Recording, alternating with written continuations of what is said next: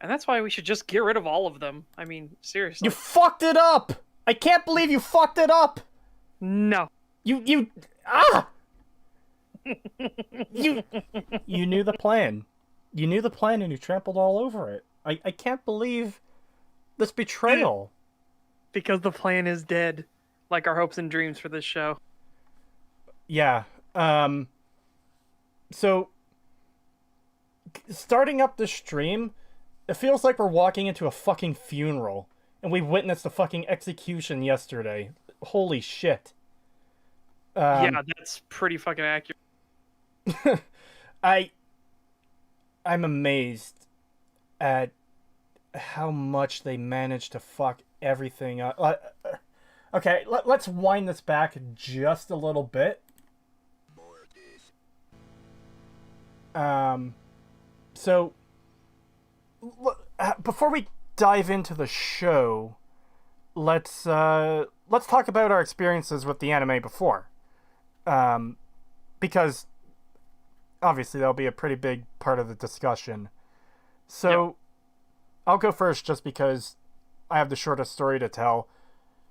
I watched Cowboy Bebop for the first time pretty much this month. I watched the first couple episodes like 3 or 4 years ago. I was like, yeah, this is cool. I want to watch more of this. And then Crunchyroll was like, no, fuck you, and they took it off. I was like, oh, okay then. Prior to watching it, literally all I knew about it was I knew Spike's like character design, and I knew See You Space Cowboy and the image of him at the end holding his hand up like a gun. And that was the extent of it. And now that I've watched the anime, holy fucking shit, what a good... It's hard to not call it a show, but what a good show the anime is. Really fucking enjoyed it. Either of you are free to go at any time. I figured we'd do like we normally do, where it's from left to right by icon. Oh.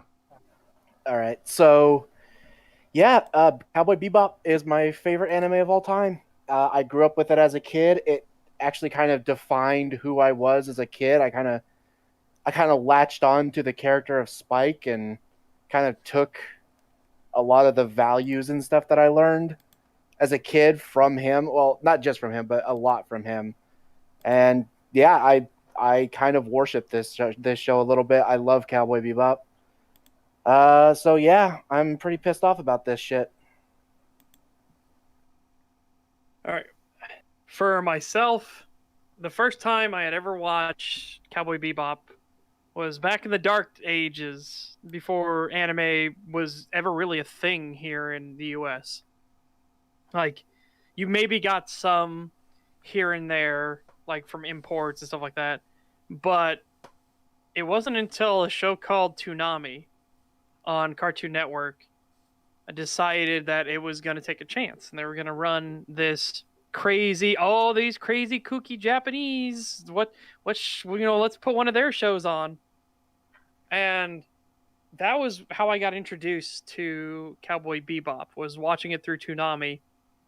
And also why the first time I watched Cowboy Bebop, I was confused because a lot of it was not aired in the correct order.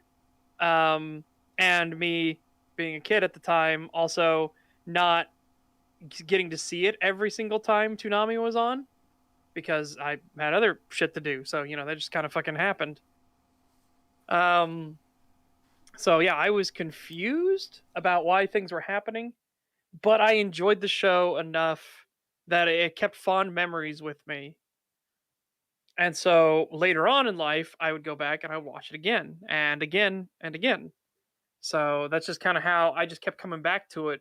And I liked all the characters. I actually liked the villains as well. Which, oh boy. Yeah. We'll be talking about that for fucking sure. So yeah. I definitely had a lot of memories tied in with it. Again, this is the first time anime had ever really been in the US. I mean, like I said, you had imports, stuff like that, but this is the first time, like, they tried to show anime to a US audience. And yeah, it was a great one to pick because it is a fantastic watch. It really is. It really does feel like we're at a wake for a funeral and we're like telling him the memories of like a dearly departed friend or family member. It does. It kind of does. Dude, God rest the creator's soul that he's not with us anymore because Jesus fucking Christ. If you would see what they did to his show, Jesus. Oh yeah, he would not be happy. Yeah. Um I guess the next thing we should talk about before we start getting into it is like obviously it's garbage, but there's so many ways you could have fucking done this. It would have been like Oh wait, at or is he least still alive? Hold on. he might be still alive. I haven't looked I into swore it. that he passed on. No, yeah, no, he's still alive. Wow, he's alive and kicking. Oh wow, really? Jesus, I hope he hasn't seen this. I really do. I really fucking do, man. I please don't let your work. Don't see this. It literally shits all over everything you do. You did intentionally, by the way. Yeah, Yeah, that's holy shit. yeah, that's something we found out once we got later into the Bebop show, the BebopFlix shit. We started to realize, yeah, no, this isn't just This isn't fucking incompetent. yeah, this isn't just incompetence. This is straight up maliciousness. They did this intentionally, Yeah. which is the worst part about this. Because like the thing is, you're supposed to assume like don't apply to malice what could be attributed to stupidity, but that's the thing is this goes beyond simple stupidity. Like I can't imagine the changes they've made being pure like accident that they're this bad. It genuinely feels like malice. I wonder why I thought. I have no idea why I thought the creator was dead. Jesus Christ. I wonder if I assumed that was the only way they could get their hands on this. Maybe. And treat it the god awful way they did.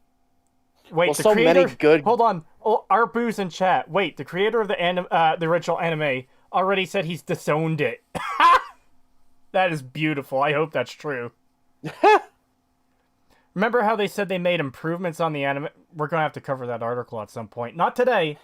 Not today. But Yeah.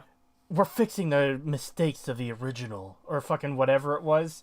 Yeah, that shit is on fucking notice. We're absolutely gonna tear that shit apart. Oh Holy yeah. fuck. Dude, yeah, they didn't just say they made improvements. They said they were fixing the mistakes of the anime, and that's just Jesus Christ. Well, first off, Gren, the actor that plays Gren, you're a piece of shit. So I don't give a fuck. Your acting is god awful, and that is not Gren. So piss off. You are not a star. Well, that's. I know we'll get to it again when we get to the episode, but it's hard not to talk about it now. When Setch says that's not Gren, he's not like being hyperbolic. He means literally that is not Gren. Like the character of Gren in the anime and the character of Gren in the BebopFlix are completely different. Completely two different characters.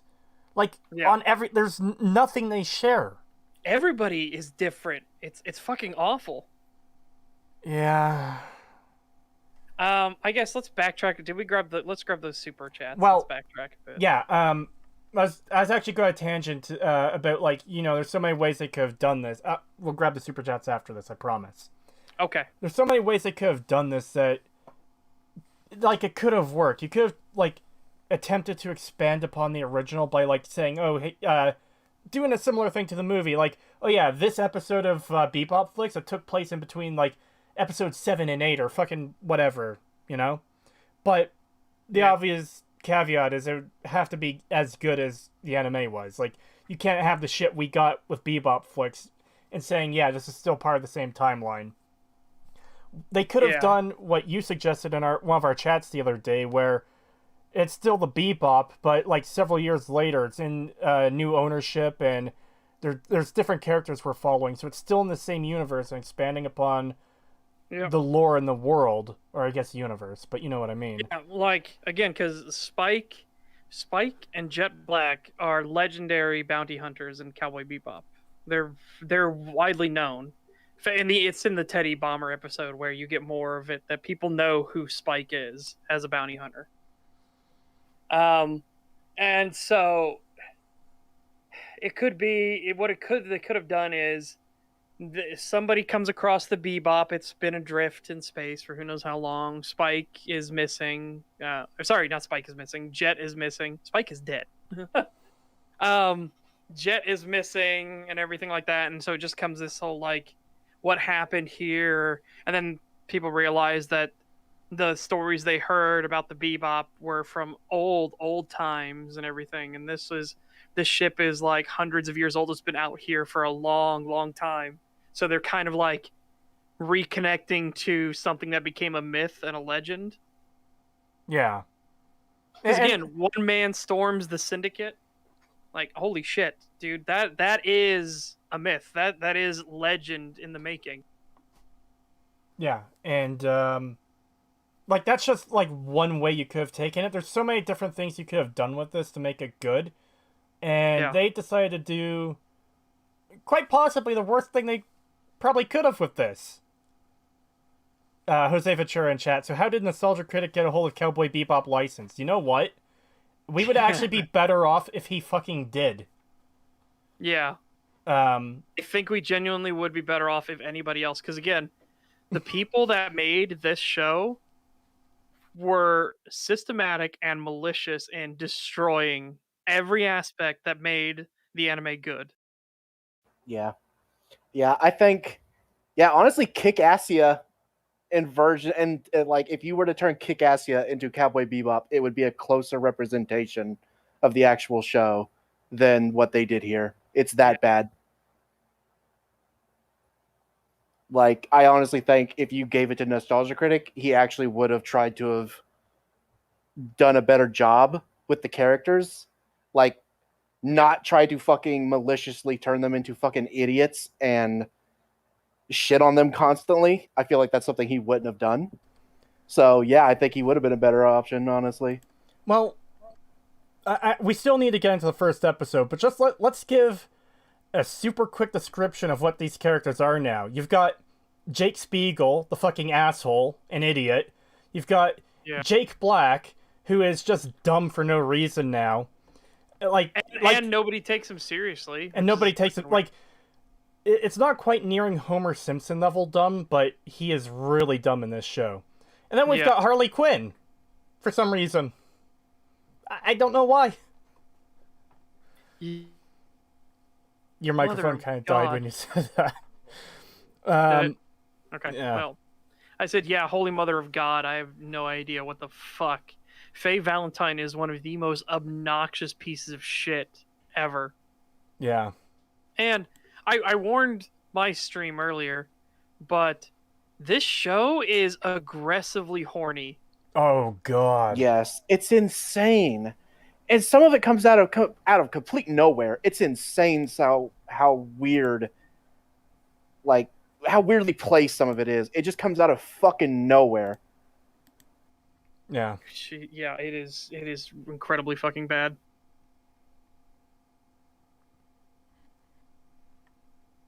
Yeah, that fucking gun deal or whatever shit, what the fuck? Where did that come from?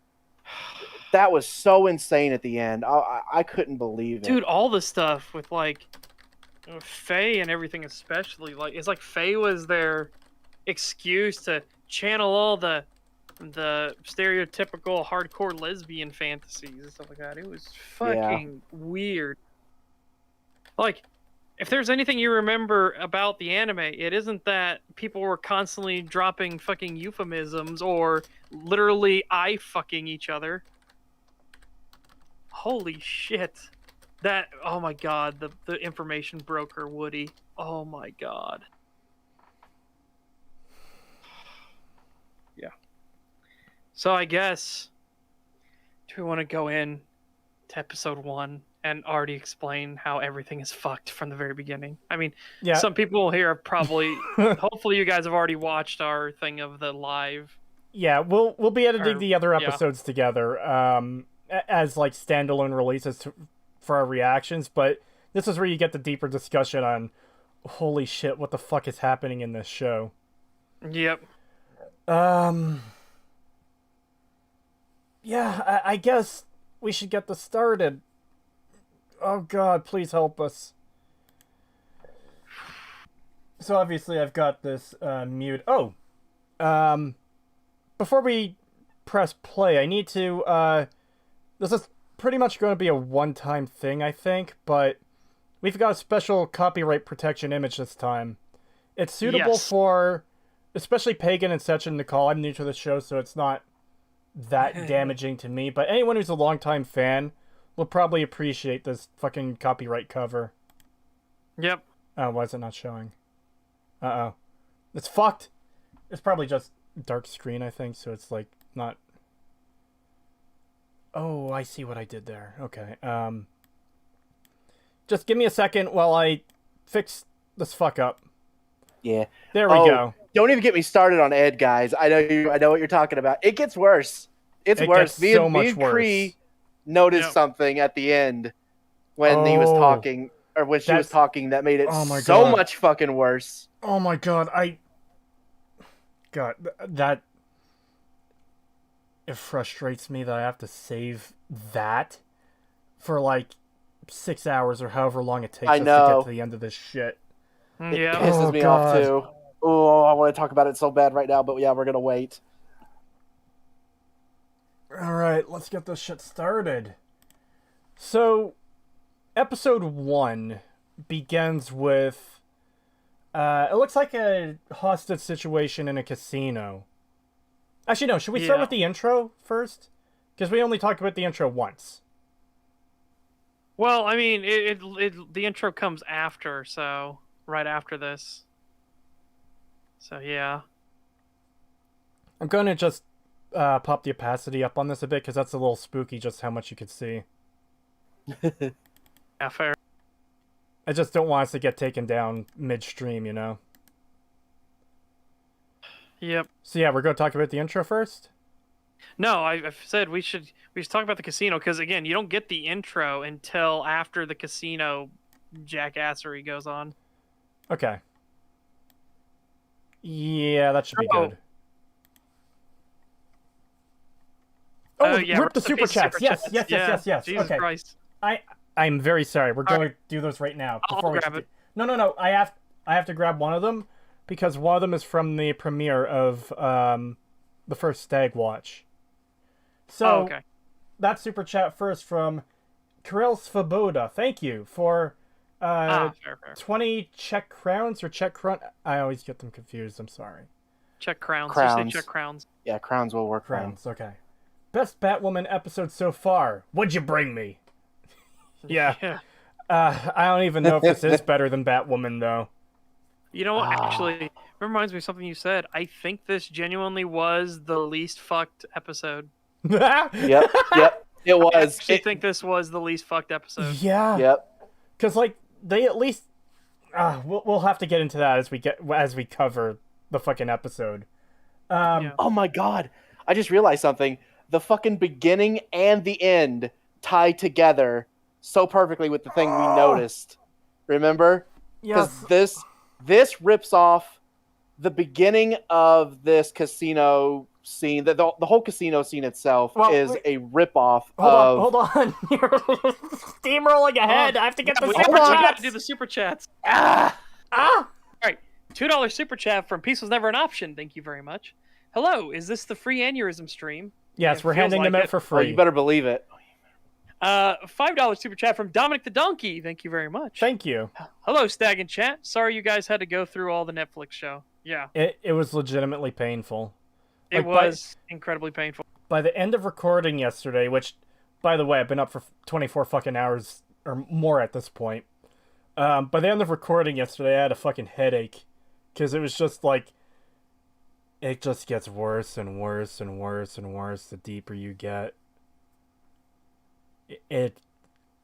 We are going deep into the depths of hell today. Yeah. But with the super chats out of the way, let's get back to this shit. So it starts off with a hostage situation in a casino. And which a lot of people pointed out was just a copy of, or a really bad copy really of the bad movie's copy. convenience store Yeah, heist. because the dude in the convenience store, that's protection is a little too strong now. Okay, whatever. Yeah, the dude in the convenience store was a former like tech security guy. So it was like, oh yeah, this is. He actually kind of has a reason to be upset about getting fired, and now he's using his knowledge to his own advantage. Here, we've just got this wacko who, oh man, I hate the corporations. It's like, okay, they fired me. Oh, why? Because I stabbed a pit boss in the eye. Yeah. My dude. And I immediately said, like, yeah, of course they would fucking fire you for that. What the fuck? Yeah, it makes no goddamn sense that, like, he would be mad. I don't know. It's just dumb. It's complete delusion. Yeah. And that's honestly the best way to start off the series. Just fucking nonsense. Because that's all we get for the entire 10 episodes. 20 Danish crowns from Frederick Hoyman. Thank you very much. I have paid. Now crush my fucking balls. Wait, we're not in episode 3 yet. Oh, God. I'm not even fucking kidding. We're not in episode 3 yet. And yeah, it's shockingly appropriate. Yeah. So here we get this magical fucking scene. So, the elevator's coming down. You're hearing the dings. None of the robbers notice until it gets to that floor. Yeah. So, which is stupid. Like, and again, Spike then tries to play off like he didn't see them. It's like, I don't know how the hell these guys bought for a second that I'm going to take off the protection at select points. So you see the door opening. He's looking straight fucking out there. And they're all pointing their guns at him. So there's no way in hell he didn't see that. The way it works in the movie is he walks in and he goes straight to a rack, and it's like entirely possible he wouldn't have seen the guy on the counter because, you know, he's some asshole listening to his headphones and whatever, not paying attention to the world around him. That's how he plays it off so well there. Here he's just like staring at them and okay. Then we get the magic, the fucking sorry chat. The magic of fucking kicking a coin to fucking knock the guy aside. Like, it was enough to stun him so Spike could close the distance and kick him to the ground. The main bad guy here, his fucking co-conspirators didn't shoot at him as he ran at them. Yeah, that's the dumb thing, because it doesn't stun them at all. They're just standing there watching like, okay, yeah, we're going to let you beat the shit out of him. That coin hit him so hard. Oh, did you see that, Bill? Wait a minute. Who's the guy that kicked it? And Spike is hiding behind this wooden fucking... Okay, I'm pausing it here. Look at this chat. Do you think that's going to stop a fucking bullet? Well, I don't think so. Look at these fucking chuckle fucks shooting at the goddamn wall. Like, go back to them. They're not aiming down. They're literally shooting the fucking neon sign. Okay, let's see if I can back this up just a bit. That's 10 seconds. You can see it when chick with... I don't actually think that's an AK. I think it's not an actual like Russian Kalashnikov. I think that's a different one. I don't know. There's just something off about something on it. And if I knew AK's better, I'd do it. You can even see some of the bullet holes in the wall. Like, it's hard to tell with this shot we've got here, but there's like one right above the table right here. And like Spike's hiding behind the table and they're sneaking up on him and he just No, but go back further. When Spike is diving behind it, you'll see they're still shooting at the fucking neon sign. That's a good pause face.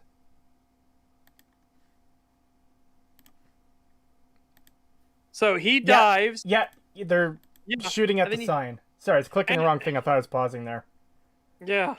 So yeah, they're shooting at the wall behind him after he dove behind the fucking table.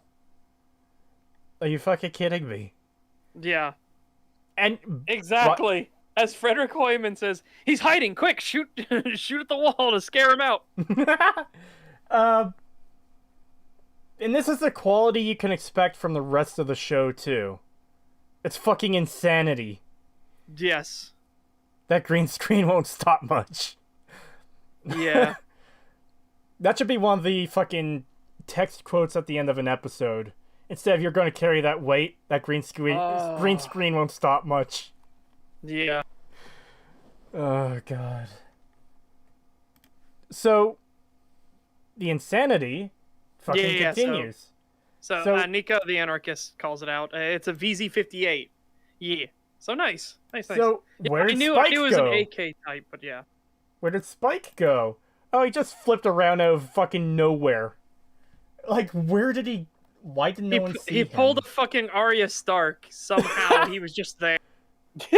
Yeah. And then that shot... Look at all the people with guns that are still trained in that direction. How the fuck did he get out and nobody saw it? Exactly. And that fucking camera flip thing, like, they thought that looked so cool. That looks awful. Yeah. It does look really bad. Well, there's a lot of stuff in this that they think looks so cool and it looks awful. By the way, they were shooting at him as his back was still turned before he turned the bad guy in the way. So, he does the flip over the guy. Yeah? Go ahead. So he does a flip over the guy. And then he's fighting with the shotgun.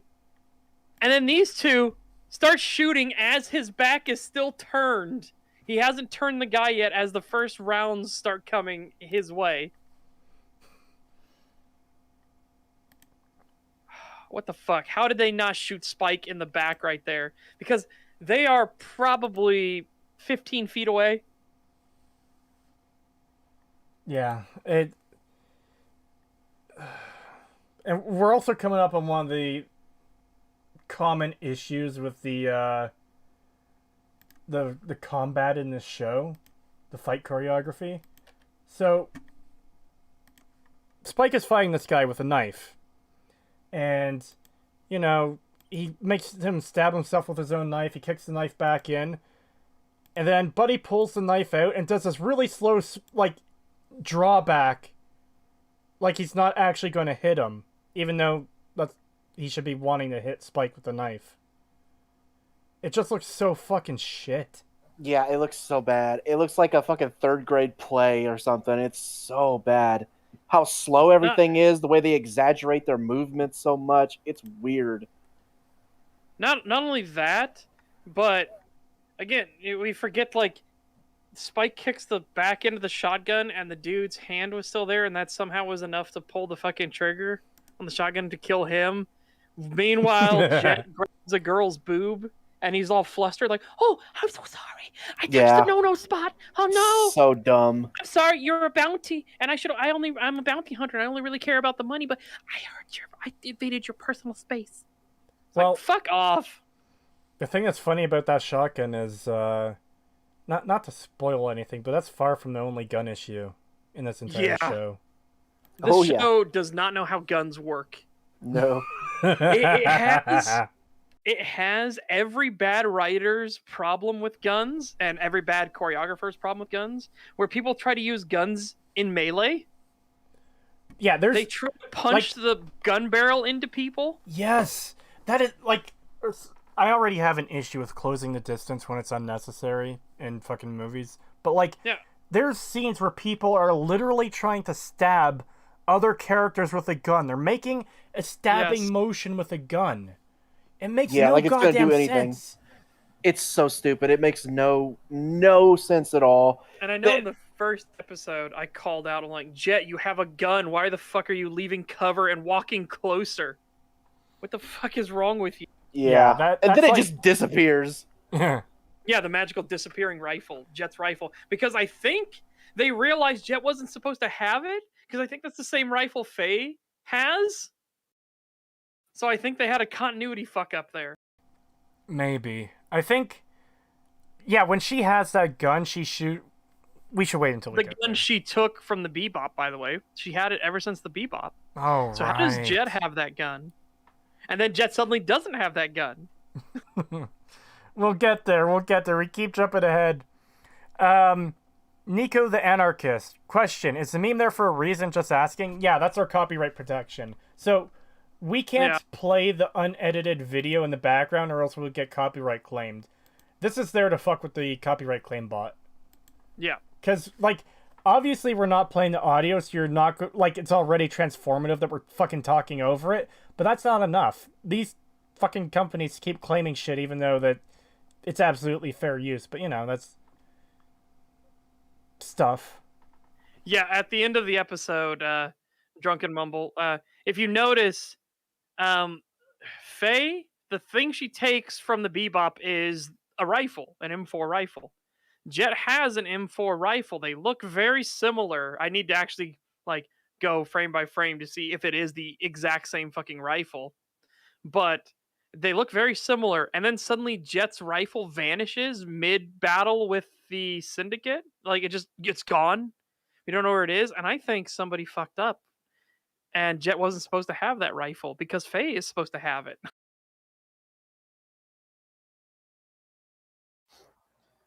Yeah, he even takes it from her at the end of the scene, like, give me back my rifle. And it's like, but you had one. What happened to the one you just had? Yeah. So yeah, I think that was just a complete fuck up. I mean, not the only one. Like again, as I pointed out in episode 1 as well for the Stag Watch, none of the gun slides work. None of the things have fucking recoil.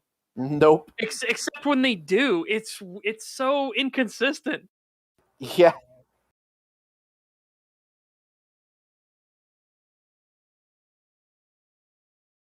Yes. Oh yeah. We literally got into a gun rant while watching it, and Cree had to keep telling us, like, no, stop. No, we need you to pay attention to what's going on in the scene right this second.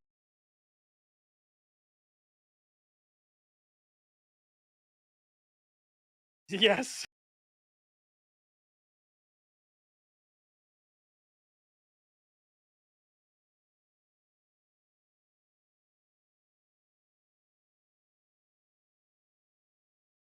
Yeah, we will be talking a lot about guns in this because this show fucks up guns beyond belief.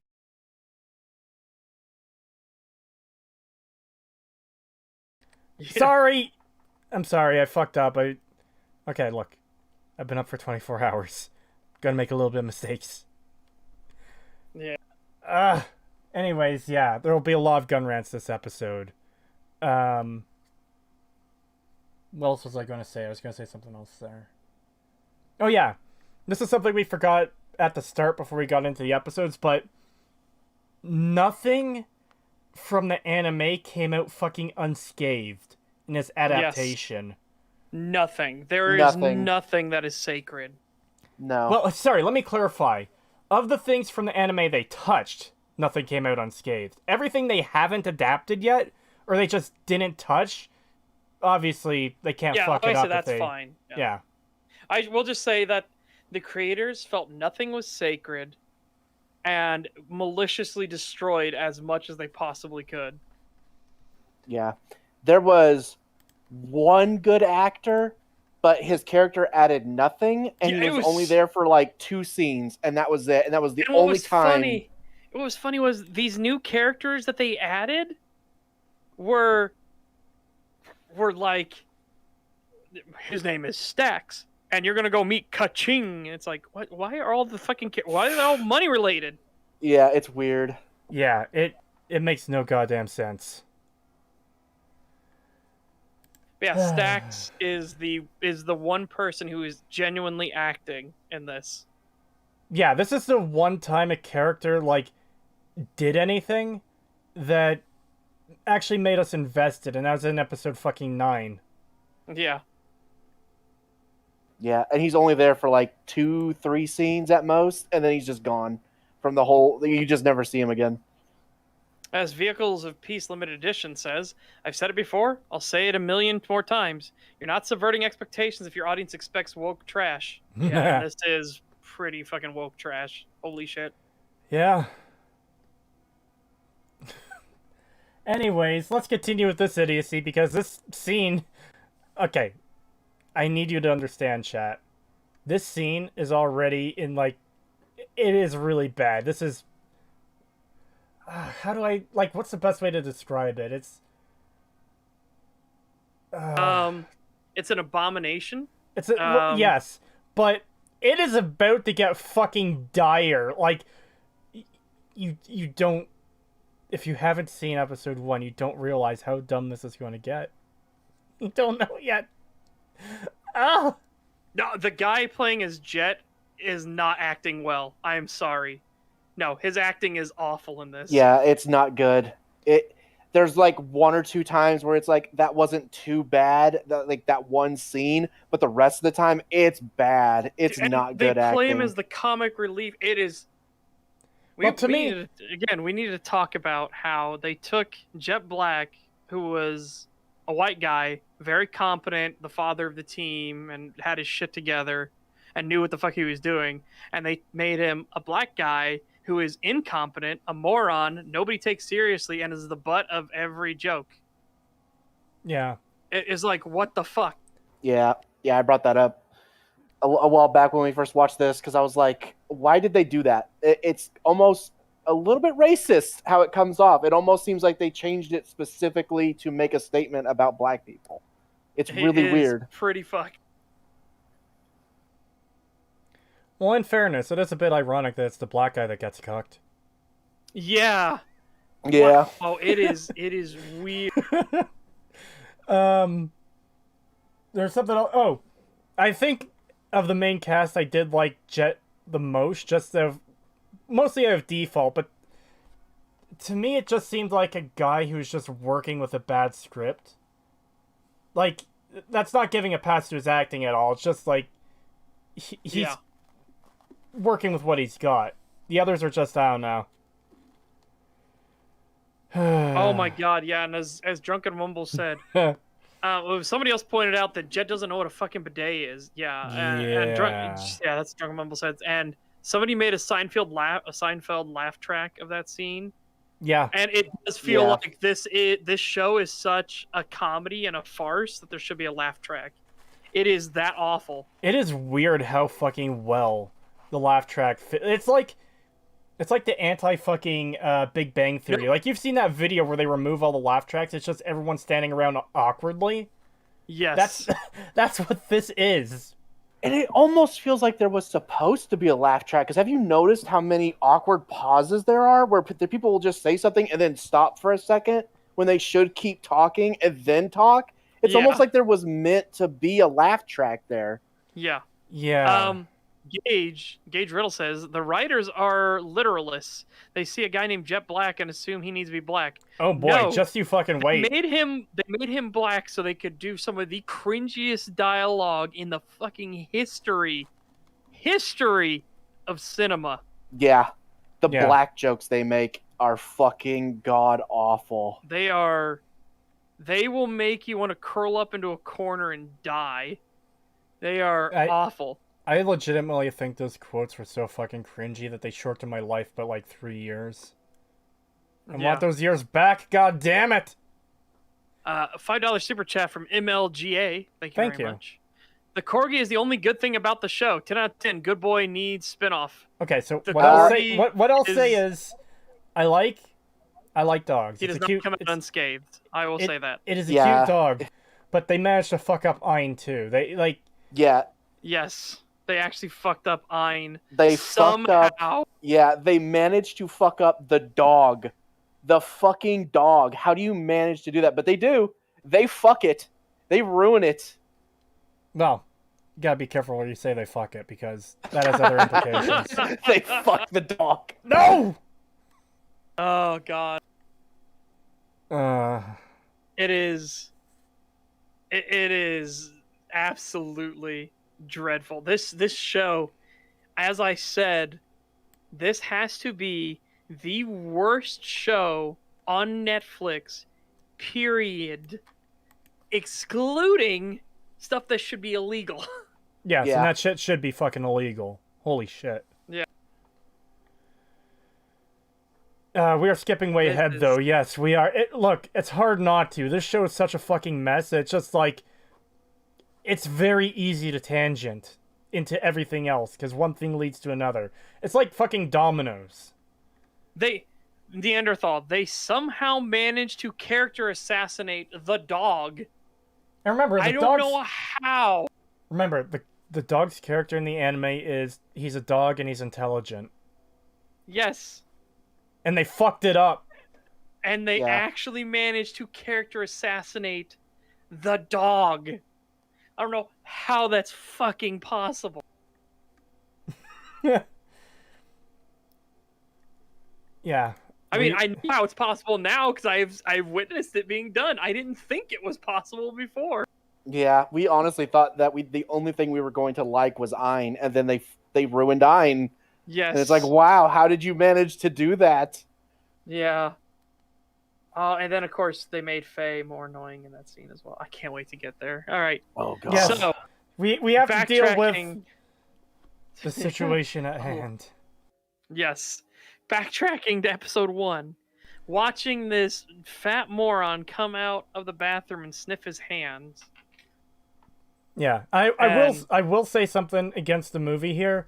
I do think it's dumb that the guy in the bathroom in the movie didn't hear all the commotion either. But at least there's better justification for it, because there's only like 3 or 4 guys in the store as compared to like, how many people did they kill in this scene? Like 7 or 8? At least? Something like that. Yeah. In the store scene, there's 3. Well, they thought there was only 3, and then the 4th guy comes out, and they're like, "I thought you said there was only 3 guys." And he's like, "We're not all privy to this information," which was an excuse for him to be like, yeah, so he didn't have to say, "Well, I didn't know." Yeah. And here's the other thing too: is Buddy holding the woman hostage was like just yelling, and this fat bastard still didn't realize something was going on. The reason it worked in the movie, and there's tons of gunfire as well. And there's tons of gunfire. The reason it worked in the movie is because it was the guy who came out of the bathroom who took the woman hostage. Like, I just want to make clear, we're not making the adaptation argument where, oh, it's different, so it's bad. Like, changes are fine as long as they don't damage anything, or as long as they improve the thing. But that's going to be a consistent thing throughout the entire fucking show, is that every change is done for the worse. And this is just the tip of the iceberg here. Yeah. Like, none of these changes were needed. You could have lifted the convenience store scene 1-to-1 from the movie, and yes, it would have worked. It actually would have worked better. It would have worked better. It would have worked way better. Because of something coming up immediately here in a second. And you still will have gotten the payoff of, oh hey, yeah, we captured that bounty. And yeah. So let me throw the copyright protection back up. So as I said when we did our reaction of it, how can you tell when a gun is fake? When it just has random bits and bobs thrown all over it, like Jesus. Yeah, I paused at the exact. Doesn't even remotely look like a real weapon. I paused at the exact moment he brings it out. Yeah. Yeah. Why would he have this thing? Look what the job they're doing. Why would you want this thing in the job you are currently doing? A weapon that goes through everything. Yeah, let's bring that along on a casino heist on a space station. Yeah. In fact, isn't it specifically a thing in other media where it's like, okay, we're doing a job that deals with explosives, so don't bring flammables to this job. Because, fucking obviously. Yeah, it's so fucking dumb. And what's even better is the only reason every single person in this room is not dead the moment this fat idiot pulls the trigger is because space in the Cowboy Bebop universe is kind of lackadaisical about the whole, being negative pressure thing. Yeah. So 2 things to make strong note of again. The world of BebopFlix. The world of BebopFlix goes round, like, powered by stupidity. Fucking everything is stupid beyond belief. There's nothing in this that works.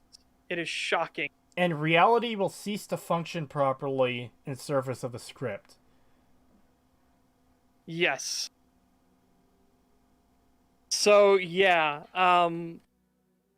this is the one where if you've seen the STAG watch, I was like, yeah, space is just kind of like, fuck it. It's, yeah, good God. But this is a consistent problem in BebopFlix in that they will introduce tech or have a situation happen that actually shatters the entire world building in one fell swoop. I also want to point out here too quickly. Sorry for everyone in chat. I do have to put up the copyright like up and down if I'm going to try and show stuff off. Even the boss of this fucking this operation is like nervous that this guy's about to fire this fucking weapon in there because holy shit, we're all dead if you do. Yep. So also, that just begs the question even more. Why the fuck would you bring this on the mission with you? Yep. $2 super chat from Peace is never an option. Gun guy aneurysm time. Oh boy. Just wait. Like this piece of shit cowboy. It's like, why would it be different that he knows you're a cowboy? And again, it goes into space. It literally shoots a hole into space. Literally. So and space doesn't immediately explosively decompress this entire casino instantly. Yeah, I'm just going to wind this back so we can see the shot of it hitting the wall again, just so we can describe to everyone, like, what the fuck would happen here. Like, in the time it takes. So, there's the shot. Okay, so I'll take that off and press play again. So, okay, you're fucked. That just punctured the hole in the wall. You're all fucked. You're dead. You should have been sucked out of there and turned into fucking paste. It's over. You lose. Yeah. Good day, sir. Getting some nice fucking VLC crust on this. Ooh. Yeah, I'm noticing that. Getting the good crusties. Maybe we'll get some. Maybe we'll get some crusty abominations at some point with your VLC. Yeah. Another thing that bugs me, which I know it's kind of a small thing, but why did they change Jet's gun to a Rhino revolver? Yes. Why? And the reason it's an issue is because Jet specifically calls out them being outdated because in the anime, it's a revolver. Okay. Yeah. There's only one revolver that is acceptable with. It's the fucking French Mannerheim. That's the only revolver I will accept as being still just as good as anything else. Revolvers have a lot of fucking downsides, as Jet rightfully points out in the anime. Yeah, he goes into detail about it being like, you know, he says to his partner, "What, you still think you're a 6-shooter cowboy? Like those days are over," and stuff like that. He uses a Walter P99. Yes. Why did they change it to a fucking Rhino revolver? And why that specific revolver of all things? Yeah, why a Rhino? I thought it was Unica or a Mataba. Yeah, you thought it was the Mateba models. Mateba. Yeah. Model 6 Unica. Yeah, there. Yes. I got it. Which I love that. I love that it was called the Unica because it was. As Zach Gunreth says, it's literally unique. The gun's creator saying, "You're unique." Yeah, you're unique. I love that gun, though. It is such a good gun. But yeah, it is funny. But yeah, it's because I thought that's what they were going for. I didn't know Rhino had made the same, like, shoots from the bottom cylinder style design. I didn't know that. Yeah. But there is a problem with this, and it actually gets brought up in episode 3 that... How many rounds? Okay, how many rounds does a Rhino have? 6. It has 6 shots, and they fire like 9 or 10 times, or probably more than that. And it's like if he was using his Walter P99, that wouldn't have been an issue. Yeah. I like peace is never an option in chat. He used a revolver because he cowboy. Yeehaw! Yeah. Yeah. Yeah, it seems to be it. God, we've been going for nearly an hour, and we're like 5 minutes into the first episode. Not even. Yeah, so, as we are currently seeing on screen for you guys as well, we have now breached a hole into the vacuum of space. Yes. Okay? Space, the moment there is even a tiny gap, you will get explosive decompression. And I emphasis on the word explosive. That's my favorite kind of decompression. The action is so violent that it actually will tear things apart. Yeah. But this show has a little bit of a different take on it. It's like a magical fucking... I don't know what they're trying to do. They have coins slowly floating out of the slot machines, blood floating up off a guy. Like, look how long it's taking for anything to happen. They should all be fucked. Yeah, but they no, actually have enough time to look at each other and be like, "Oh, that's bad." Era's just suggestion. It is. Yeah. Oh, and like you said in our fucking watch party of this shit, the Stag Watch, look at this fucking money shot. So, this is an actual space station that is in the anime. And, yeah, they have their little fucking hologram to show make it look like a roulette wheel with a ball. Why was that necessary for this show? Why did you waste your budget on this? Yeah. Yeah, especially when it's needed in other parts of the fucking series, which we will come to later. You will be asking yourselves, why did they not spend the budget on this, which is far more important? Yes. Holy shit. Oh, by the way, and as I also mentioned in the Stag Watch Party, I think I was why about the to hell say is there not an automated system to close the fucking gap? Yeah. Yeah, why is it a manual thing? That makes no sense. Even better, it's a manual thing that only closes the exact spot. So the system obviously knew the exact spot that needed closing. So why didn't it do it itself? Yeah, it already knew there was a hole there. Setch, you don't get it. That's the only outside-facing wall. That's the only one they could have closed. No. God damn it! But it's not even outside-facing because we went through multiple walls. Yeah, it went through like 3 different walls. Oh man, this thing is so fucked on so many levels. And then they're all breathing just fine. Again, there is no oxygen in that room anymore. Yeah. Normalize bullying Netflix, yes. And we absolutely should. They deserve it. Here's another problem they introduced. So, I don't know if you guys saw that behind the fucking copyright protection, but Spike just hit the guy because reasons? They make them a whole lot more bloodthirsty. He was like, we can't bring him in dead because we don't get the bounty, but we could bring him in damaged, right? And Jet was like, yes, very damaged. So it's like... I'd say, yeah. They weren't, like, pointlessly cruel. Yeah, in fact, Spike would often, like, don't get me wrong, he killed people all the time, but... Oh, yeah. If he could avoid it, he would shoot the gun out of their hand and then hit them, like, in a non-vital spot, and then... You know, like, he tried not to kill people. Yeah. Oh, you know what I'm so happy about? I don't have to do the watch together thing. I can fucking skip this intro, baby. Whoa, bye. Yeah, like that was a problem we kept having during the when we were doing the watch together. We kept wanting to skip the intro. Yeah. You don't understand such. I'm not being fucking haunted by the run. No. You do not understand such. We haven't talked about the intro yet. I know we haven't talked about the intro, but I don't have to witness it. Wait. Fuck, I have to. God damn it.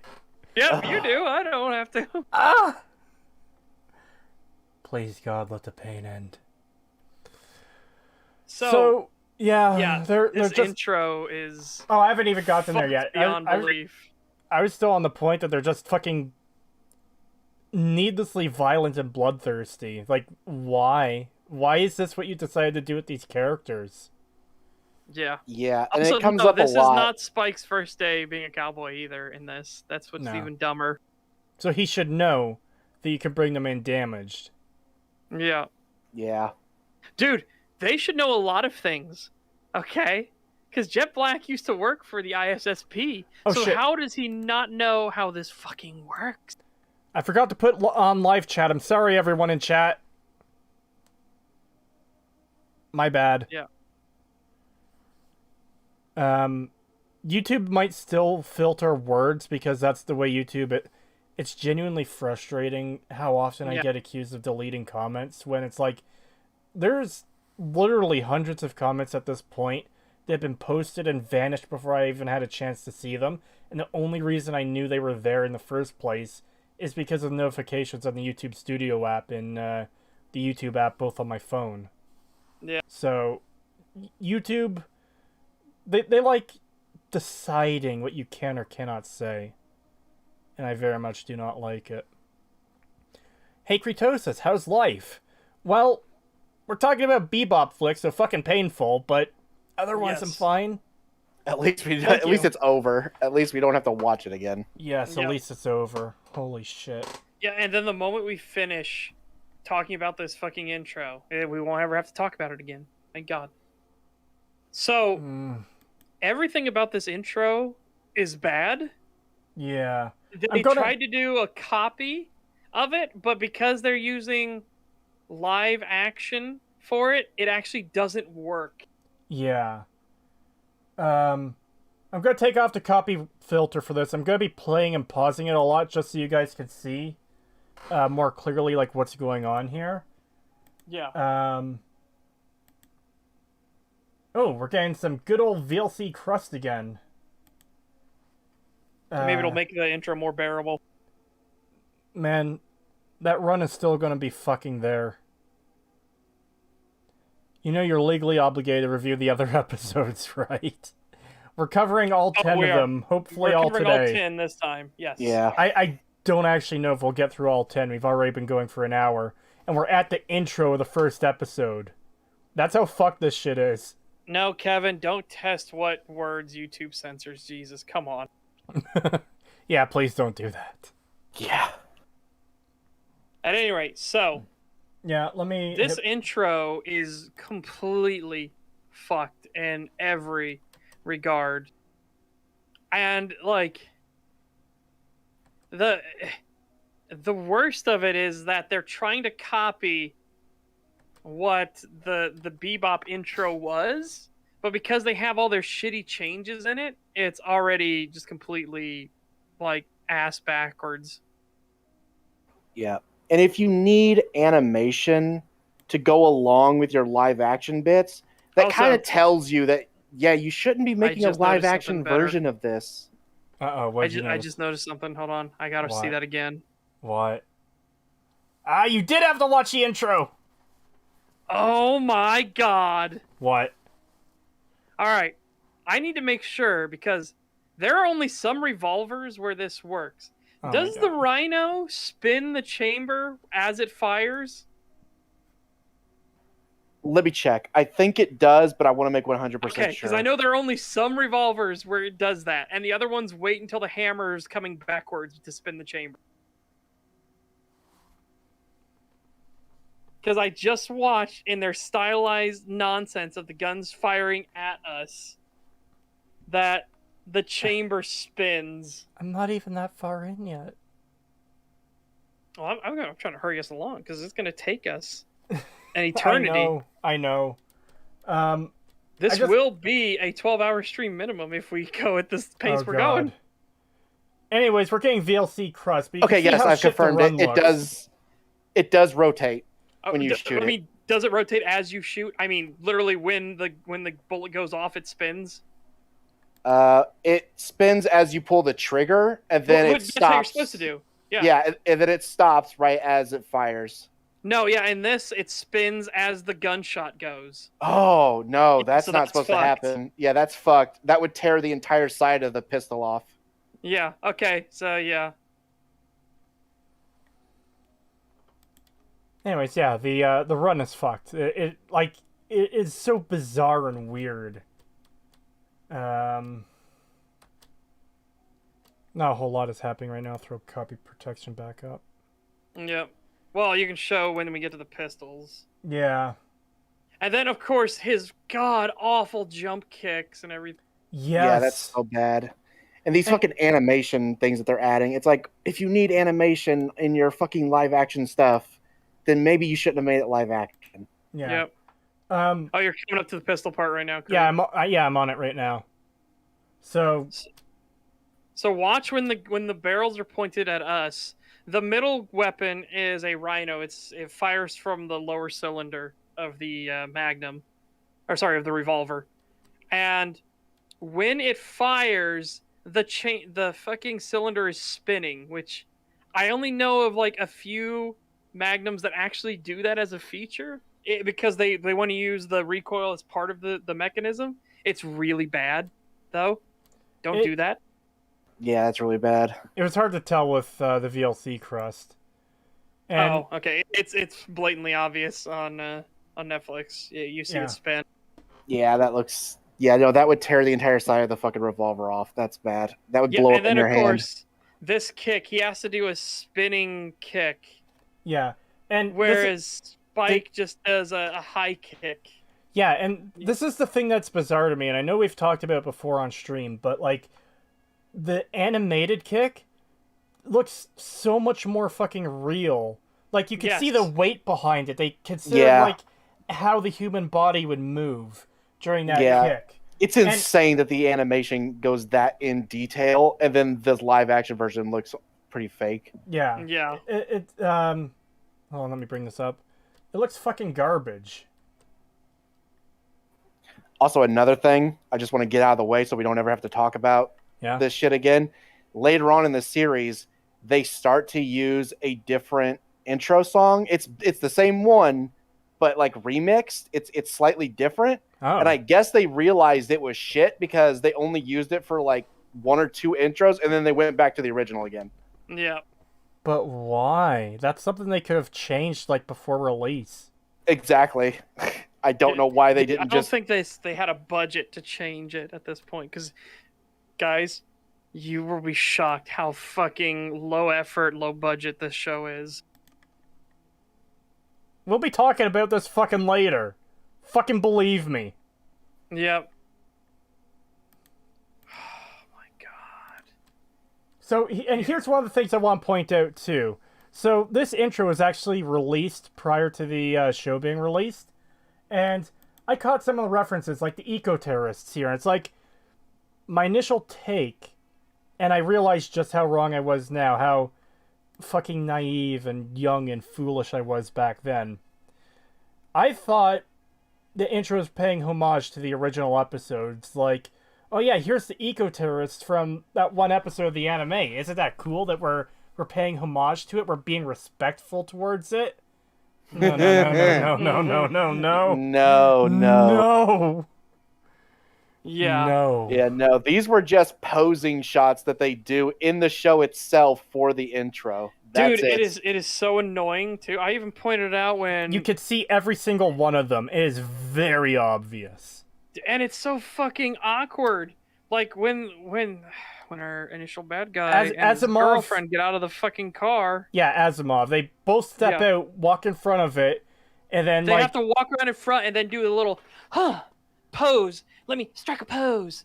Looking at these 2 garage guys that are just looking at them like, the fuck? And then it looks like they just leave because they're embarrassed, not because they actually have a gun to their pointed at. It's so bad. I just realized that was Spike falling from the church there too. Yep. Yeah, boy, man. When we get to the finale, we have that fucking so finale. Much there's about. So much wrong with that finale. And here's the shot. Oh no, that's something else. It should be right after this, though, I think. Yeah, here's a shot of Asimov and his girlfriend that just walk up and pose for, like, why?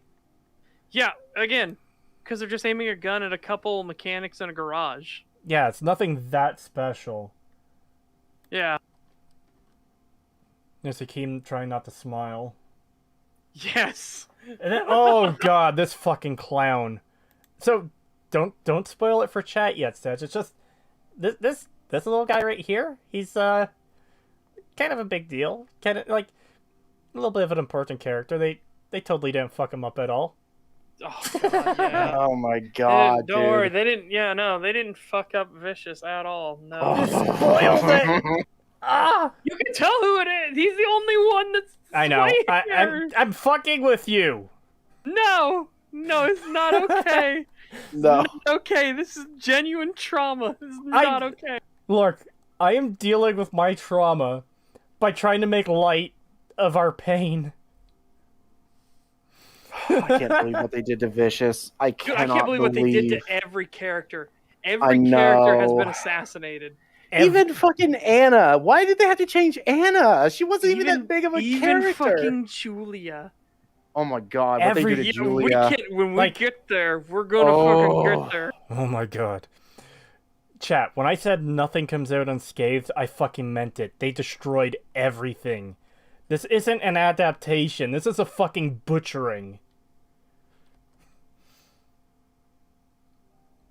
This is also... Oh. I'm not gonna bring it up now, but when it comes up, because it will come up in this episode, oh boy, the thing that got confirmed by the end, you guys will know what I'm talking about when we get to it. Oh. So, we'll talk about the scene again when we get to it. It's just, it's here now. I'm looking at it, I'm just feeling pain. Because I know it's coming. Yeah. Dude, what's even better, they couldn't even keep continuity in their own fucking shot. Oh, yeah. So, Yeah, they changed. they had to turn the sword. Yeah, they turned the sword randomly. It just like 1 second it's like that, and then it does a cut shot straight And to it's like turned closer, 90 degrees. and it's been turned 90 degrees. Like, when the fuck did that happen? Yeah. Well, we are coming up on literally one of the best parts of the show. The show of the dog for a few seconds. Literally, that's genuinely one of the best parts of the show. There's a happy little dog there for like 2.5 seconds. Yeah. Fucking relish those 2.5 seconds. Yeah, because even the dog will not be spared later. Yeah. No. Dude, and then, of course, because again, as I said, this show is aggressively fucking horny. The very first thing we get after their god-awful hero poses and shit like that Yeah. is, of course, oh, they fucking. They Oh, they fucking. fucking. They're doing it. They're fucking doing it. Yeah, and then anybody who knows anything about guns gets fucked immediately afterwards Yeah. when they see none of the fucking gun slides actually kick back and there's no recoil. Yep. The The fucking no recoil thing is insane. And the fact that the slides don't move, it's like, what the fuck? Like, this is something super basic that you should never be able to get wrong. The fact that you did is, like, impressive. It's pretty bad that the anime actually shows all of that. The recoil, the slide kicking back, the shell coming out of the gun when it's, after it's been spent. Here, none of that. No shell casings, no slide movement, no recoil. The muzzle flash looks fake as fuck. Yep. I gotta agree with Shulk though. Writers in general lately are childish and horny. They really fucking are.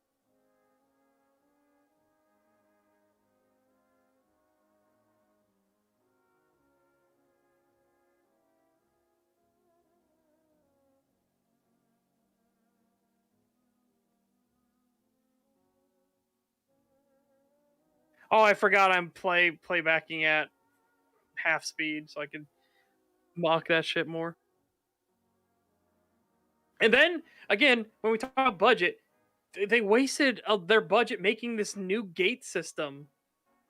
Why? Yeah, and they show it multiple times, and it's like, you wasted so much money to make this. Why didn't you just make it like the original? And then you wouldn't have to waste all your fucking budget on it. Oh, and the original where it was actually used as a plot point in multiple episodes, but fucking, they can't do that. Not in this show. No. Yeah, Wouldn't make not no here. sense.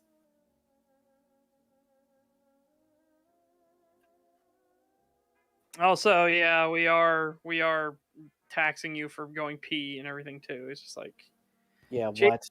greedy corporations. That much of a fucking corporate nightmare, okay? Yeah, they're just trying to ham it up because capitalism bad.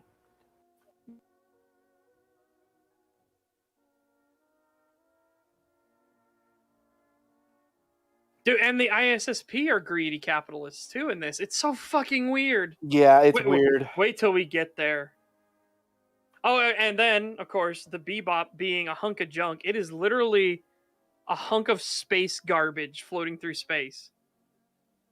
I cannot believe how fucked this is. The Bebop, they took care of their ship because it was their ship.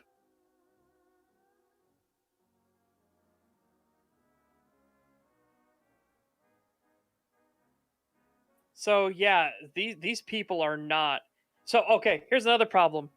This crew has never ever been lacking for food in this show. They bring up like, "Oh, we're going to have to choose between fuel or food." But they never once are out of food or have a plot where they're hungry or anything like that in this. But in the anime, they're like constantly starving because they're just having a run of bad luck.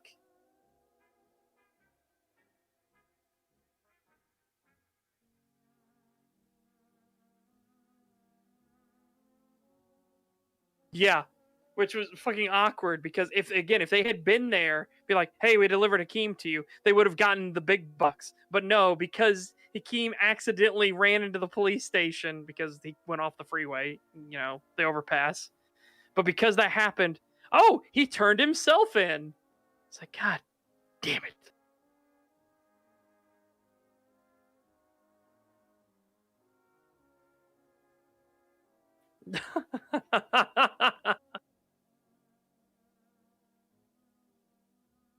Yep.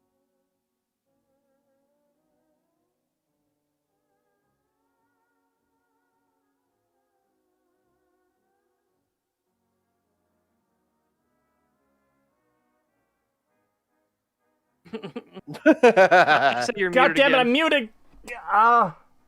Just stop muting. Just stop muting yourself. I have to mute to prevent the annoying noises from bugging chat. We don't. It doesn't matter. That stuff doesn't. It's My not that big of a chair deal. squeaks if I move. And that's so. We don't mind it. You don't mind it. It might be annoying to chat. I have an annoying fan in my background. Who cares? Oh God. Okay. I'll read that. $2 super chat from Peace Was Never an Option. Thank you very much. I hear taxes builds Claymore Ramba. Anyways, I want to read that $5 super chat again because I was muted for that. $5 from Idako the Tricky or Idako the Tricky. I'm sorry if I pronounced. Well, one of those is definitely pronouncing it wrong. So either way. Here, let me pause this shit actually because we're getting way ahead. Well, there isn't really much to say about this. We'll be able to blitz through this pretty fast. Yeah, not tax for. Not tax for peeing. He went to drop an ace or thrown off at the pool. Yeah, that's funny. So yeah, what we did miss was Jet turning in the bounty, and again being needlessly bloodthirsty. He broke the bounty's ankle for no reason because he was. No. We haven't done that yet. We haven't done that yet? No, that's right after this scene. Oh. Yeah. This was them talking about how the food and everything like that, and he's eating his food and shit like that, so. Right. It's talking about how his daughter and everything like that. Oh, my daughter. Yeah, and they have the fucking wise words. Sometimes when you lose something, you never get it back. Yeah. And then. Yeah, that's sage wisdom. Are you there. always a dick? Are you always a dick, or you just have to try at it? No, it comes naturally to me. Unlike your arm. It's like, the fuck? Yeah, and this is what I meant earlier when I said Jake Spiegel is a fucking asshole. For no reason. And he's not even an intelligent asshole. He's literally just a stupid dumbass asshole. asshole. Yes. He's just a dumb asshole. Jet, did you think through that? It comes naturally to me. Unlike your arm. He's like, he had a natural arm. The fuck? Yeah, what? Jesus, man. Yeah, the arm thing would make more sense if you were born without one. It's like, oh yeah, you needed a robot arm to replace your actual arm you weren't born with. Yep. Not that you got your arm shot off. I don't remember if they said it yet or not, but I do know Spike makes a fucking comment about like, oh, but remember their faces when we were killing them? Pretty funny, right? And it's like, He what did the look pretty fuck? shocked. Yeah. It's Yeah. like, Yeah. what That's the coming up here soon. fuck? Yeah. Is Stura dropping those knowledge bombs though? Every 60 seconds, a minute passes in Africa. Thank you for your words of wisdom. So, anyways, we've got Asimov here trying to sell the red eye. This almost kind of mirrors the scene from the anime. Huh? Well, it's bloody eye, but now it's red eye. Whatever. So, yeah. Red No, Eye's Black Dragon. Anyways, they take this right from the anime as well, but then they do it stupidly. Like, the guy he's trying to sell here, you test it and we see that it works, and we have cupcakes. And then even Asimov is like, Who don't the like fuck? cupcakes? Yeah, Asimov is like, what the fuck are you talking about? Oh, who don't like cupcakes? Yeah, Yeah, what? but Why did they add that? as I pointed out in the thing, they're doing a backroom deal where everybody can see them. See, this is also so much worse than I realized. So, this is going to be a bit hard for me to describe, but I thought the entrance doors for the bar were along the long wall. So, like, you come through the bar doors and you're facing the counter immediately. Like, it's directly ahead of you. And I thought the backroom deal was off to the left. Like, still out in the open, so you're going to see it as soon as you come through those doors. No.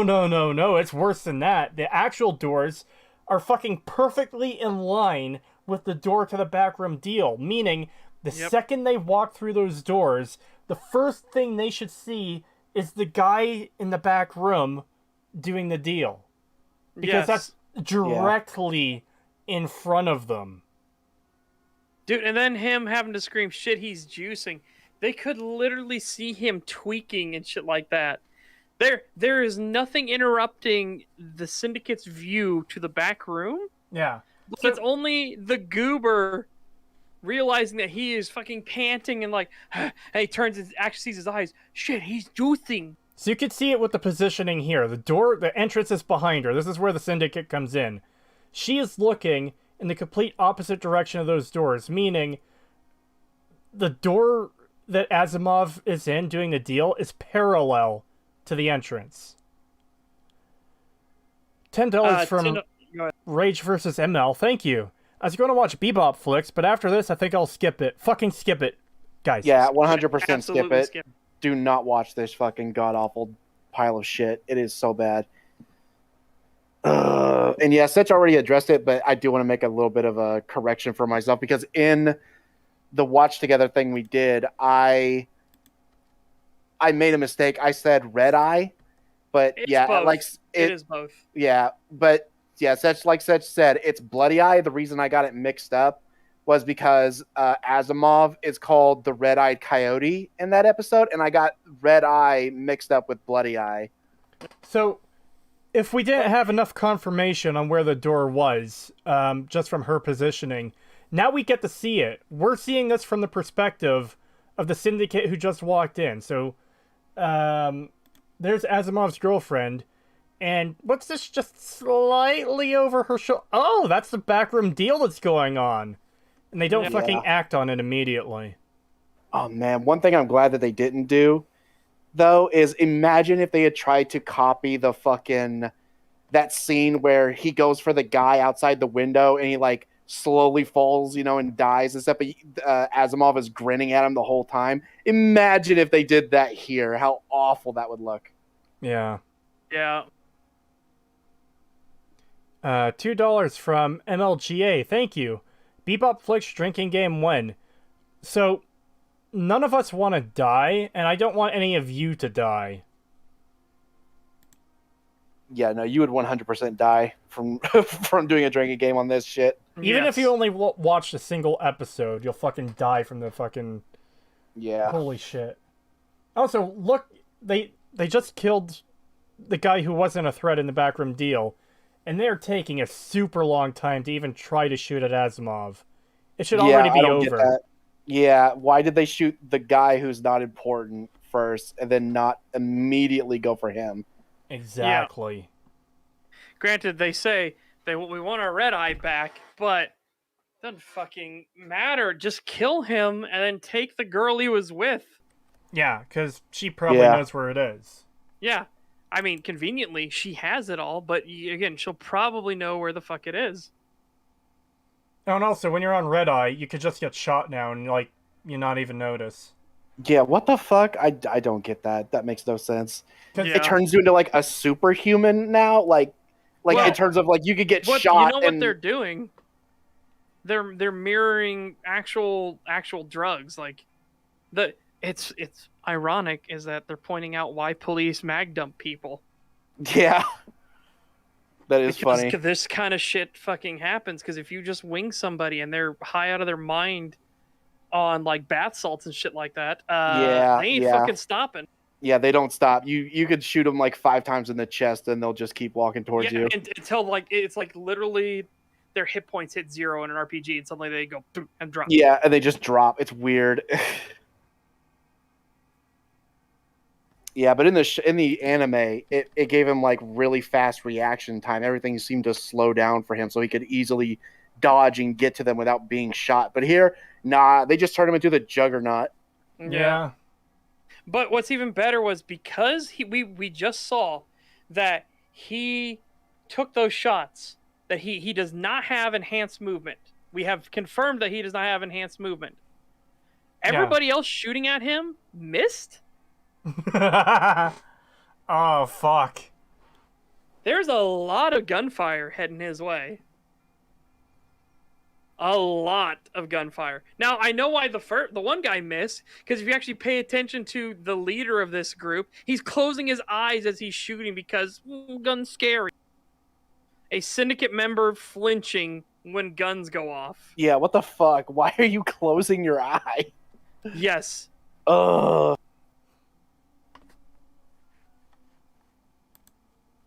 Oh my god. And now you know why we have the copyright protection image that we do. Like, I was just going to use the original one, or the normal one we have, but this was so much more appropriate. Yes. Because, again, this level of crap exists throughout the entire show. Yeah. And this is the best episode. It only gets worse. Unironically, this is the best episode. So now Jet's turning in the bounty, and he gets 1.5 million wulons for fucking this guy, bringing this guy in. And they get charged for the damages and this and that, and by the time they get their money, it's only 100,000 wulons. Yeah. And it's like, Jet, you know this system. You know how this fucking works. Yeah. Yeah, he should just know by now.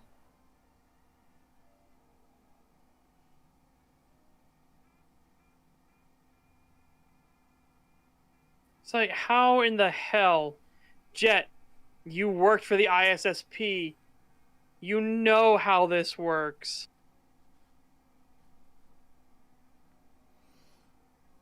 And then we have this little pissing match with fucking Chet? Yeah, Chet. No, his name's not Chet. His name is it's fucking weird. Oh, Chalmers or something? Yeah, Chalmers. Yeah, Chalmers. Why was I thinking Chet? I don't know. I don't know. Anyways, yeah, Chalmers. Yeah, and then he just hears Tanaka say "piece of shit cowboy," and then he fucking breaks his leg. Because what the fuck? Because that's totally in line with who Jet is. He's just fucking flies off the handle and hurts people because they insulted him. Yeah. Okay, calm down there, Acer Thorn. Jesus. Yeah. Anyways, so Chalmers lets him in on information for the bounty for fucking, why am I blanking on his name? Asimov. So that's just progression for the next episode and building up. Oh, Jet has a family. He's divorced and this guy took his wife and... Yeah. Throw you a bone every now and again, so... While you were throwing her your bone, I bet? It's like, dude, this is the typical not understanding how relationships work and how when they fall apart for because it feels like the wife left Jet. It wasn't because of like she wasn't sleeping around on him or anything like that. She left him, and so it's just one of those like this is just so fucked. And now we're Like about to. he's being such a whiny little bitch. Oh, and that's not the last of the whiny little bitching in this fucking episode, even. Yeah. So and now Jet is doing Wing Chun for some reason. Or sorry, Spike is doing Wing Chun for some reason, and Spike gets shown the thing, and he sees it's only 100,000 wulon, and he's like, "They said it'd be worth much more," and he's like, I thought the bounty was going to go up. Jet, you can see it on there. You can see. Can you not fucking read, Jet? Or sorry, Spike. Can you not fucking read, Spike? Like, yeah, the printout literally shows, okay, this is, you got docked for this, you got docked for that, this, that, these, and those, and this is why you only have 100,000 at the end. Like, it's just dumb and not understanding what your dialogue should be for the scene, for the writing. That, like, okay, it did... It's just such a basic mistake you shouldn't be doing. I thought it was going to go up. It did. But you can see that it did. And you can see why you got so little. This is basic And they shit. could have fixed this by simply not handing it to him till after he said that. Yeah, you could... we got 100,000 wulon. Yeah, what? Exactly. They said the bounty was going to go up. And then he hands him the receipt. Yes. And he's like, it did, smart guy. And then he looks through and he's like, it could say something about like, fuck, it wasn't our fault that somebody brought a disruptor to a robbery. Well, they also killed everyone else anyways, so that's a problem. But no, then I was just as you were telling me to take him alive, right? You shot that guy. Mm. Yeah, and then they fucking make a joke. Yeah. Ugh. They made them like cold-blooded killers in this. Yeah, and that's not what they were. Yep. And even if you wanted to make a version of Cowboy Bebop where they are cold-blooded killers, you are not doing that concept any justice. You're just making them idiots and assholes. Yeah. Take care, Neanderthal.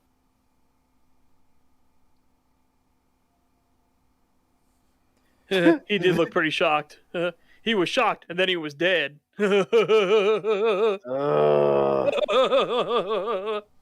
Fucking insufferable. This comment, chat? Oh no, Creetosis, don't include us in this mess. Yeah. I said chat, not chat. There's a difference. God damn it. Well, I mean, both were wrong, but yes.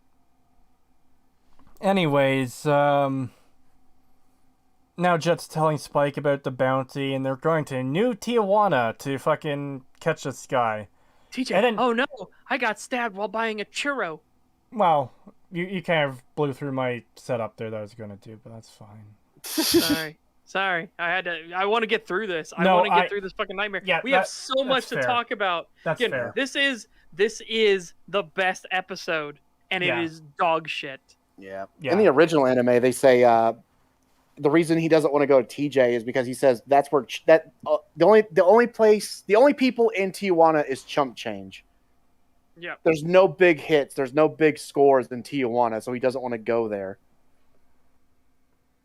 Yeah. Do you feel better now that you cried like a little baby man? Do you feel better, little baby man, Jet Black? Yeah, a little. Like, yeah, what the fuck? Why? Why are they making him such an idiot and a fucking baby? He has no authority on his own ship. He is literally a beta male in this. He is a beta male.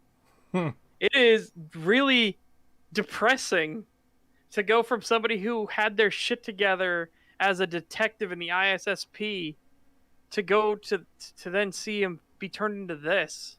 Yeah. Oh my god! And then what they do to him later? Remember with the fucking the stupid fabricated drama bullshit that ruins his character by the end. Like what the fuck? Even more. Like God, he's already ruined. Yeah, he's already ruined, but they fuck it up way more. Yeah. Dude, like they ruin. They ruin their own character. Guys, I hate to break it to you. This show is very much that men are bad. Okay. I'm not even Yeah. fucking kidding you. Yeah, they do. They do pull like the whole fucking men are all just disgusting animals. They can't be trusted. You're better off without them. Yeah. Yeah, and like that's not typically where I want to go with these discussions, but you can't help it when it is actually part of a show. Yes. When it is actually the point, it is so fucking weird. 20 Danish crowns from Frederick Hoyman. Thank you very much. Thank you. Jet has been buck broken too many times. Oh God. Oh my God. Dude, yeah, it is weird that they turned Jet into a cuck. It is weird. Yeah. Like purposely and intentionally. It is weird. The dumb thing is, like, they already ruined Jet from the anime, but even with the new character that they make of Jet, they ruin this one by the end of the fucking series, or at least this season. They ruined their own version of Jet. Yeah, why? And that's so fucking bizarre. I don't get why all this happened. I don't understand.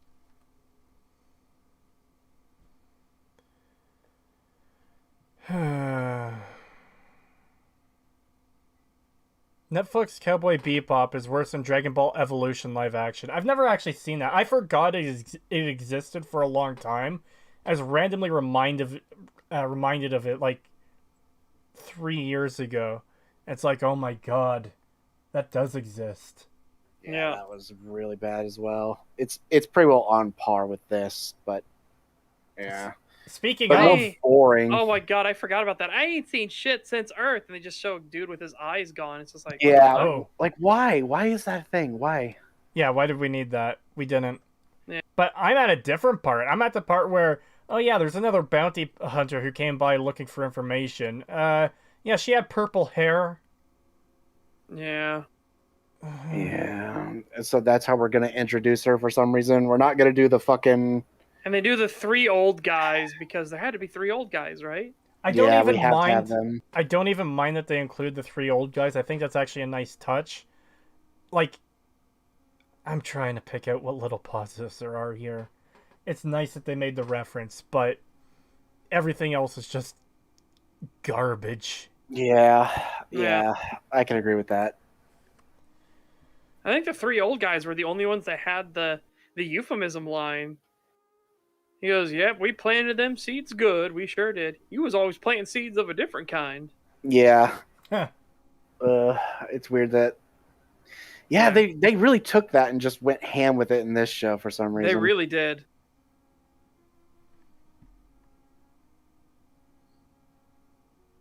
They really do, Tovarish. They really do. Tovarish says they don't just add their agenda into shows and movies. They have their talking points and build entire and coherent shows around them. They really fucking do. Yeah, they really do. It's insane. Oh my god. Yeah, it's. And then, as I said, you mean like how much of an asshole Spike is? I keep wanting to call him Jet. Fuck. I know why you're making. None of the... Go ahead. I know why you're making that mistake. You have to remember, Jet is black in this. Just because Spike's white doesn't mean he's Jet. No, that's not what I'm... Just call him Jake. Whenever you go to say Jet. I keep wanting to say Jet Li. Because he keeps trying to break out fucking kung fu moves, but he's shit at them. Yeah. Oh god. Yeah, just try and veer it off into Jake. Like, Jake. There you go. Jake! Okay, yeah, Well, Jake Spike. Well, like I said, this is Jake Spiegel and Jake Black. Yeah. Oh, that's... I didn't realize how weird that was to say Jake Black instead of Jack Black. Ugh. Yeah. Instead of Jack Black or Jet Black or anything like that. Yeah.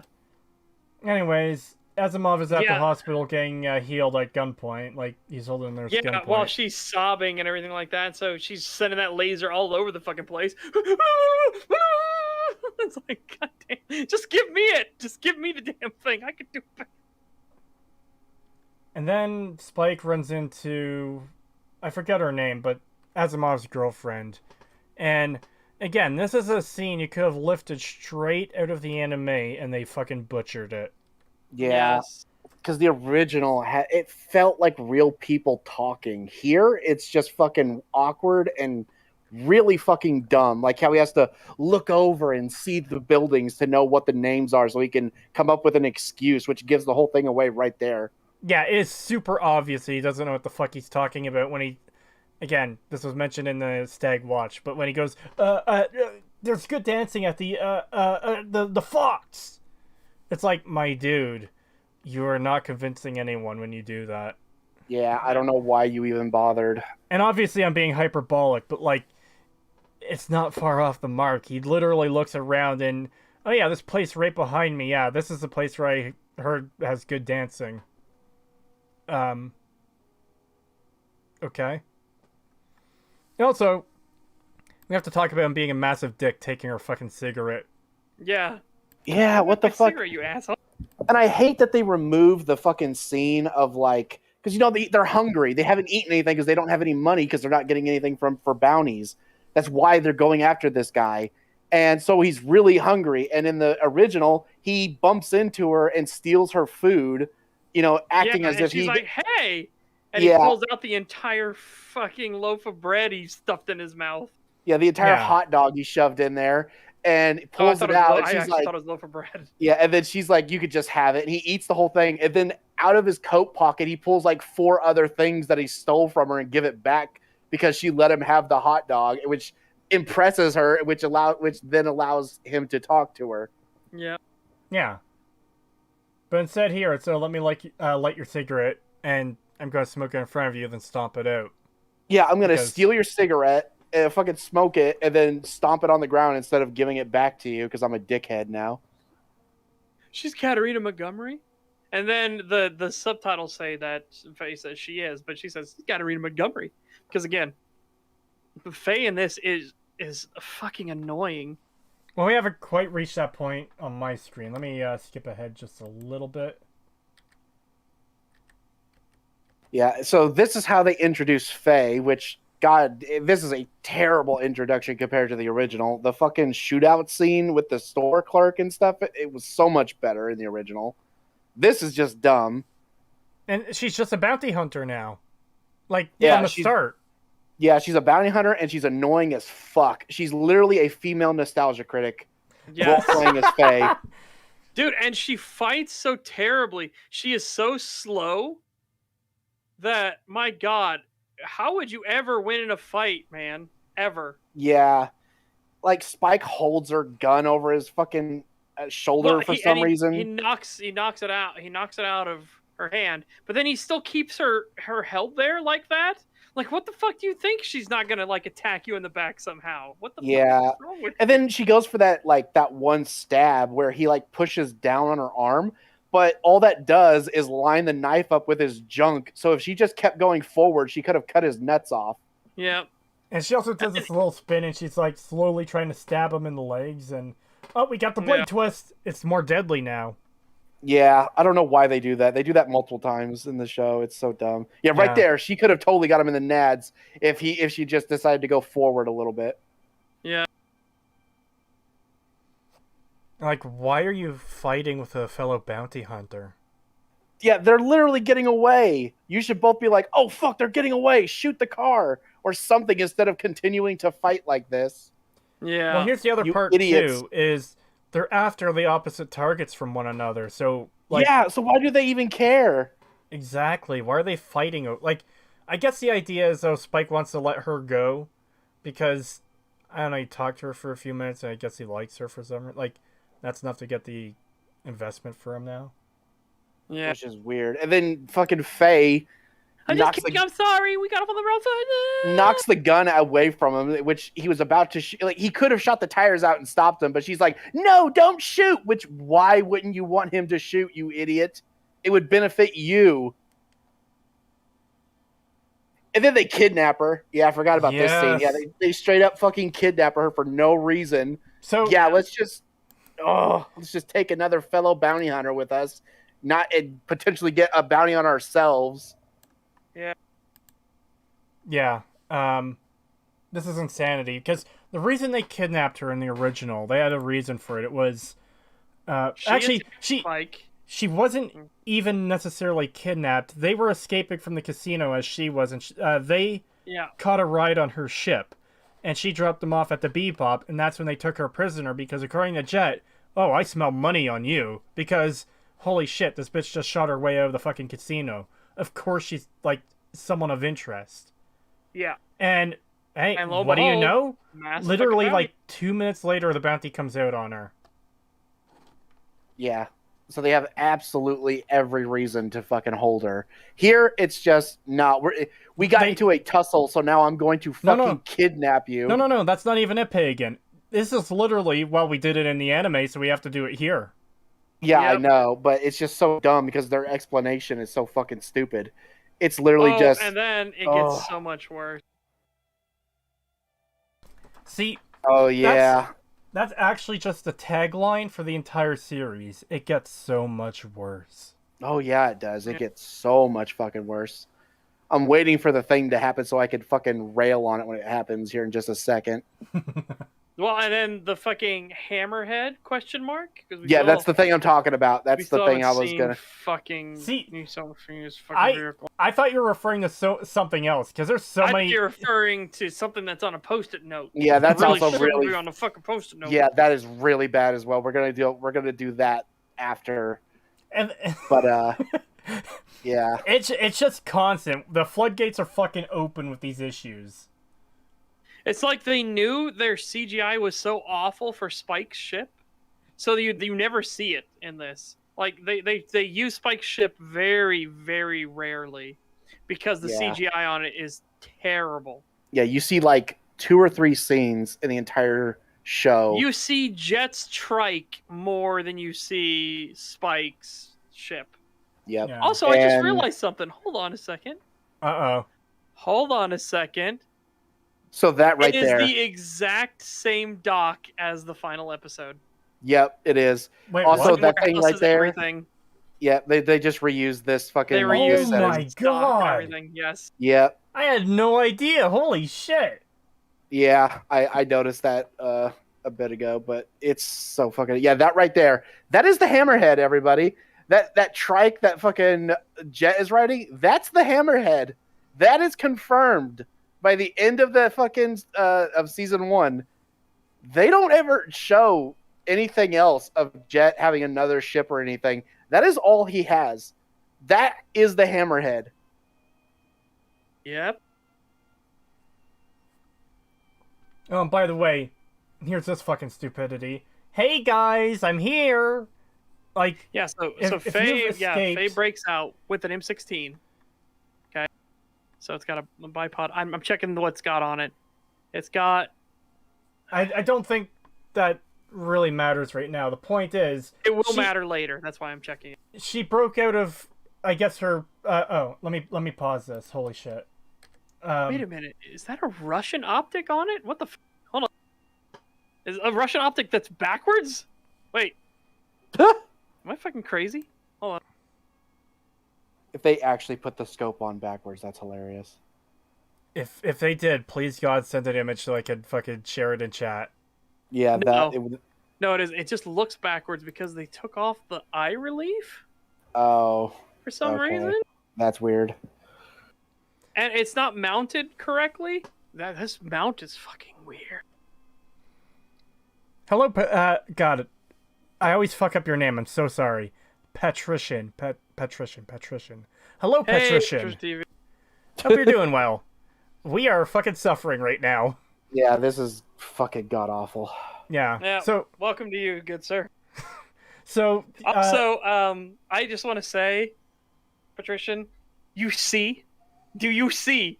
Yeah. I'm gonna be in South Park. Do you see? Do you see what we mean now? I'm gonna be pointing at Acer. I'm gonna be like, do you see? Anyways, so real fucking stupid of Faye to just announce that she's there. Like, okay, you don't know where these guys are, and you just gave away the fact that you're out.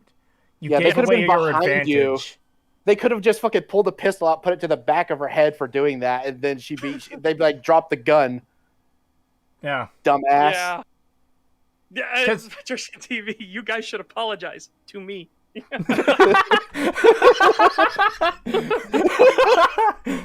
All right. That one is actually deserved. Patricia. Wait, did he really? Did he actually post a video about Cree? That's hilarious. He might have, but yeah. Well, like I said, fucking seethe, bitch. Anyways, Patrician, I am sorry you had to deal with that. Genuinely, no one deserves to have to deal with that. Yes. Yeah, weird. He did. Oh my god, that title too. What the fuck? Oh boy, it sounds like we're getting a little off track.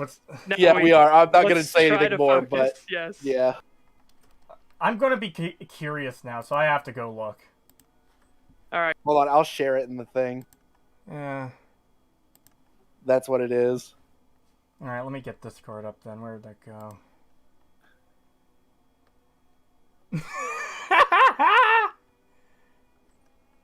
So, I don't know if you're here listening, Acer Thorn, but fucking seethe. Anyways, back to this shit show. Yep. $2 from High Speed Tacos. Thank you. Butchering implies there's skill involved. Yeah. No, we actually do think that there was. This feels malicious. Yeah. This doesn't feel like incompetence or anything like that, because they systematically take apart and ruin every single character. It's not just like a couple of them and then some of them are spared. You can kind of see what they were going for or what they were trying to do. No, it is every single character. And as we said, even the dog gets a character assassinated for some reason. Yeah, you shouldn't be able to fuck up the dog, but they found a way to do it. That's how bad this is. Yeah, it felt like incompetence for the first few episodes, but once you get further in, you realize this is not just incompetence. This is intentional. This is intentional. They do this shit on purpose. They'll just become more and more clear the closer we get to the end, especially every single scene with Vicious. Yeah, dude. The way they treated the showrunners Vicious. hate Vicious. Yeah, they fucking hated They have a Vicious. hate boner on for Vicious. It is baffling. Yeah, it's insane. Yeah, so like those graphs where there's like high points and low points, and like Vicious is just like you start at the top and it's just right off a cliff every scene. There are no ups for Vicious in the entire show. He's just actually no. There's one time where he like outsmarted people near the end, but that was it. That was it. I even said, is this going to be the big shock twist that Vicious was competent the entire time? Like, would it have been a genuine twist? Yes. Would it have been dumb? Also, yes. But it would have been something. No. Everybody else was just dumb. Everybody in this show is just dumb. I don't get it. I don't get why everybody in this show is dumb. Neither do I. Again, it feels like maliciousness. I'm even saying the hero character, the ones that this show is trying to prop up as the heroes or the main cast, because they don't like men in this show at all. Yeah. But they're trying to prop up the women, but the women are also stupid. Like, I don't understand why is every single character in this dumb? Every one of them. I don't get it. Oh yeah, we know about the woke media, Abdulio. Oh, we definitely know about woke media. Don't worry. Yeah. What I'm saying is that for woke media, usually woke media will make the white characters dumb because they're white guys, and will make the minority characters incredibly smart and the real heroes and everything like that, and the women are the bestest ever. But in this, everybody is stupid. Like, everybody is mind-numbingly dumb to an absurd degree. Well, it's funny you should say that, because we are mere seconds from another example of this. Yes. So, Holy like I said, woke fucking media, Christ, does this because- piss me off? because Jet Black is now black, woke media would normally make him be the super competent one, which Jet Black was really competent in the anime. Oh. So they can't do that. He's not allowed to be Shit, I competent fucked that up. anymore. But they make it so much worse in this. Yeah, again, it feels like maliciousness. I'm gonna try and pause, or yeah, I'm gonna remove the filter. Yeah. There. So Faye just heard that she needs a password for the computer to locate. Faye just heard she needs a password so that she can use the computer to locate where Jet Black and everything is. Yeah. And Jet keeps password bean next to the login. So, okay, So- people do keep their passwords near it all the time, but that's for passwords that are like Z exclamation underscore, mark, exclamation mark, TW, to, yeah. Like crazy, intricate letters and numbers. Shit you would actually forget. Alright? This is This is the word just bean. bean. How the However, fuck? it gets even worse later. Yes. How the Because we fuck? find out what bean is. Do we want to reveal that now? Sure. Okay, Guys, so hold on. Bean? Alright. First of all, how the fuck do you forget bean? I have to stress this. It's bean. It's a 4-letter Yep. word. It's a very simple word. It's not like your password is, I don't know, schizophrenia, where it's like, okay, how the fuck do you spell that? It's Yeah. BEAN. This is already mind-numbingly fucking retarded. yes. Now, let's kick it up a notch. This is This is the nickname of his daughter.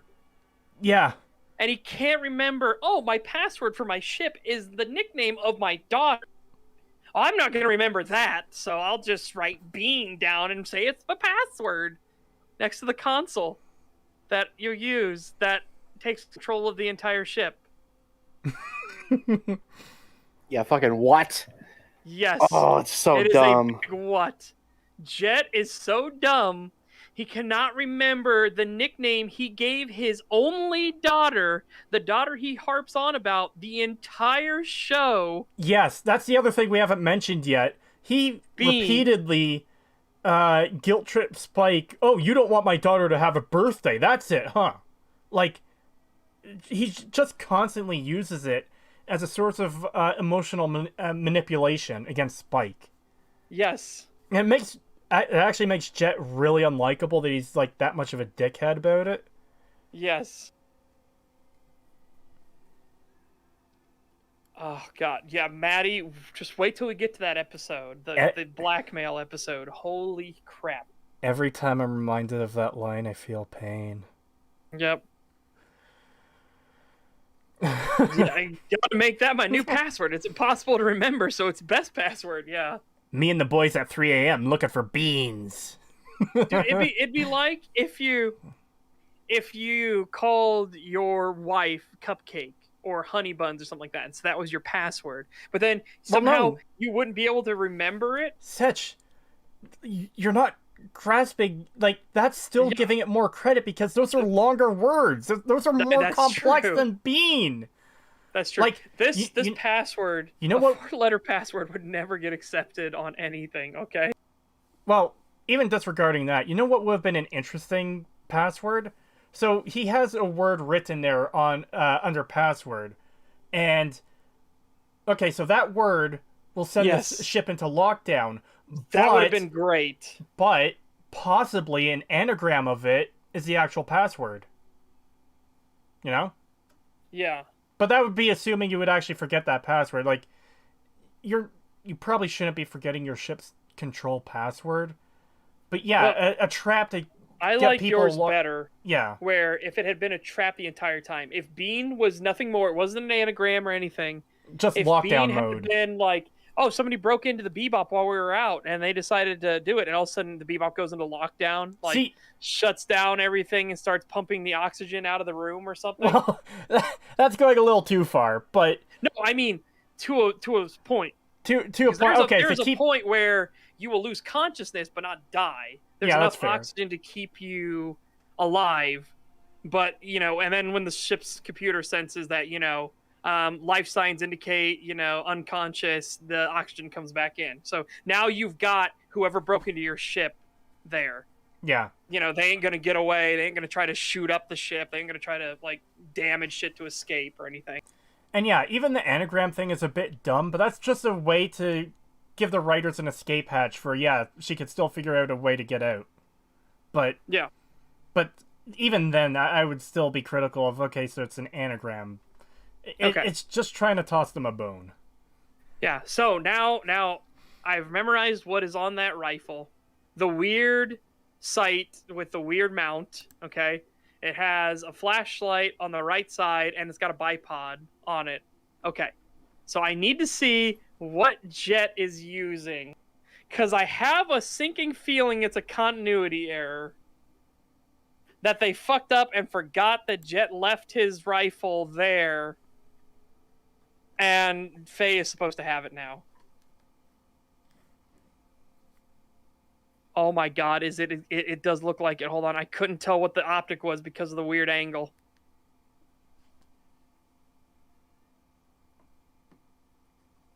So we good to continue? Yes, you can continue. I'm looking this up because I need to see. No, it's different. It is a different gun. Okay. Thank God. I thought I went crazy. No, but so the only continuity error is for some reason Jet's gun goes missing.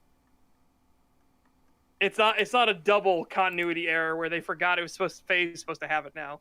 Just for whatever reason, Jet's carbine, his M4 goes missing. And by the way, here's that money shot for the intro. Yeah. Like, they did this pose. They walked up beside each other just to get these guys to fuck off. Yeah, and as I said, I jokingly said, those guys run off because they're embarrassed that they just did a fucking pose for nobody. And they're just like, okay, we'll leave. And here's Jet closing the distance when he's got a fucking gun. No cover. He's just standing out in the open. Like, Jet, you're a trained cop. You should know better than this. Yeah.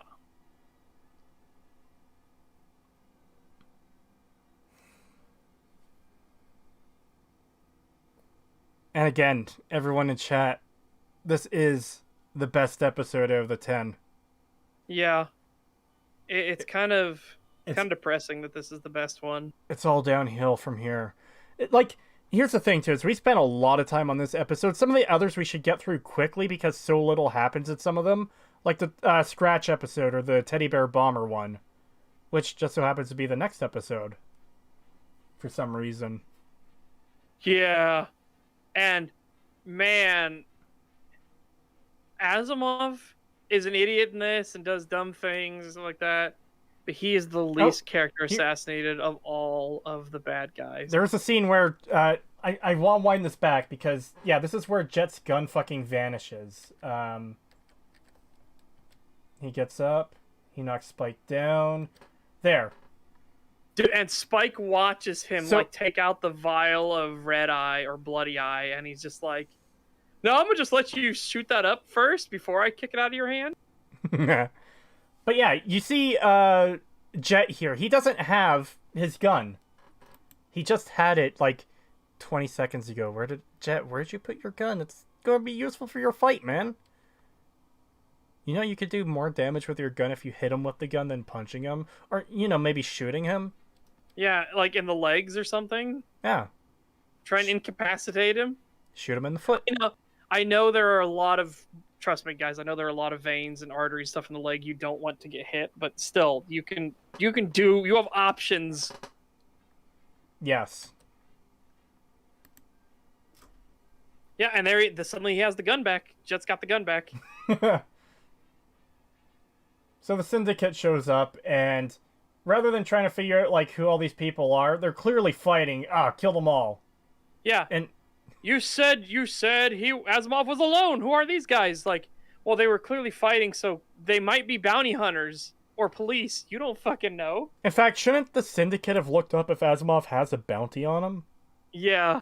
Because that would be like a key part of your job for capturing him.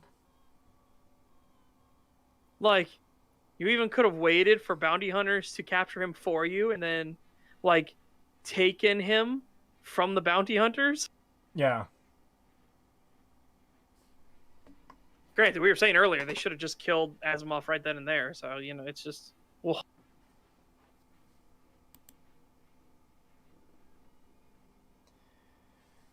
so, the vials fall out. I'm just gonna fucking start skipping through some of this shit because I want to get this over with. yeah, we gotta get to the next episodes. Yeah, because we've already spent 2 hours on this shit. We are not going to make it through all 10 if we keep up this pace. Spike kills off the... Huh? I do need to mention and I mentioned it during the episode, like, so Spike comes flying around the corner and swings his pistol up and hits the mag release Oh, yeah. on the guy's rifle. Okay? That will only get rid of the bullets that were in the magazine. He still has a round live in the chamber, Spike. He literally could have just turned and still shot you. God, it's so bad. What is this? At 39:40. 39:40. Wait, you want me to get it up so chat can see? Yes. And if you can do it in slow motion, it's... yeah. Oh, man. Alright. It is incredibly dumb. Okay, yeah, here we go. So, playback. Speed. Slower. Okay. Let's take you off. And let's go. Oh, why is it still going fast? What the fuck? I literally said slower. Oh, doesn't VLC have where if you do the arrow keys, it'll go frame by frame? I think that's 10-second intervals. Yeah, it's 10. Okay, copy. Oh, God. Okay, well, we could see it kind of from here, so let's just go. Yeah. He knocks it out. There's still a bullet in there. And he's just... Buddy's looking at his gun like, what did he do? I don't understand what he did to my gun. Yep. Now, what would have been more amazing is if when he hit the mag release, he would have used his gun to catch... So, the way you do is you would rack the slide on an AR platform like that. So if he had used his gun, because the... I think based off of that model, it's the one that has the safety catch on the slide on the right side. So I think Spike could have slid his gun down along it and caught the safety and the slide and could have racked it as well. But yeah, he just sits there like a dumbass, like, what did he do? It's like he literally could have just put a bullet in the back of your head, dude. Anyways, just giving some of the shit. The Syndicate is there. They get pretty much wiped out. Spike shoots their leader, and they have a little scene. You're fearless. You're supposed to be dead. These guys also, as chat's pointing out, don't these guys have knives, a sidearm, anything? These guys not only have knives, sidearms, but garrote wires on them. So they have options. And the dude didn't even try to fucking butt stroke him. And chat, get your mind out of the gutter. What it means is you take the butt of your rifle and you crack somebody with it. Trust me, they're going to be down for the count. They're feeling it. Yeah. Anyways, yeah, the leader of this syndicate group, the one that was sent out, they do the whole, oh, you're fearless, we thought you were dead thing. So, apparently Spike's name is now Fearless, and yes, Spike's I just realized Eagle is something a else. fake name. What? When he's approaching the guy, the leader, his gun is aimed like a foot off to the side. He's not aiming the gun at him at No, all. I don't doubt it. With the shit we've seen so far, that's like, of course they got that wrong. I'm not even surprised. I'm just disappointed. He's like aiming at the ship beside him. Jesus.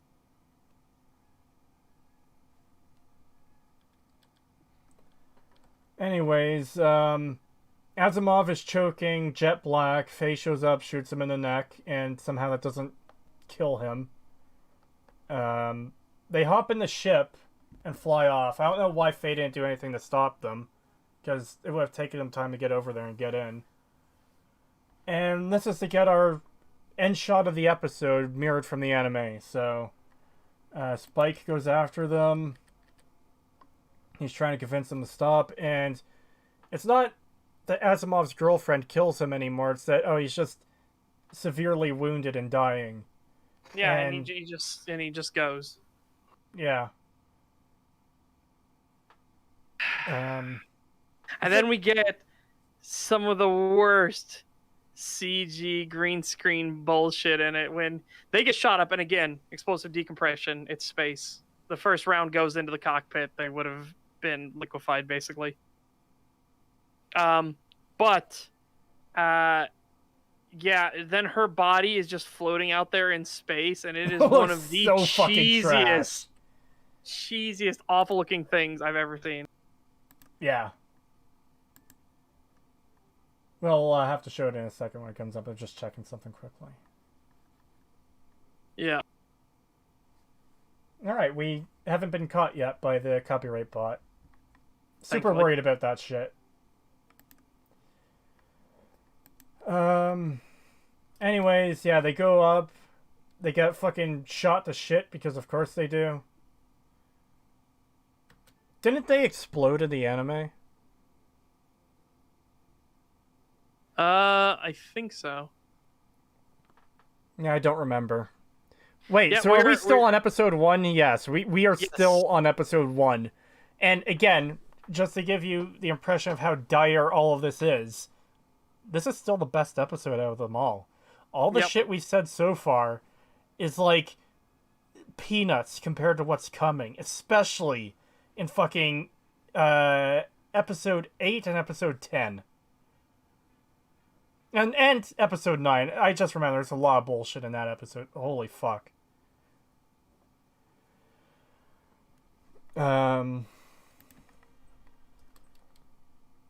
Just waiting for that shot. There we go. This looks so fucking garbage.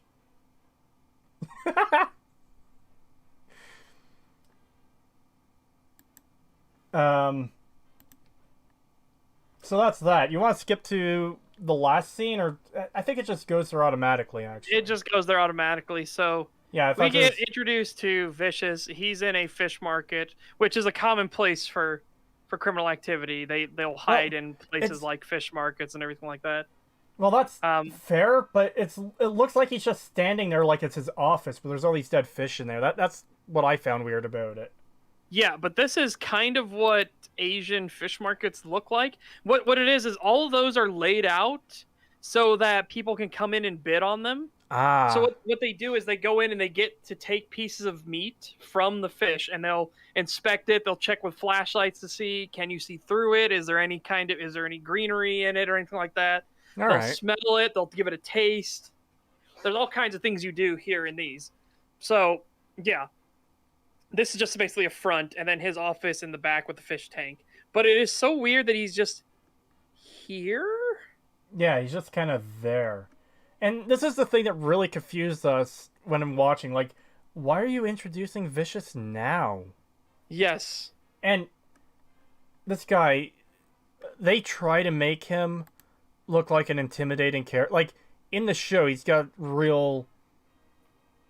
I guess gravitas to him. There's this real intimidation factor to him. Yes. And what he ends up being in the show is this, like...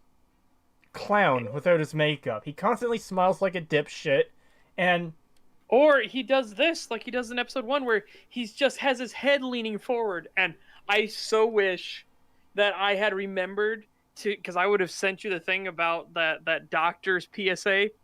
Forward head posture is a serious condition. But yeah, But for whatever reason, he just has his head forward so we can kind of look through his bangs, and his bird is replaced by a really awkward, like, knuckle duster ring thing he yeah. has. Well, it gets even worse because That never comes up again, by the way. Nothing else with birds or anything comes up again with Vicious. I will say, in the last episode, we do see a bird flying above the church, but Yeah, we don't know if that's supposed to be anything or not. I mean, Yeah. I don't know why it would be, because the entire point of the bird has already been fucking ruined. Yep. But anyways, let's continue on this march into hell. So, we get Vicious in episode 1, and he just looks like an edgy teenager who... He's not a teenager anymore. Someone who was an edgy teenager and he just didn't grow up. He looks like blonde Professor Snape, but retarded. Show people him turning around. You need to show him that. Show them God. what Vicious looks like. This is Vicious, everybody. Hold on. Copyright protection off. Vicious. Yeah. Like I said, he looks like a silver-haired retarded Professor Snape. Or retarded Targaryen, or something retarded. He looks so bad. Oh, and it gets so much worse. All the dumb faces he makes later on, and just the fucking... Dude, people have already... the near crying states he gets into when he gets mad. He throws his little tantrums. Yeah. Well, not just people that. already pointed out the picture, though, of, like, Vicious in the anime, Vicious and Netflix Bebop, and it's him going, mush mush. Yes, moshi moshi. Mushy mush. You know what? Let's get a picture of Vicious up, just for the sake of chat, for the audience. Yes, so if you haven't seen the anime of Bebop, which I would highly recommend it. Yeah. I would absolutely recommend the anime. It's really good. Vicious in the anime is cold, calculating, and likely the smartest person in the room wherever he is. Yeah. He's a character that... The entire point of the character is basically you don't want to fuck with this guy. Yes. And the only time he, like, smiles is when he sees Spike. And he's not smiling because, let's just say he's smiling not for the reasons most sane people would smile. Yeah. Just trying to find a good image of him here. Because he thinks of Spike as the only person who he has ever cared about in his entire life, and the only person who could even hope to match him.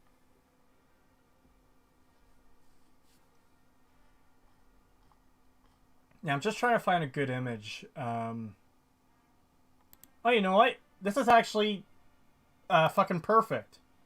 Did somebody do the mush mush thing next to each other? No, but it does compare side by side. What the fuck is this site? Oh my god. My tabs are fucking backfiring on me. I told you. Too many tabs. No. Not enough tabs.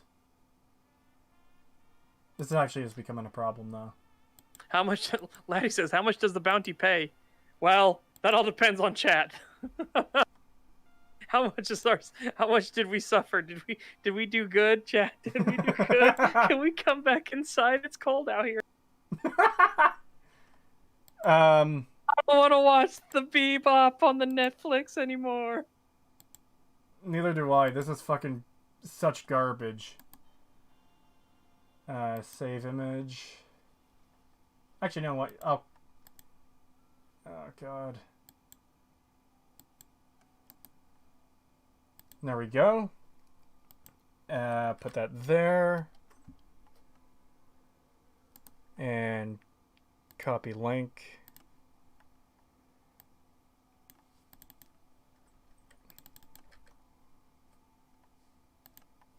Like, just look at the difference between these two characters.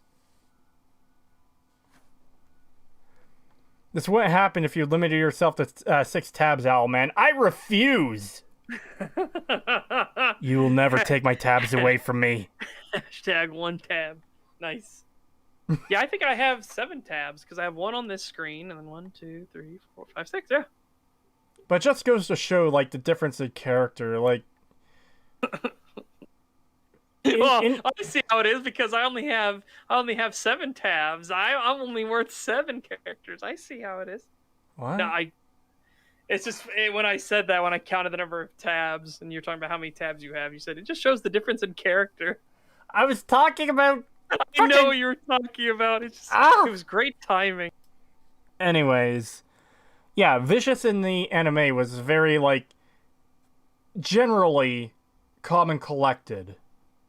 Because he was the man with the plan. Yes. But in the TV show, or sorry, not Amazon, fucking Netflix series, he's just a goofy dipshit the entire time. Yeah. He really is. We'll get to that later. Again, they have a hate boner for Vicious. Whoever wrote this show really hates Vicious. Yeah, it's really bizarre.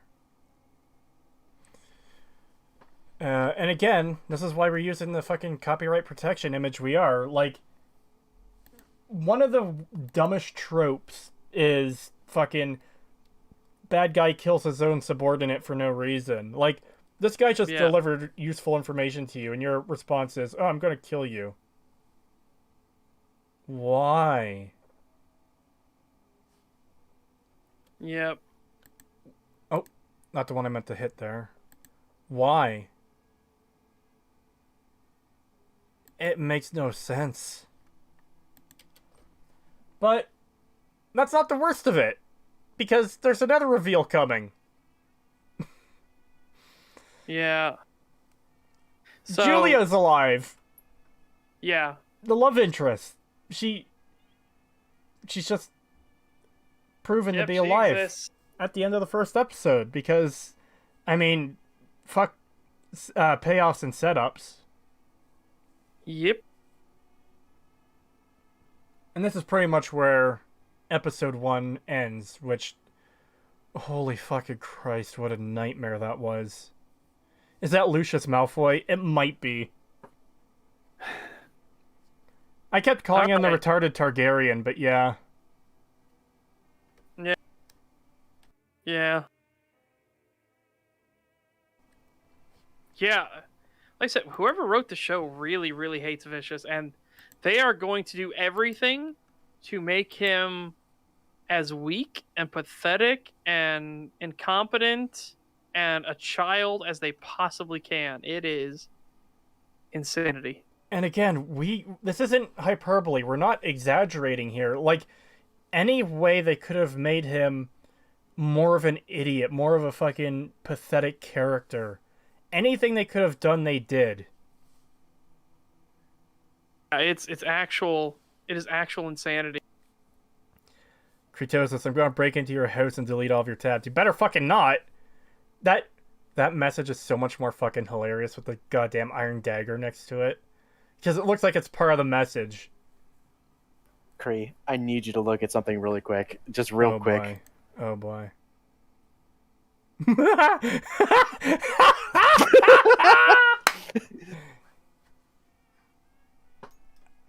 I'm glad he took my advice.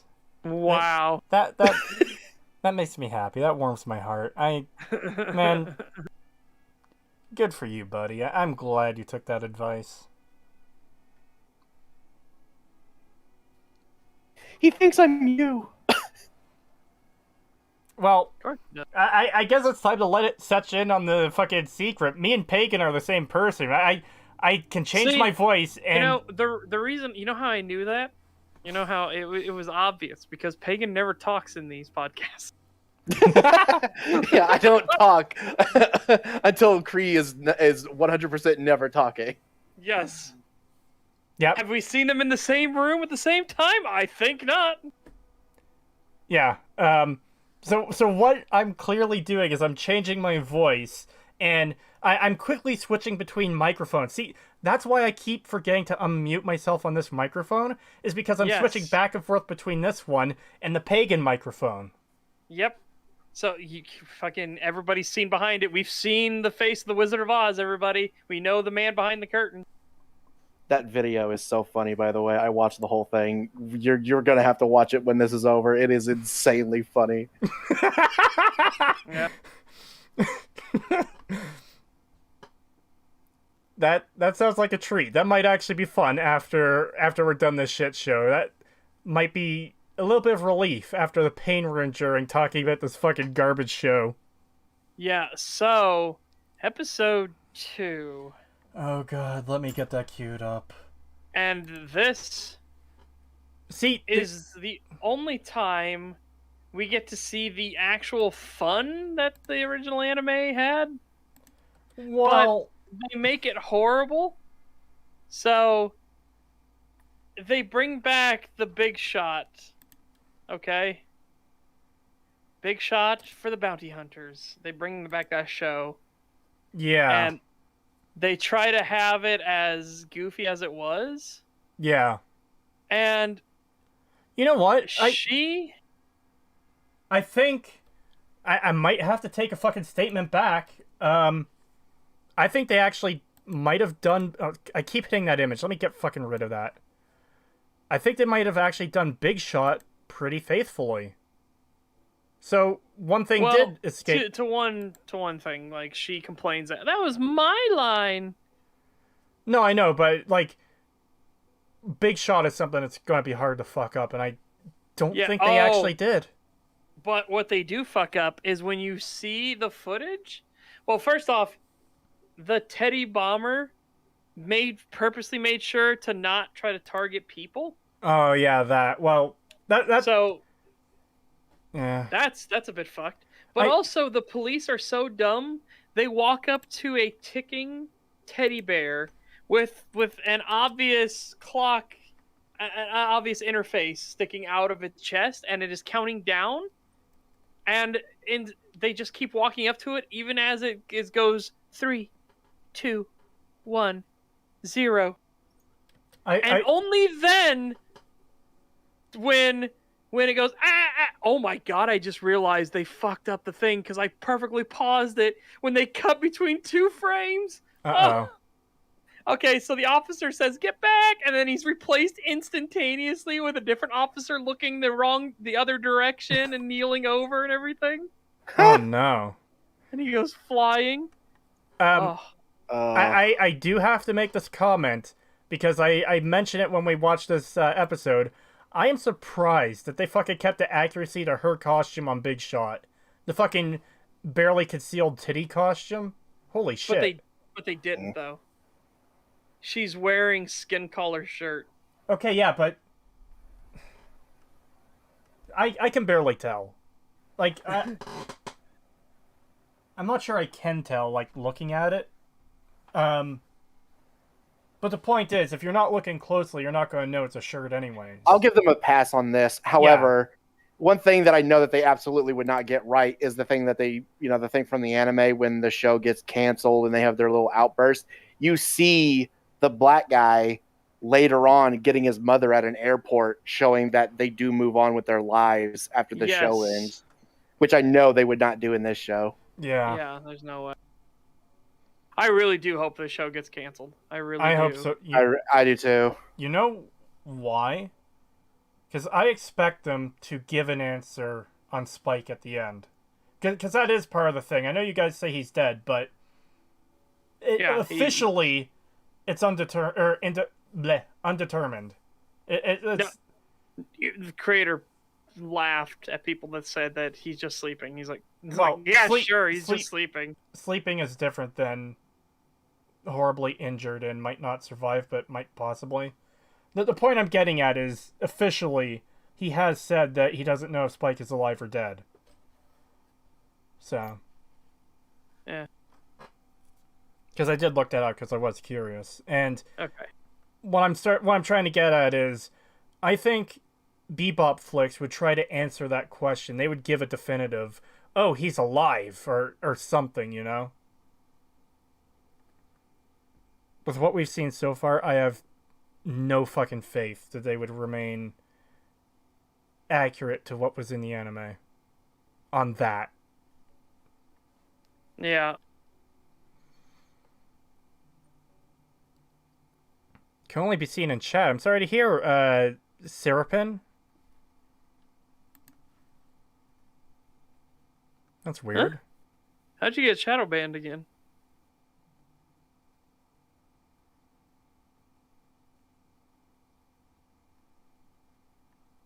Oh? Okay.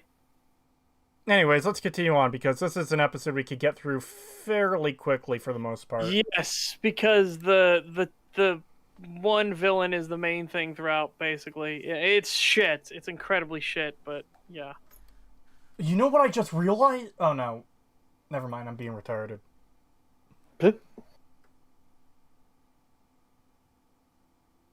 Roll the vid. Oh! And then watch as... I did see that frame. Holy shit. There's a guy that was crouched over, then suddenly, oh, he's just standing up. Then he gets blown away. Yep.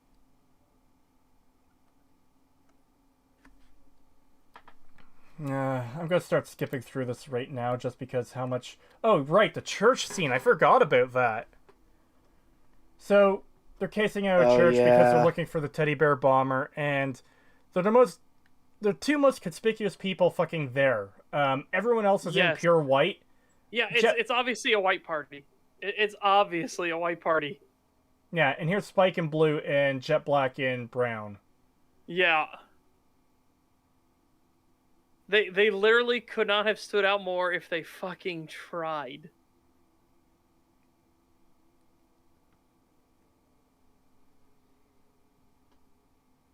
Okay, so if you're an assassin, hold on. If you're an assassin, and this is the guy you're sent to kill, and you have a ranged weapon, the natural option is to go up and try and stab him. Yeah, so and here's again. Oh, please.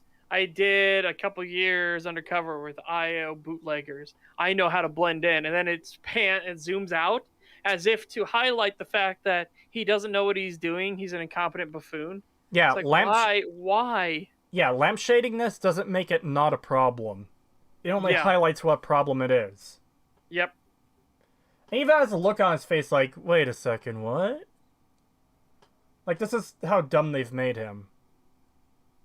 Again, completely unnecessary to do this to Jet Black. Yep.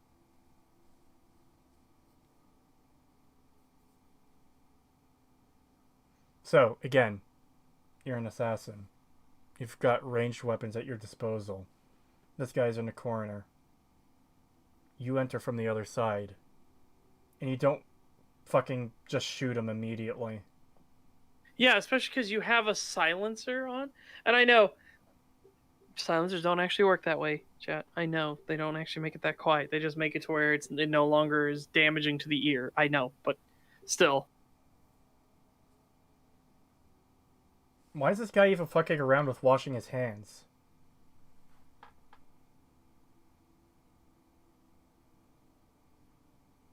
So yeah, he has a hidden blade in his sleeve, and this is how he's going to kill him instead of using the gun. Yeah, it's because we do see that he has a gun. It's coming up. Yeah.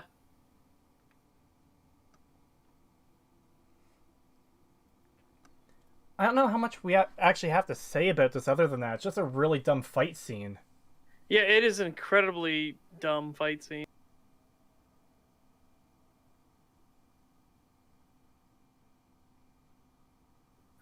Again, and the assassin, the trained assassin, as he's running to the side with the pistol, instead of aiming down where Spike is clearly running, he is shooting straight ahead.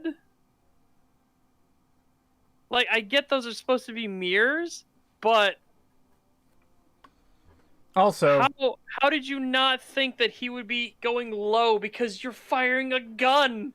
So there he is with the gun and the silencer, and like, you didn't open with this move? Yeah. And also, the teddy bear bomber is fucking conspicuous as fuck. Of course, it's Yeah. the guy with the burned face. Yeah. Which he didn't have in the anime. Yeah, in anime, he's literally just a dude.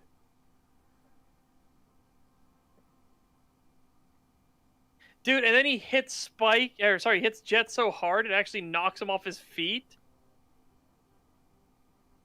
Dude, and then this assassin is so dumb. He's like, I must prioritize getting the magazine into the gun. And now I shall fire my weapon at the floor. Yeah. $2 for Yeah, peace what is the never an fuck? option. Thank you. I made you a meme, Creetosis. I hope you enjoy. Oh, yeah. Fuck. Okay, I'll check the meme in a second. I want to rewind to this fucking... So they're in the bathroom fighting. And they both reposition so Spike can perfectly kick the assassin onto the toilet. Why was this necessary? It just looks silly when the actors are like, okay, let me shuffle to the side a little bit. I gotta get into place. Okay, now kick me. You know? Yeah. Like, this is what choreography is for. You're supposed to get them there naturally, not let's shuffle to the side so we can get the shot we want.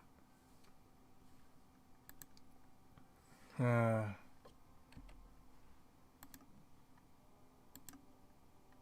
my god. Good news. We can skip the intro. Yes.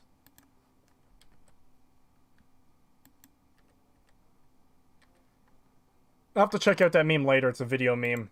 But thank you, Peace was never an option. Yes, intro, fuck off. Oh wait. Okay. Let's emphasize this. Silencers work. It just depends on the caliber of the weapon. 22s can be incredibly quiet. Okay. Fine. Yes, there are certain calibers and there are certain weapons that are designed specifically for types of ammunition. 22 in and of itself is not quiet. It will still break the sonic barrier. Okay? It'll still have a crack to it. What you want is subsonic ammunition that has been loaded with a lower powder charge, okay? So lower amounts of force will push it. It won't get as fast. Its velocity won't go as high. So stuff like, I forget the exact model of it, but it was a Walther pistol that was, or it was the Welrod, sorry, not Walther. It was the Welrod. And it loaded a 22. You unscrewed the back of it, loaded in your 22, screwed it back in. It was a subsonic round, and the entire thing was integrally suppressed. Well, technically, you can suppress a shotgun. I mean, you're still gonna fucking hear it. It's loud, but yeah, you can do it. It just won't be the hurt your eardrums loud.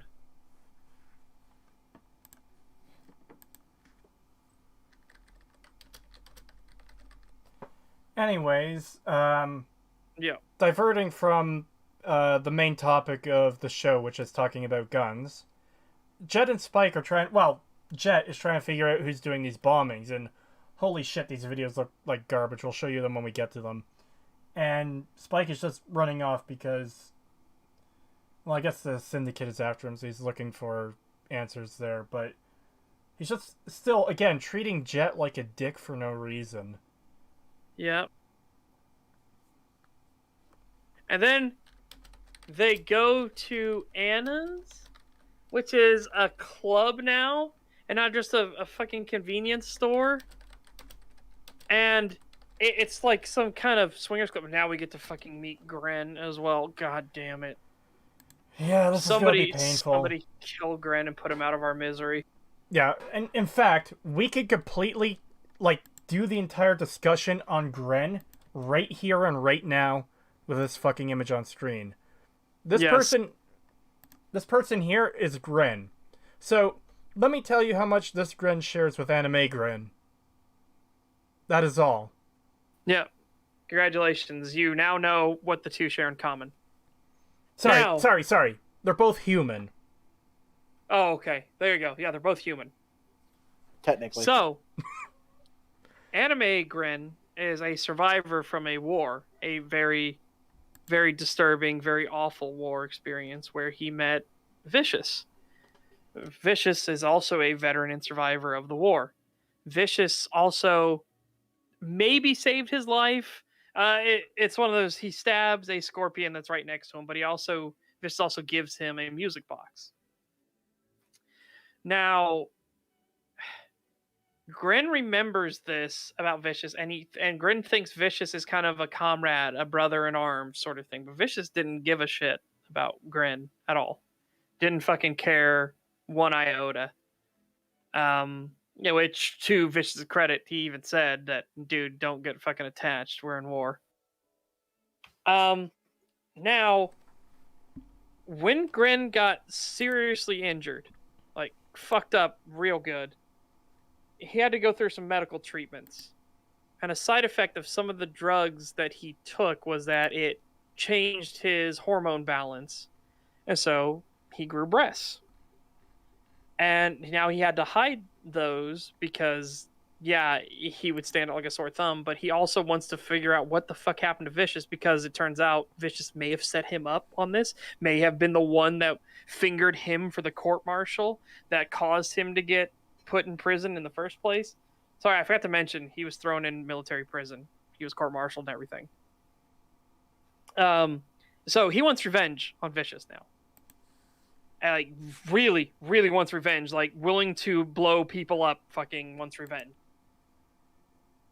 And so he uses his new predicament, the fact that he has breasts, to hide himself as a woman to try to get close to Vicious so that he can finish the job, so he can kill Vicious. And it ends up pretty tragically because Vicious kills another person. Fingered him, you say? Oh, yeah. You're terrible piece. But yeah. So Vicious screwed over Spike and screwed over Gren, so they kind of have a shared commonality in that. In fact, Spike, realizing they have a shared commonality because they both really want to get Vicious, will actually listen to what Gren has to say and helps Gren back into their ship when they are seriously fucking wounded. It's a pretty good episode. I'm trust me, I'm not doing it justice. There's a ton of stuff with it because there's the whole thing with Faye, like, spiraling out of control, and she thinks her life is fucked and everything, and Gren saves her, and then the Bebop crew comes for her. Granted, she still thinks it was only because of the sabotage, and that's what Jet says, but you could tell Jet was like, I knew you were in fucking trouble. You know, I wasn't just going to leave you here. So it's kind of the beginnings of the Bebop crew kind of coming together. This Gren... Cree, would you like to talk about this Gren? So this version of Gren is... It just comes across as the stereotypical gay, and I don't mean that as, like... We're talking camp gay. Yeah. Camp. Yeah, not me gay, like the really campy fucking gay. Yeah. Like, literally... Hyper flamboyant. Yeah, literally the stereotype you would use if... Like, this is just a step below the stereotype you would use if you're trying to be offensive. Yes. Yeah, this is RuPaul drag queen levels of ham. So, obviously, it's a guy in a dress, and he's teaching some of the girls how to, like, dance in the club, I think. And he's kind of the manager / taskmaster here. Yeah. Anna's the owner, and he's kind of he's the madame. He's the madam of the house. And it almost seems like they try to say his name as much as possible, because it's like, oh, hey, you remember Gren from the anime? ATSTs, ATSTs, I'm gonna come! You know? Yeah, basically. That's what it comes across as. And... Yeah. Because they also like give him additional skills and abilities that he just didn't have before. So like, again, it's not that change is bad. Yeah. It's that what is this change doing for like to improve? Or you don't even need to improve, just don't make it worse than it was. And Yeah. And they make it so much worse. And like he can forge documents, so give you a new name and like you can run away. This is a plot point pretty much at the end. Yeah. And why is Gren doing it? Because, hey, look, it's Gren. You remember him from the anime? Oh my god! Yep. It's Gren! And Yeah, they also... So, yeah, well, there's the fact that in the show, Gren is gay, but they don't make a big thing out of it. It's like one line and done. But, of course, they had to crank it up to 11 here. And then, also in the anime, he was an amazing sax player. Yep. But for whatever reason, they completely took that away and kind of gave it to Julia in that they made her a pianist and a singer, which is weird. I don't understand why they basically swapped their roles on that. Well, it's so that bitch boy, you shouldn't have made her sing. Yeah, fucking dumb. Dude, sure, they do things to have payoffs that are really weak and limp payoffs. And it's really shit. 5 kangaroo pouches from Rossi. rest in peace, those poor kangaroos. Sup, Inwas. Greetings from Australia. Hello there. Hope you're enjoying our suffering. People tend to enjoy our suffering, so. Yeah. But anyways, yeah, this is what we mean. Like, Gren is actually a really good example of exactly what we mean when we say everything from the anime has been butchered and just fucking destroyed for no reason. And yeah. I wasn't being hyperbolic when I said this Gren shares basically nothing in common with anime Gren. They've got the same name. Yeah. And yeah. So are we good to move forward? Yeah. Yeah. Alright. And again, this club is all about there's no violence allowed in Anna's, and Anna can get away with this because it's Anna. I don't know. And this is like a hardcore swingers club apparently, but not. It's not supposed to be. But again, Gren is being all horny with them. It's fucking weird. Again, this show's obsession with sex is fucking weird.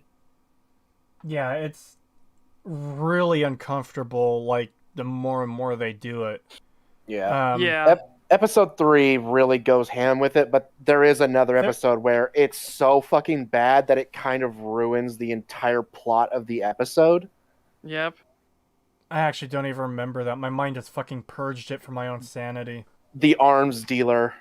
Yeah. And the con artist. The arms dealer. That was so fucking stupid. I can't wait for us to get to that part so I can rip that apart, because that is so fucking retarded.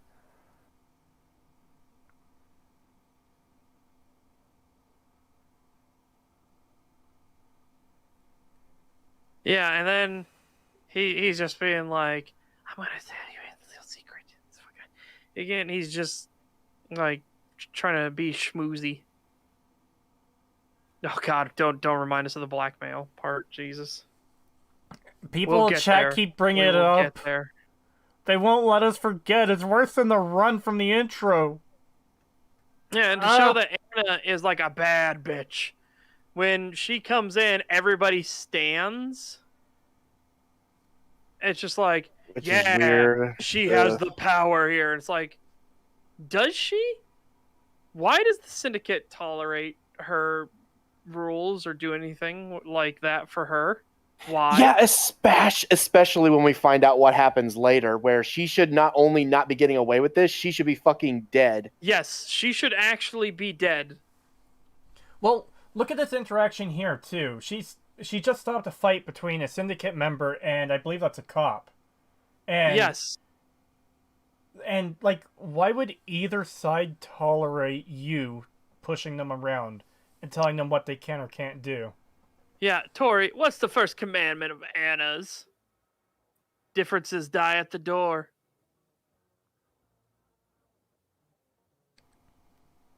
God. Yeah, what the fuck? Yeah, She makes them why both does leave. Santiago fucking care? Why would he care? He'd be like, who gives a shit, Anna? You have been too your ego has been too inflated for too long. Hell, again, Anna shouldn't still be alive. He shouldn't have left her with a Okay, limp. here's But the other yeah. here's the other thing too. How did she not notice him sitting there that entire time? Because he's just in a chair off to the side from the door she came in through.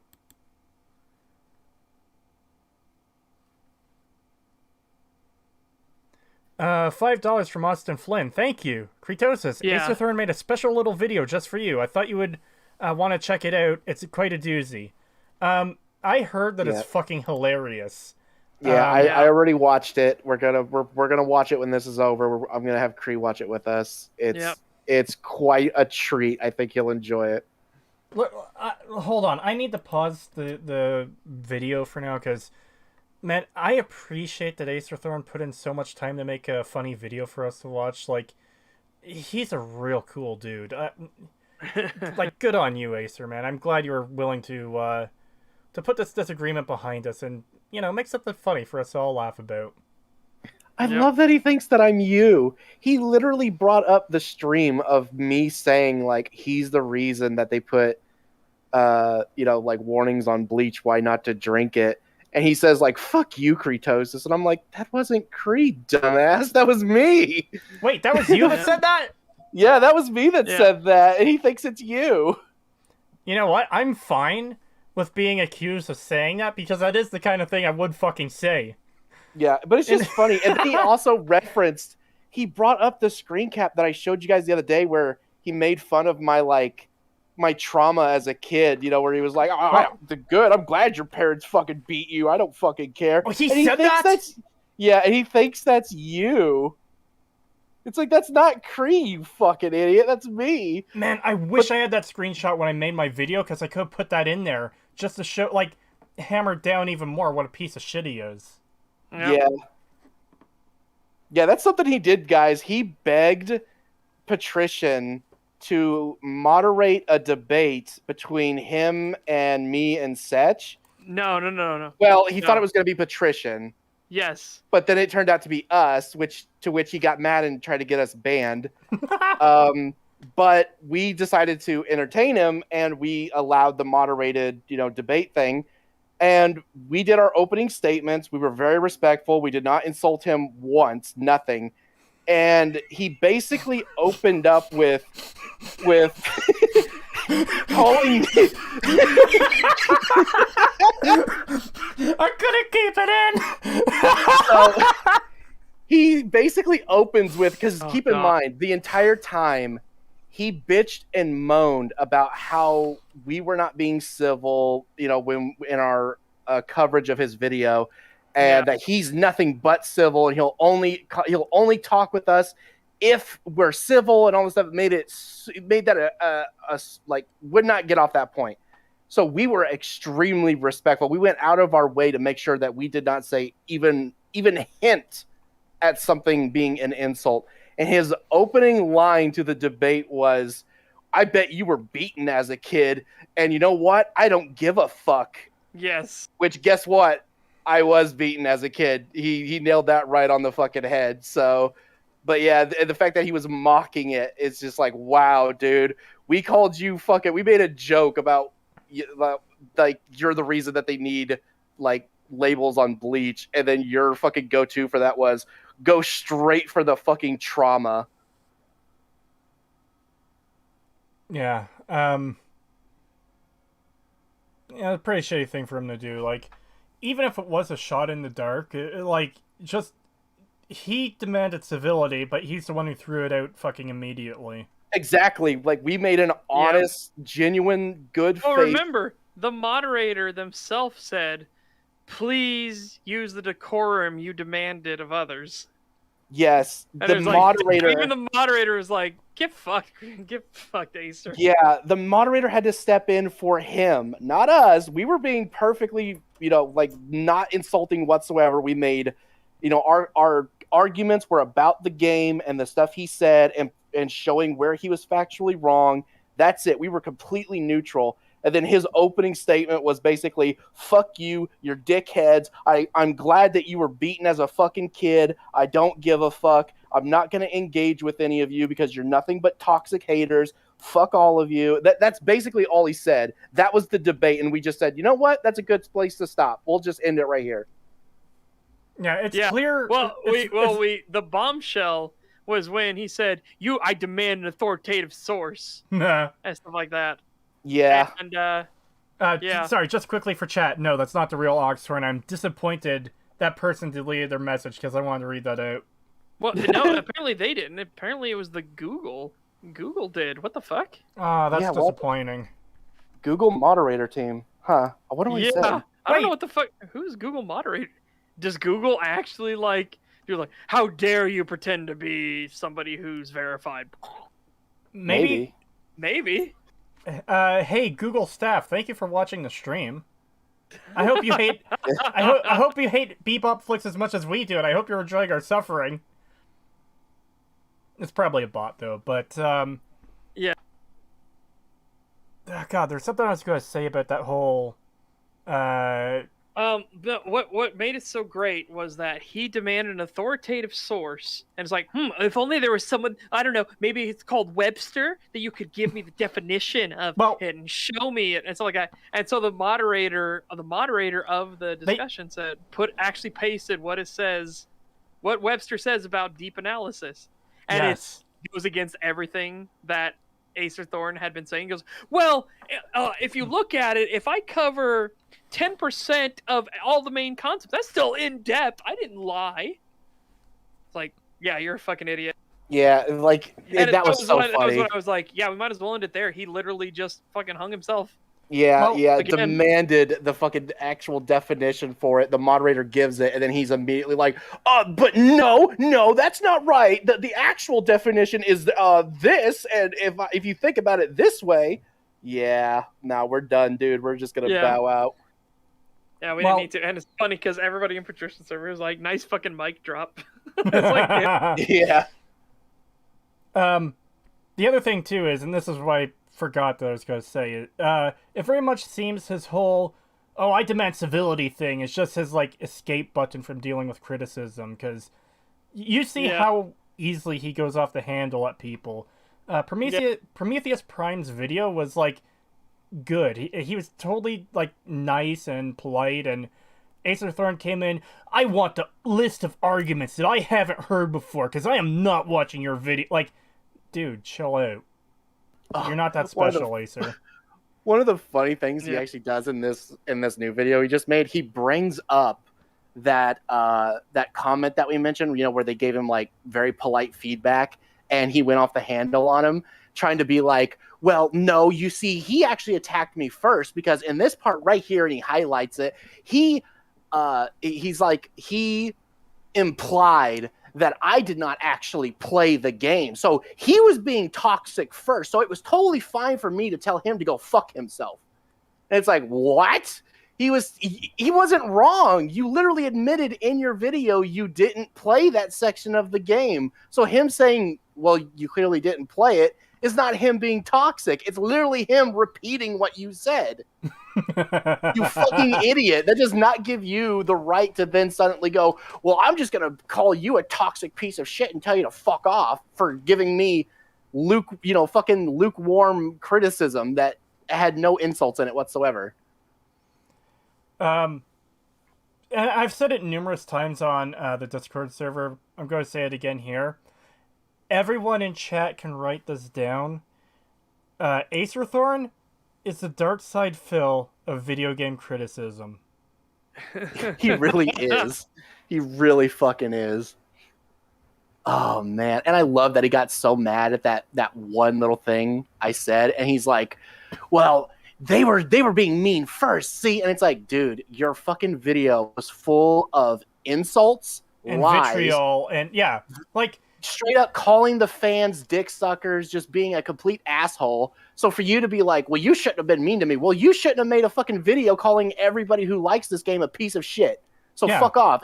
We were retorting to you, but you're acting like you're retorting to it was us that threw the first punch. I'm sorry, that's not how it fucking works. If you act like a dick, we're gonna throw it right back at you, which is what we did. You don't get to sit there and say, well, you threw the first punch.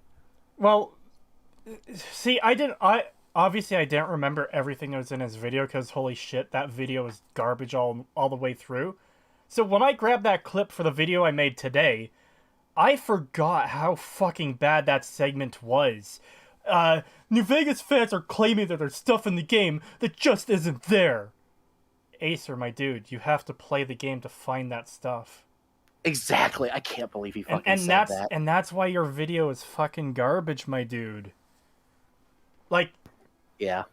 In an ideal world, like, you would just take the criticism and realize, you know what, yeah, I might not like this game, but I should have looked a little deeper into it than what I did. Not throwing a bitch fit at us for making fun of you for being this wrong.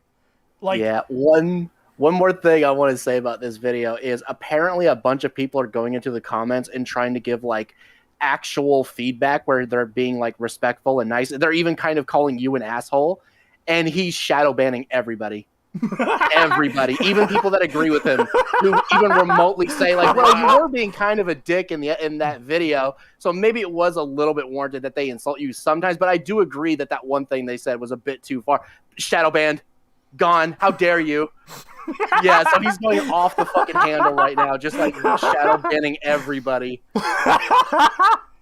And he's only keeping the most toxic comments up. Only the ones where people are actually making like outright fun of him are the ones he's keeping up.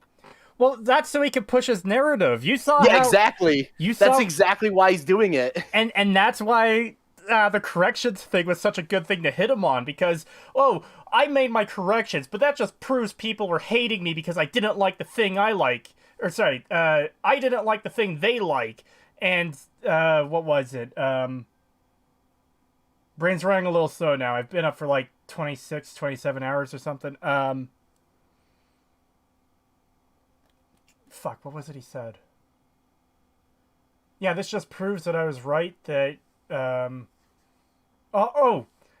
people were nice to me on my video where I said I corrected things at games I was positive about, but when it came to the videos that I still didn't like the game, people were just toxic assholes. Like, yeah, Ace of Thorn. And then you've pointed out why. Yeah. You poisoned the well, like... Guess if it will help you sleep at night. It's like, yeah, dude, and in every single one of those New Vegas correction videos, he's being a snide little prick to everyone. And he's still getting shit wrong in the correction video. Yeah, he's still saying things that aren't right, and people called him out on it in those things, and he just writes it off as, well, they're just using it as an excuse to be mean to me which just proves that I shouldn't have even made this stuff to begin with. And it's like, no, you should have done more fucking research and actually corrected yourself, because not only are you being a snide asshole in these fucking videos, you're not even correcting stuff. Because he still said, like, as an example, the fucking Genie May quest to get Boone, he still says that, well, they missed the entire point. The point is that you shouldn't just have to randomly come across this piece of evidence and there's no other way to find it. Dumbass, go talk to fucking Nobart Noonan. It's telling you to gather information about that night. Yes, if you go to Nobart Noonan and ask him about it, he will tell you that he saw a shady deal going down in the front building the night she disappeared, and then you get a fucking prompt to go check it out in your quest log. And that's how you come across the fucking evidence, and the evidence is explained as to why it is kept. So, yeah, you're fucking wrong, dude. Your fucking correction video is shit because you didn't even correct yourself. So people calling that out in the comments is not them being toxic. Well, anything that disagrees with them is toxic. That's how it works. Like, yeah, I know. Like, if you disagree, that's toxic. Yeah. What's something we disagree on, Pagan? We had one a bit ago where I can't remember what it was, but I remember you disagreed, and I explained myself, and Pagan came around to my side and he said, yeah, I think I see such side, but we are in the disagreement. We don't fucking hate each other. Well, I was going to meme it up and say, oh, you guys are just being toxic for not agreeing with me. Okay. But seriously, though, like, this guy is quite the character. Yeah. I think I said this before stream, but... Oh, I'll be right back. Oh, all right. rest in peace, Setch. We hardly knew him. Yeah, I think I said this before the stream started, but we might be seeing the blossoming of the next internet lolcow here. Like, yeah, we really might. Like, that's the tier Acerthorn seems to be on. And one of his things that he always does is if somebody gives him too much criticism and, you know, he can't get over it and he keeps coming back to them, he'll constantly say, well, they're doxing me. They're harassing me. They're trying to get my channel taken down. Like literal gang stalking kind of behavior, like paranoid schizophrenic kind of shit. And he won't drop it. Like, you can literally prove that you're not doxing him, you're not harassing him, you're not doing any of this shit he claims, and he'll just constantly repeat it over and over again. Like, oh, but they're doxing me, they're giving out my personal info and all this shit. No, we're not. We've never done that. In fact, if he keeps saying that, we'll have a case against him. He keeps threatening fucking legal action against us for this shit that we're not doing. But if he keeps that shit up, he's going to be fucking liable for defamation shit. He better knock that shit off. I'm serious. We're not going to stand for that. He keeps saying that we're doxing him. We will take him to fucking court. And unlike all his stupid fucking shit, we'll actually go through. Someone in chat pointed out the thing we disagreed with. I disagree with game manuals not being considered legit. So yeah, that was the disagreement we had last time. It's the whole game manual thing. Oh, yeah. Which, you disagree with me. That means you're toxic. I'm gonna ban you from all my stuff. Yeah, you're banned. You're all banned. How dare you? I don't think Acerthorn will ever manage to be as infamous as Chris Chan, but he'll definitely be one we'll remember just as much. He's getting close. Oh yeah, he's on that track right now. He is at a crossroads in life. He can take this opportunity to calm down and realize the error of his ways. I'm back. And get himself onto a better path and, like, course correct his issues. And if he doesn't, well, Chris Chan's future is pretty much his.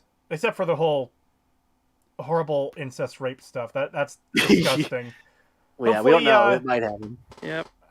God. I can totally see, like, some news story coming out about him, like how he, I don't know, like local man attacks father with knife, stabs him in the face 12 times or something. I could totally see that.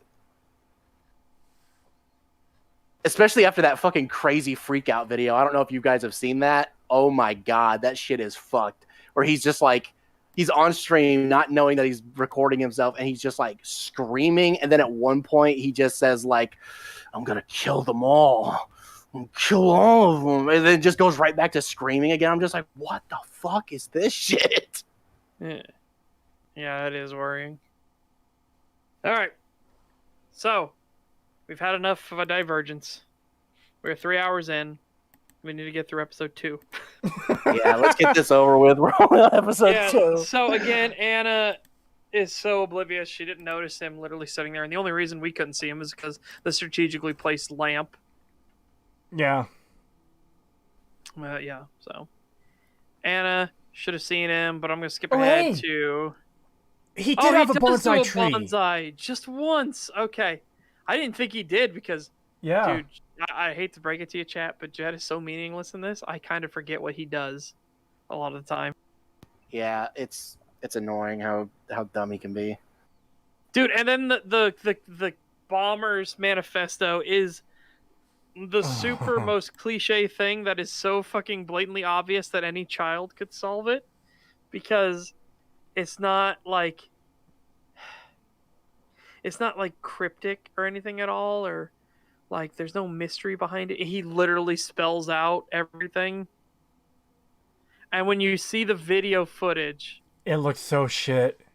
Oh, and here's the other thing of Anna, who's supposed to be careful, but again showing how dumb she is. She just leaves the bottle that only Spike would drink or Fearless would drink. She leaves it up there on the stand.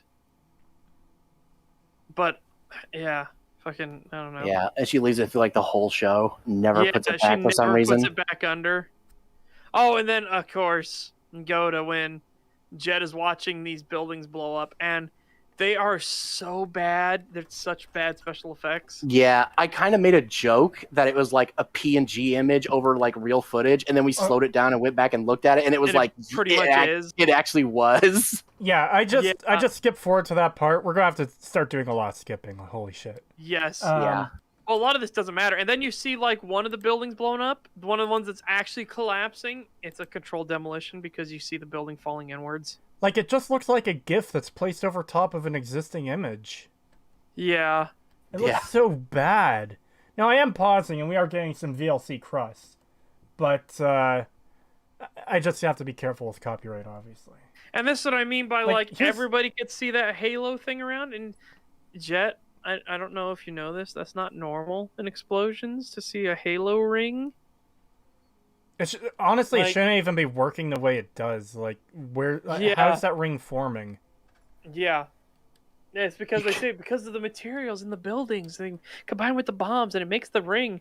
The ring that doesn't go up with thermal energy or anything like that, or doesn't like obey and some of any reality whatsoever. Yeah, and in some of the clips, the ring actually, like, you could see the back part of the ring, even though it should be obscured by the building. That last one got super crust.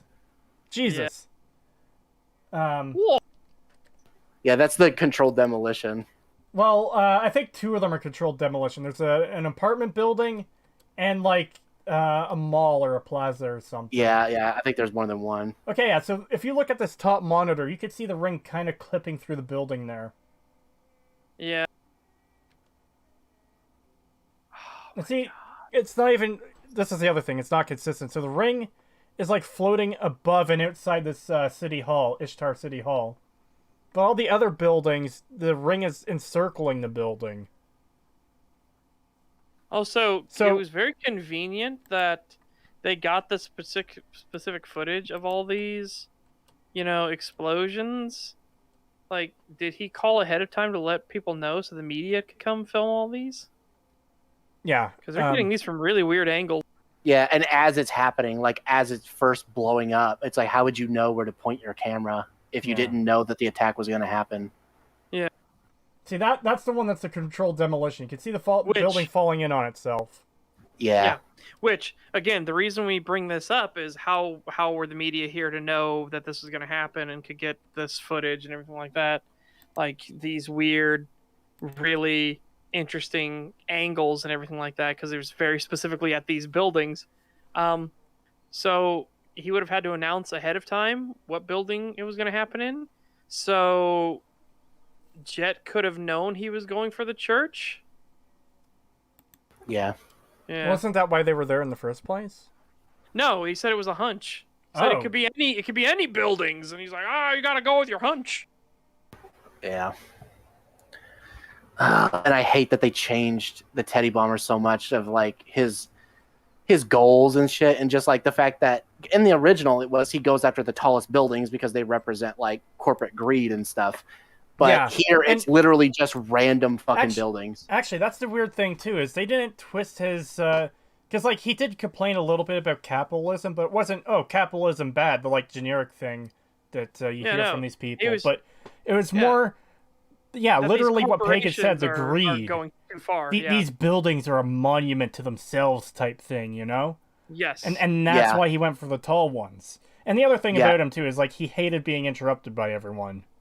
So you get here and he's just like some asshole who's doing it because they're pretty. Yeah, he literally likes the ring halo effect. That's the only reason he does it. Like, there's no other motive given as to why he does this stuff in the show. Yeah. I could skip a lot of this stuff with fucking... Well, no, his motive was so that he could mix it with the bomb and make the pretty halo ring. Yeah. Oh god, we're getting some vicious shit. Yeah, is she happy? Oh yeah, this is the whole, the elders are intimidating Vicious because, Yeah, by the way, holograms actually break this world quite significantly. In numerous ways, especially next episode. Yes, so Fucking holograms, because they can't decide what you experience and what other people around you experience when the hologram is going, because they didn't think this fucking through how this would work. So instead of just bringing and dragging Vicious and his wife Julia up to the elders, or wherever the elders were, black bagging both of them or anything, no, instead of that, they have to do the hologram thing while everyone else is there. But as gets established later on, you can't hear what's on the hologram if you're not in the hologram. But when you're in the hologram, nobody knows you're in a hologram. It's dude, it's fucking weird. No, doing it for the cringe. Oh yeah, the guy is acting weird. And hey man, what are you doing? Are you waving at me? And like, yeah, okay. What the fuck is up with writers doing this fucking? Oh look, a character's making a fool of himself. Wasn't it so funny? And it's just cringe. Why did they do that?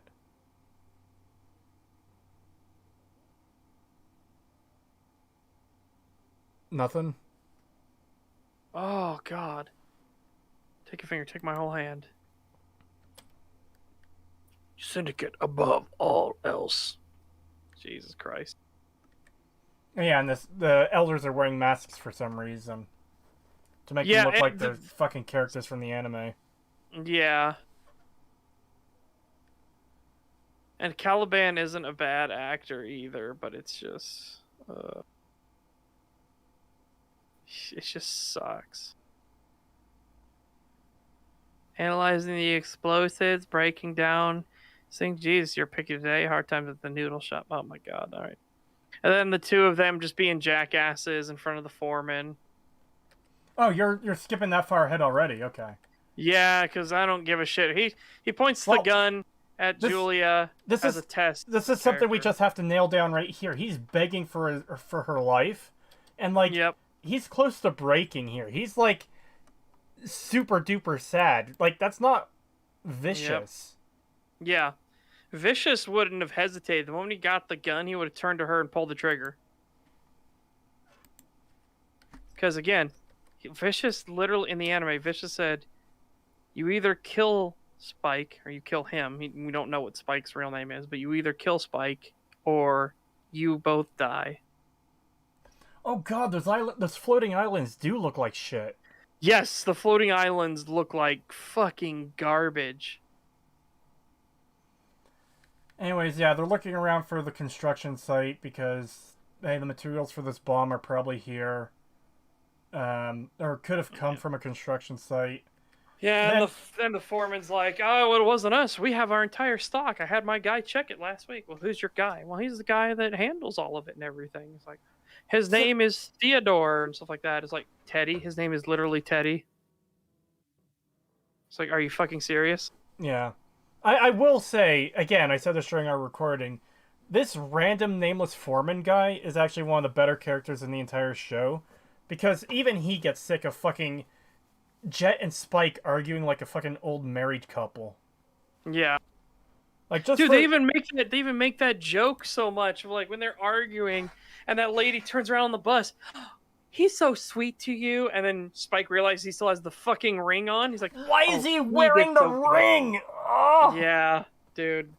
Can't wait to get to that episode. Oh God. Geez. Onward we go into oblivion. Yeah. Anyways, yeah. Oh, some good crust there. Oh, yeah, give me that crust! Yeah. Anyways. Yeah, our supplies are handled by this guy, and we're not missing any from our supply. How would you know, then?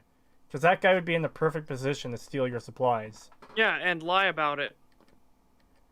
And we get to this guy's ship. I will say... That's why you have multiple accountability and things like this. Especially if it's dangerous materials like explosives. Yes.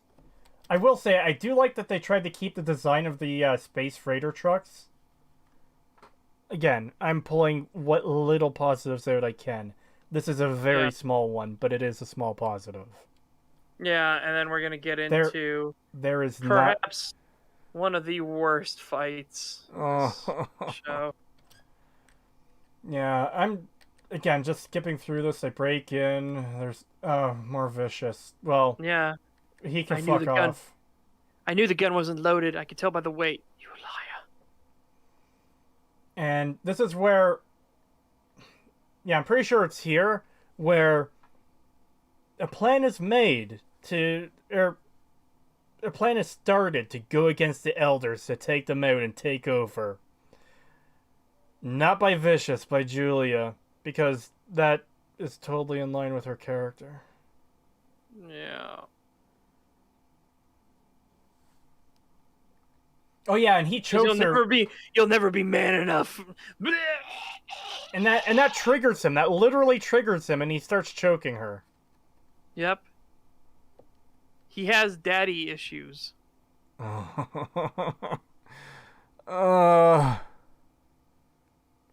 so he's literally choking Julia, and then he throws her to the ground and everything like that.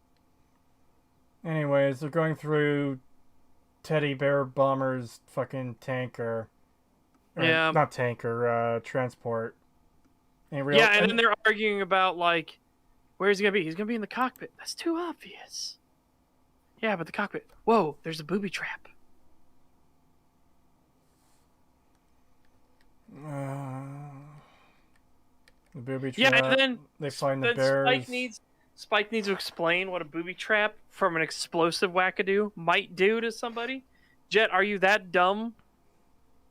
You don't realize hey, we're in the workshop of a mad bomber potentially, and there's booby traps. I wonder what a booby trap would be. It gets worse than that, Setch.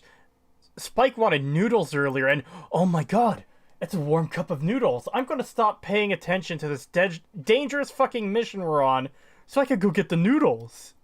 Yeah, and then the only insight he gets from him was, wait, these noodles are still hot. He just made these. Oh, he's here. Well, I mean, isn't that what you said he was here? So, like, you specifically were talking about he's probably in the cockpit? And, like, he's fucking jizzing his pants over these fucking noodles right now. Yep. This is one of the many parts in the show where we just have to go, why? Don't you dare say it. Don't you dare say it. Don't you dare say I told you so. I won't. But I did. Oh, God, that...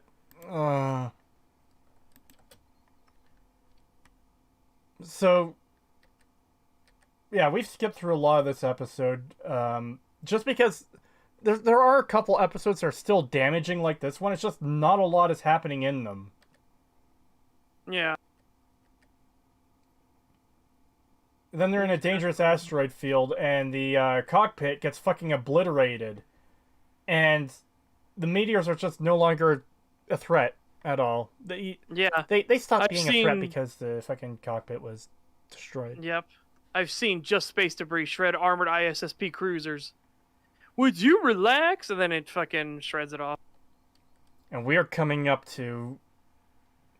I want to say this is still one of the dumbest moments in the entire show. Like, character assassination aside, this entire fight scene is fucking trash. Yes.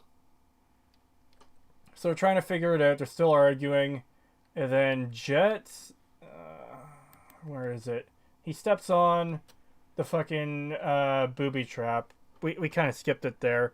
And then they realize, oh, hey, there's a half-naked guy wearing a bear helmet, bear hat, bear head, for some reason. Yeah, now they're complaining about how, like, you're not there when I needed you. And there we go. Jet steps on the mine. Yeah. And the guy, the teddy bear bomber, is trying to say something to them. And you can't fucking figure out what it is. And they can't figure out what the fuck it is. Because he's got this bear head on that's muffling his speech. Hey, Pagan, such, do you remember what the costume looked like in the anime? Yeah, he had a fucking face hole cut in it. Yeah. Like, you literally have the solution available to you. It's been animated for, what, 25 fucking years now? It also wasn't, like, a costume that he normally wore. It was because he was going to try and blend in at a costume party and thought, oh, wouldn't it be ironic if I wore this? Which, of course, gave him away. But it's played off as a joke. But it's not a uniform he usually wears. And, yeah, it has a face hole cut in it. Unlike this, where, yeah, I'm just weird and wacky. And I always wear this teddy bear head because I'm the teddy bomber. It's like, the fuck? Oh, and he somehow Yeah. fights in this thing. I have no idea how he can fucking see. I have no idea how he's not fucking smothering himself in there, but he's gonna cock and lock a fucking axe. Oh, Oh just yeah, wait. he's Nah. Dude, literally, it could have only been improved if we had actually heard a and a shell hit the floor or something like that. Yeah. Yeah. So he's got a bomb strapped to himself, and yeah, again, he's demanding something, and they just can't tell what it is.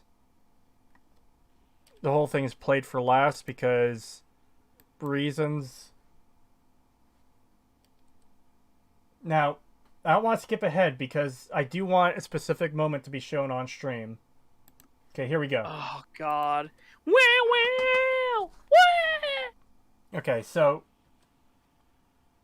the fight is about to start. Yeah. Again, just pausing for copyright boy. protection. Here I'm comes sorry this. this is dragging a little bit, chat, but we kind of have to do this so we don't get taken down. I'm sure you understand. Yeah. Teddy bear guy is freaking out because they still can't understand him.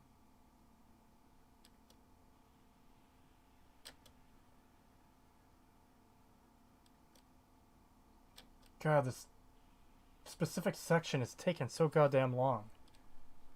I'll just put the blocker up again, and then I'll play it until...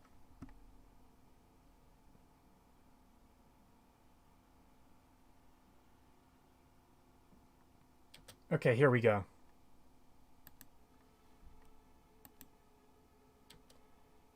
So he notices, hey, there's a screwdriver on the floor.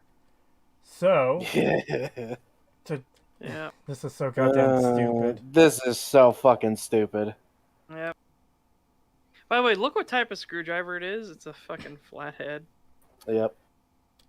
So that actually has less ability to penetrate because the surface area of the penetration is actually larger. If it had been a Phillips or I think even the weird screwdriver the Canadians use would have penetrated better. Isn't that Roberts? Yeah, sorry. Again, because we use Phillips and flathead here, so I'd only learned like a couple years ago that Canada even uses a different screwdriver. I was like, they have a different screwdriver? It's like, yeah, it's called the Roberts, and I'm like, what? Anyways, Spike drops his gun, so it flings a screwdriver up into his hand. Now, watch the way he throws this. Yeah. Oh, we got fucking VLC. Okay, so he doesn't, like, throw it like a throwing knife. He kind of throws it almost like he's throwing a dart, but he's throwing it from, like, the side of his hand in, like, a really retarded way. And this goes... Man, this VLC crust is really fucking this up. You had to happen right now. Oh my god, this crust is insane. So, the screwdriver goes super deep into Teddy Bear Bomber's leg. Like, there's only an inch that it doesn't go in. Yeah. You can almost kind of see it there through the crust. Yeah, that's insane that it goes...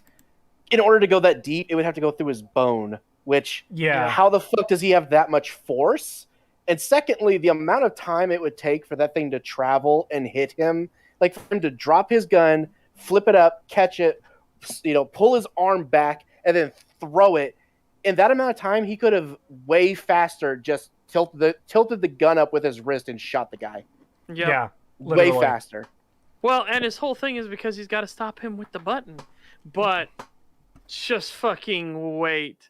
Because this fight is so stupid. Not only does he cock and lock a fucking axe. Well, we're about to get into a different issue right here. Pagan, what was it you said about that screwdriver going into his leg? Yeah, it going into the bone, and now the way he removes it. The position of, like, it has to go in the bone. There is no other option. It's in the front of his leg. There's not enough leg meat there for it to go into. It's into the bone. So how does this genius get the screwdriver out? Yeah. Oh wait, I think I actually missed that in the fucking VLC crust. God damn, that's annoying. Now let's just go 10 seconds back.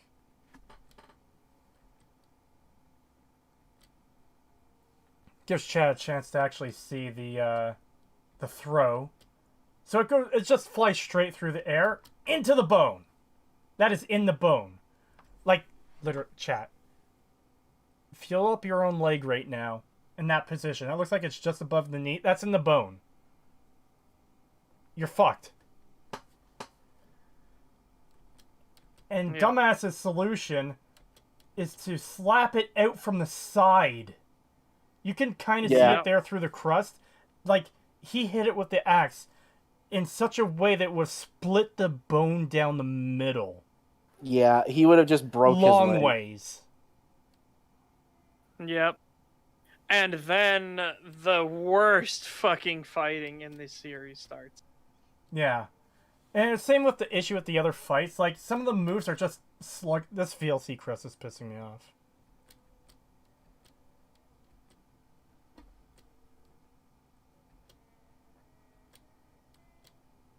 And Spike does this fucking flip again.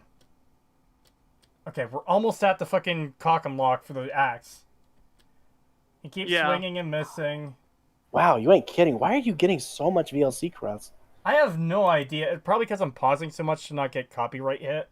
Maybe. Yeah, very likely. So, yeah, he after the cock and lock, which I hope that doesn't get super crusty. I hope you get to see the cock and lock. The crust has gotten so extreme that the frames aren't even moving anymore. Nice. Mm-hmm. Okay, yeah, we missed the cock and lock, so let's wind this back. And I'm sorry, chat, you have to see the stupidity. You have to see it. Yeah, as do if you see? No, it's more dangerous. Yeah, exactly. We're definitely gonna turn into the "Do you see" guy from fucking. Okay, South Park. Here we go. So, his arm was just kicked. Teddy bear guy's arm was just kicked. So he's on a reverse. Oh shit! I hit the mic. He's on a reverse swing backwards right now. He did it. He did the twist.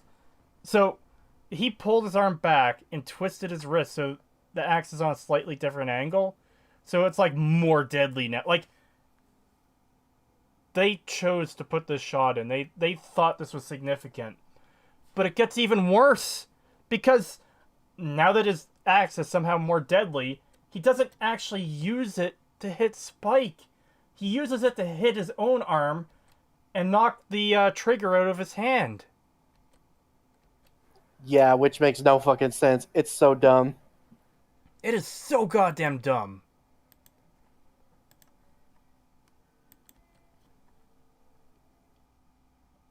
Then Jet finds a wrench and throws at the Spike so he can hit him. Yes, and then... Oh, no. I was wrong. This is the part where he hits his own arm to knock the trigger out. Yes. Because you could see... Okay. He swings his own arm up, and there's nothing in the way of him just disemboweling Spike right now.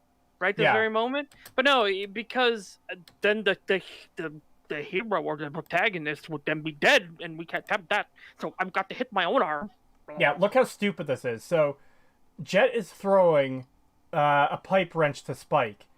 Teddy Bear Guy's axe hand is free, and they're both grappling for control of the switch to blow everything up. So Teddy Bear Guy, he's winding back. This VLC crust is pissing me off. He's coming in for the swing. And he hits his own arm with the back of the axe to throw it up. Why? Why was that your move? You could have killed Spike there. And you didn't. Yep. And just think, if he had killed Spike, this show would have come to an end. We would have been saved. We would have been saved. This misery would have come to an end. But no, we're not that lucky. And then he knocks the teddy bear hat off. Jet grabs the switch, and that's pretty much the end of it. Nothing with Andy the cowboy for this episode. Teddy Bear Bomber is just a fucking idiot, and they escape. I think that's it. That's pretty much it. Yep. Oh, he said he was going to blow us up unless we didn't get away out of the escape pod, not the Ichabod. Oh, I'm so dumb. Okay. Yep, so that's the end of episode 2. Thank fucking God it is over. Christ. Yeah, and then Anna fucking overhears Vicious and blah blah blah. Who fucking cares? Now we get to episode 3. Seraphin, I know it makes it hard to see, but we don't have a choice with the way YouTube's copyright system works. It's bullshit that we have to do it this way, but we have to do it this way so we don't get taken down. Yep. Yep. Blame YouTube. And all things considered, we did get through that episode pretty quickly. I thought we would. Yeah, because it's kind of a nothing. This next episode is kind of the same of a nothing burger, but yeah, there's a few key moments. But there is a moment that this destroys the entire world like instantly. That's actually the good thing about some of these episodes is we can get through them really. Oh, by the way, yeah. you're gonna need to keep the thing up. By the way, remember this got all the boobies in it. Oh boy. Yeah. Yeah, we don't get a little peepo to save us. Yeah, there's an episode that's coming up where they do literally nothing. We could skip through that one really fast because they literally just sit on a couch the entire episode. Oh, that's right. Arguing over what bounty to go for. Fucking episode, yeah. Oh, Jesus. So Spike is looking for information on Vicious and the Syndicate, and this guy helps him. Not a whole lot there. We can... Vicious knows. Oh god, fuck this intro. Oh yeah, we have to bring in the daughter subplot again. So here's a shitty looking toy that he wants to get for his daughter. Only 10,000 woolons, and all the stores are sold out. Oh, okay. So... Hmm? Hang on 1 second. Apparently people say if you hit E on VLC, when you have the video up, every time you hit E afterwards, it'll advance 1 frame. Oh yeah, it does. That's actually really helpful. Thank you, guys. Yeah. I mean, I looked it up. I found it. Oh. Well, thank you, then. Yeah. I'll be right back. You guys go ahead. Yeah, not a whole lot is happening. So Spike meets Sushi Guy. Sushi Guy is his old contact with Anna. Sushi Guy's passing him a note about Vicious Nose and blah, blah, blah, blah. There's the intro. He wants a talking Sally doll real bad. Yeah, we already went over that. Woody. It's the Woody scene. The Wood... It's the scene. The blackmail scene. Yep. I might actually turn audio on for this one because, chat, if we have to suffer through it, so do you. Especially with how many times you guys have fucking quoted it. Jesus Christ. It's like you want us to suffer. Anyways, we get this bounty for Hakeem, this guy who's going around killing rich people for some reason. That doesn't sound like Hakeem. Yeah, they got him on camera. Okay, let's turn the audio on. Praying that's a person. Woodcock, I'm praying that's a person. And again, wasted special effects budget on shit we don't need. Like, why not just have them call on the screen like they did in the anime? Why do we need this bullshit hologram projector shit? Sounds to me like blackmail. Oh, we're getting there. 7:42 is when that part starts. Sounds 7:42. There's a lot to skip through. Yeah, because they're talking about how he's only going after Earthers, like fresh off the escape pod Earthers. Didn't she also have like a line about chocolate milk or something too? I think somewhere, yeah. I am trying desperately to forget. All right, here we are, chat. Sounds to me like blackmail. Sounds to me like blackmail. Sounds to me like I want to fucking die listening to this shit. You're damn right it is, because, Chad, you are black and you are male. Pain. Damn right it is, because Jet, you are black and you are a male. Pain.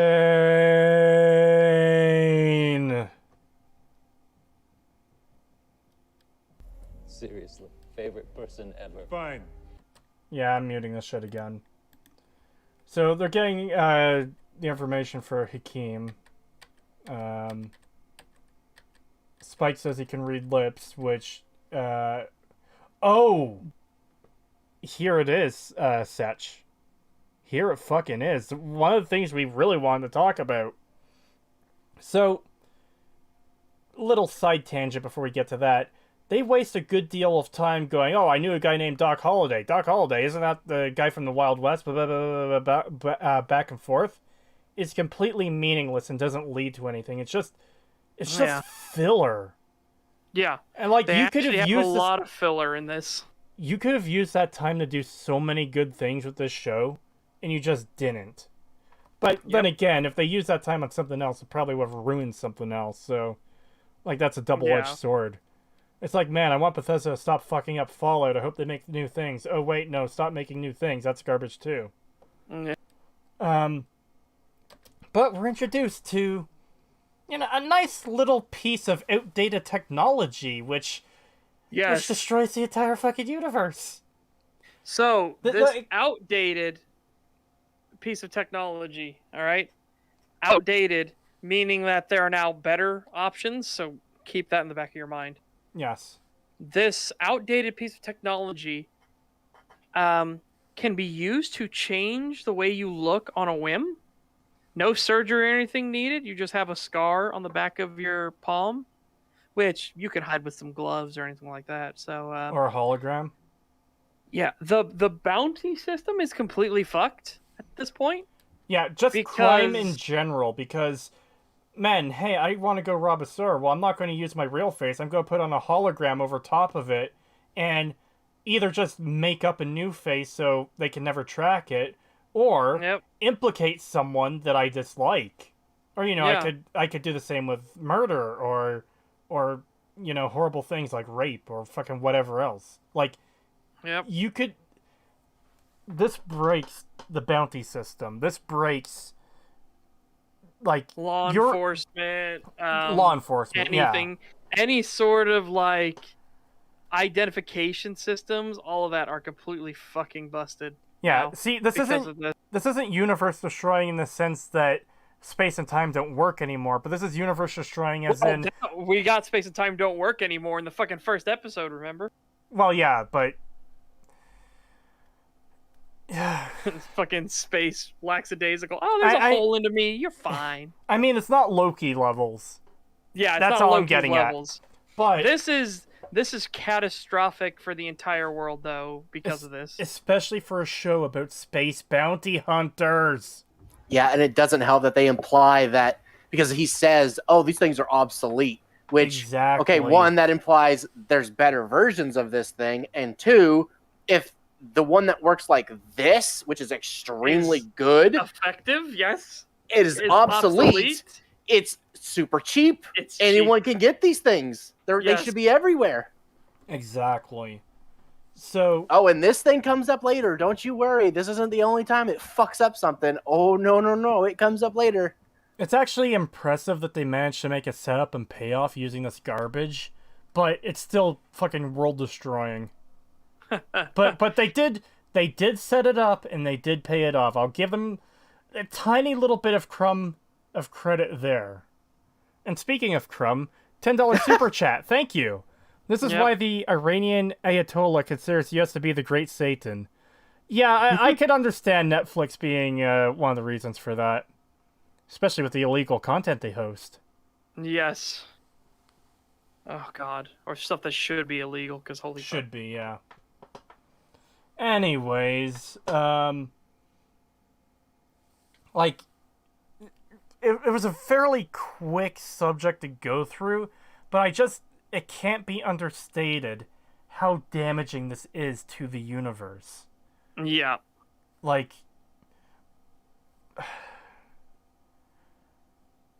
why would anyone ever commit a crime while not while not using this stuff, these holograms to protect yourself. Yeah. Well, it gets worse when we get to Hakim, so let's just move along to that.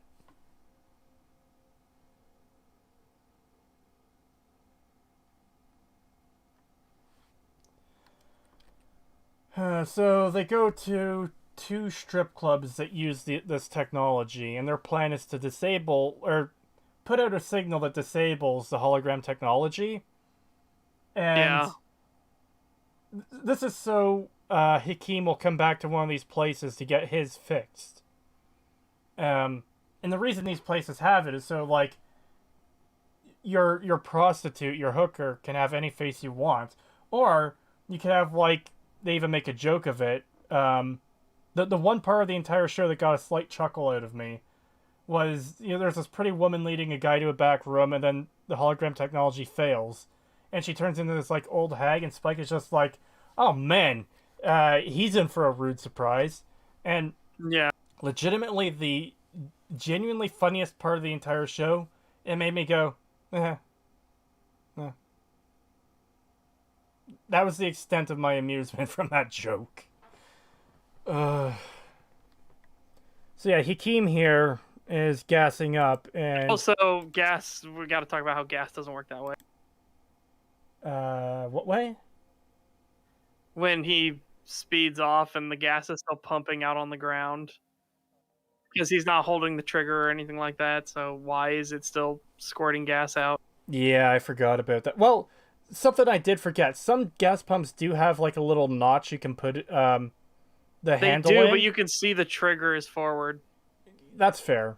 I wouldn't expect them to fucking have that level of detail. So yeah, Hakim, his fucking face technology is fucking up. Now, can anyone tell me what the problem with this is? Hakim, you're doing it backwards, my dude. You use the hologram for the crime, so your real face doesn't get implicated. Now, there is a reason for this, but it's fucking retarded. He's getting revenge on the rich people who fled Earth because they prioritize saving their own dogs over their employees. And as such, part of Hakim's family, or all of it, I guess, maybe, died. So rather than just getting revenge like a slightly more normal person would, he wants them to see his face as he kills them, which implicates his real face in the crime. So now he has to wear this bullshit technology 24/7 to not get caught by the police. Yeah. Oh, and it gets worse. It gets worse than that. Remember what his motives was. Yeah. Dude, okay, we will get there, because his motives are also ass fucking backwards. So, anyways, $2 super chat from Guy Under a Bridge. Thank you very much. Thank Todd you. whispers in your ear. It just works. Oh, yeah, and then here's the scene where he's buying the doll from the black market guy. Fuck.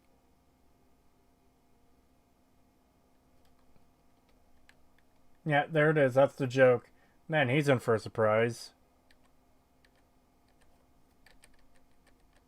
And he's buying the doll from the black market. This doll has fucking too much relevance and importance in this episode. And just to be clear, chat, you did not just see a cartoon titty. Yeah. Please don't ban me, Susan. In the office, Hakim. So Spike notices Hakim, and then they do a chase. Spike loses his gun, and they run upstairs. And are you prepared for another shitty fight scene? Oh, and Jet completely fucks everything up from this point forward, too.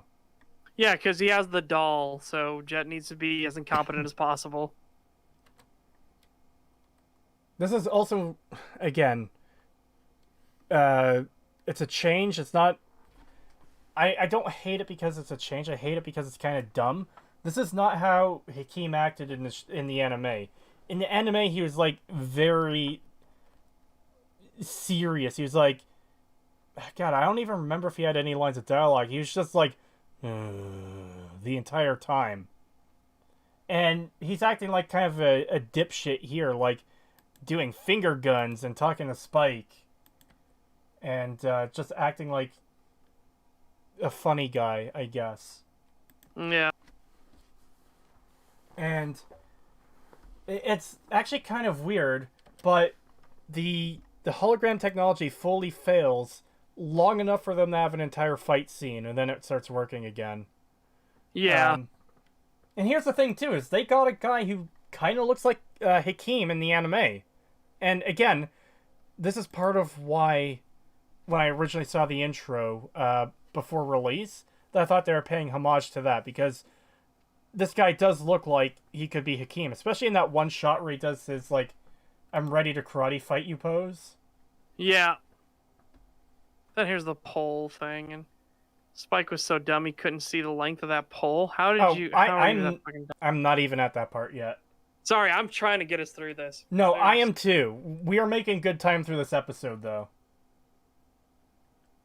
Also, lest we forget the porn sign in the background, because, you know, you gotta have the porn sign in the background, because why not? Why is that on the roof?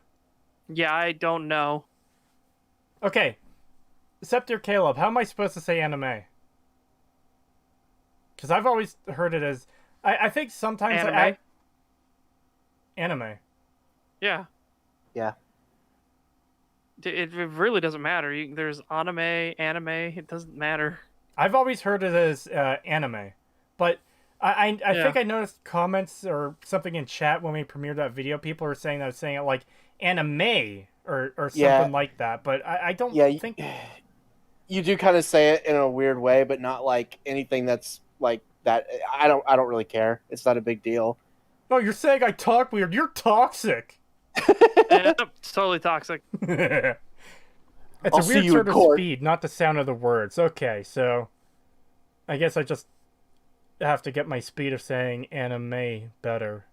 Anime. Because you kind of say like anime rather than anime. You say like anime. It's a little off, but not like it's nothing big. Aunt May, it's too soon for Spider-Man. No. All right, let's get on with this shit. Yep. And this is a shot I mean, like this shot in particular, he really makes him look like Hakim from the anime, and like I like the attention to detail to try and make him look like that. But yeah, I do too. something we noticed when we were watching, this guy, this black guy, never speaks. Yeah. It's the fucking discount Shaggy that speaks. Which is just weird. I guess they realized they had two different actors, so they're going to sound differently in a hologram. Oh god, I forgot how shit that water drop looked. Anyways, yeah, I guess they sounded totally differently, so it wouldn't have worked. Yeah. But, man.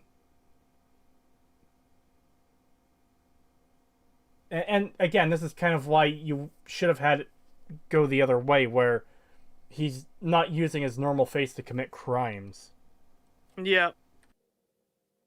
Dude, and then Spike is just like complimenting him, and then of course Jet's running into people, dropping the dog, getting it run over and destroyed, and then when Jet runs up the staircase and catches it on fire, literally dips it in the fire.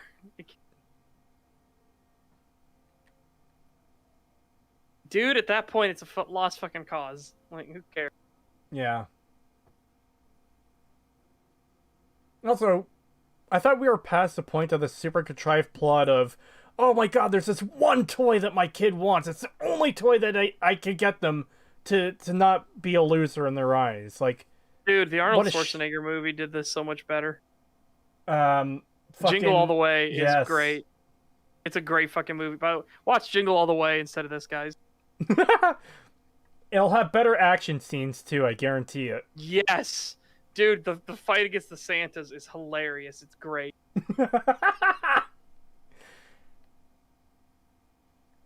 God, how much more of this episode do we have to go through? The hologram thing comes back on. Jet fires 1,000,000 shots and hits every single fucking pipe and not the guy.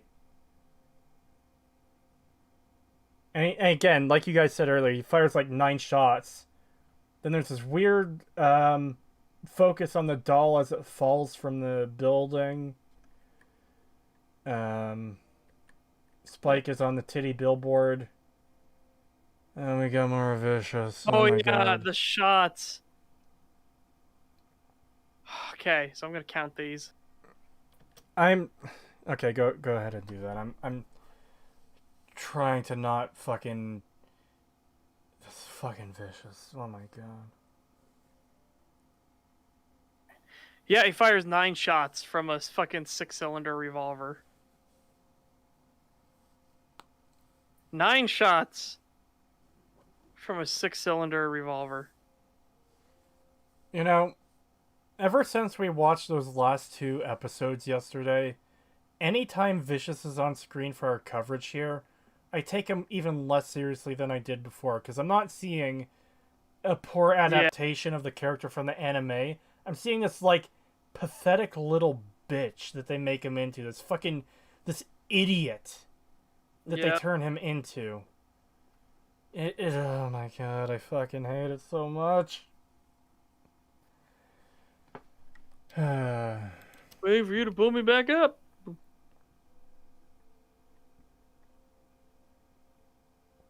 Oh yeah, this is that weird... this is that scene where they're making red eye, and to stop them from shooting up the red eye, they blind all the people. And then he's like, "We can go get more." Hold on. They sewn their eyes shut, so they're not getting affected by the red eye that they're making. Yep. You know what else might have worked? A pair of fucking goggles. Yeah, but these guys are like lowest of the rung. That's why they're all fucking naked as well. Okay, but like, you can buy a pair of goggles for like $30. Yeah, it is not a huge expenditure. Yeah, but again, they're keeping them naked and everything, so they can't take any red eye with them either, and all that stuff. It's... Yeah, but you're blind. I don't know. It just seems weird to me that they would go for blinding them rather than... I think because they want them to be totally dependent on the Syndicate for survival. Yeah, but they're already in that deep. There's no way they're getting out, even if they weren't blinded. Yeah, so... Yeah, and then for whatever reason... He's like, oh, they're not allowed. We're not allowed to do red eye anymore. Yeah, so they just kill them all. They machine gun them all down. Which I can't show this on screen, so I'm gonna turn screen capture off for that. And we're just gonna get by this without any bare titties on screen, because there's bare titties in this scene. Bare titties and bare cock and everything like that. It's all bare. And of course they got to jiggle around because, again, they're getting shots. So they got to do the Hollywood death of wiggle, wiggle, wiggle, wiggle, wiggle.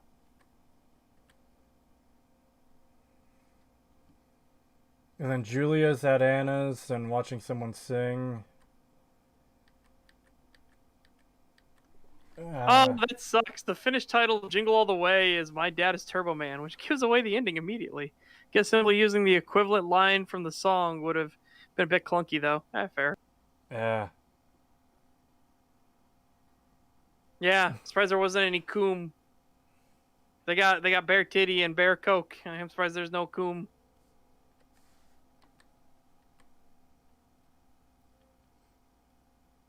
I'm on M, as my subtitles tell me. Oh, new designer drug, is it? I'm just skipping ahead. I'm at the point where, okay, we're at the part where Hakeem has got all the dogs. Okay, Sushi Guy knows where Vicious is. He's telling them where they are. Yeah. Ayn has escaped. Yeah, like I said, there's a lot of filler in this episode that we can just skip past. Ayn has escaped somehow, and all the dogs are tied up.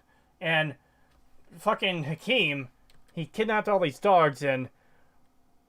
Oh my god, what a monster! He's holding a gun to these dogs, these poor innocent dogs. What is he going to do to the dogs?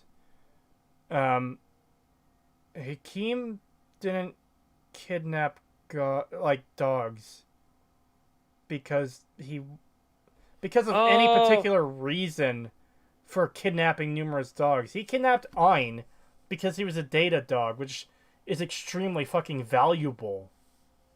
Yeah. And then I forgot we're coming up to the BDSM part. Oh, God. Look how they massacred my boy. Yep.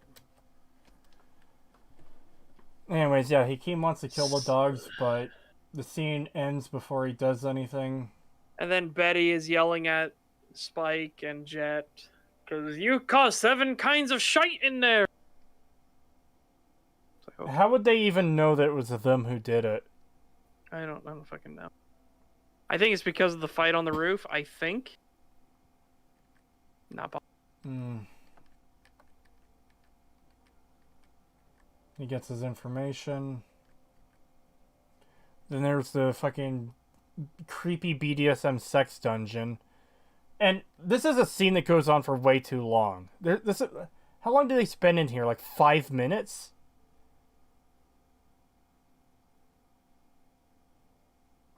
Such? Pagan? Sorry, I'm Yeah. just. I don't know. I turned over my screen. I saw Patrician about dying on screen. What? Apparently, he's bored out of his mind. What, is he watching us? No, not us. Oh. No, he's watching. He's doing his work streams. Oh. Yeah, I just thought it was funny. Should have called the Cowboy Boobas. I mean, like I said, we said at the start of this. This show is aggressively horny. In a very bad way. Yes, a very, very bad way. So are we past... Oh, yeah, you're at the BDSM dungeon now. Yeah, that's what I was saying. Like, the scene goes on for way too long. It's like 5 minutes at least, right? Are you a cheap bastard?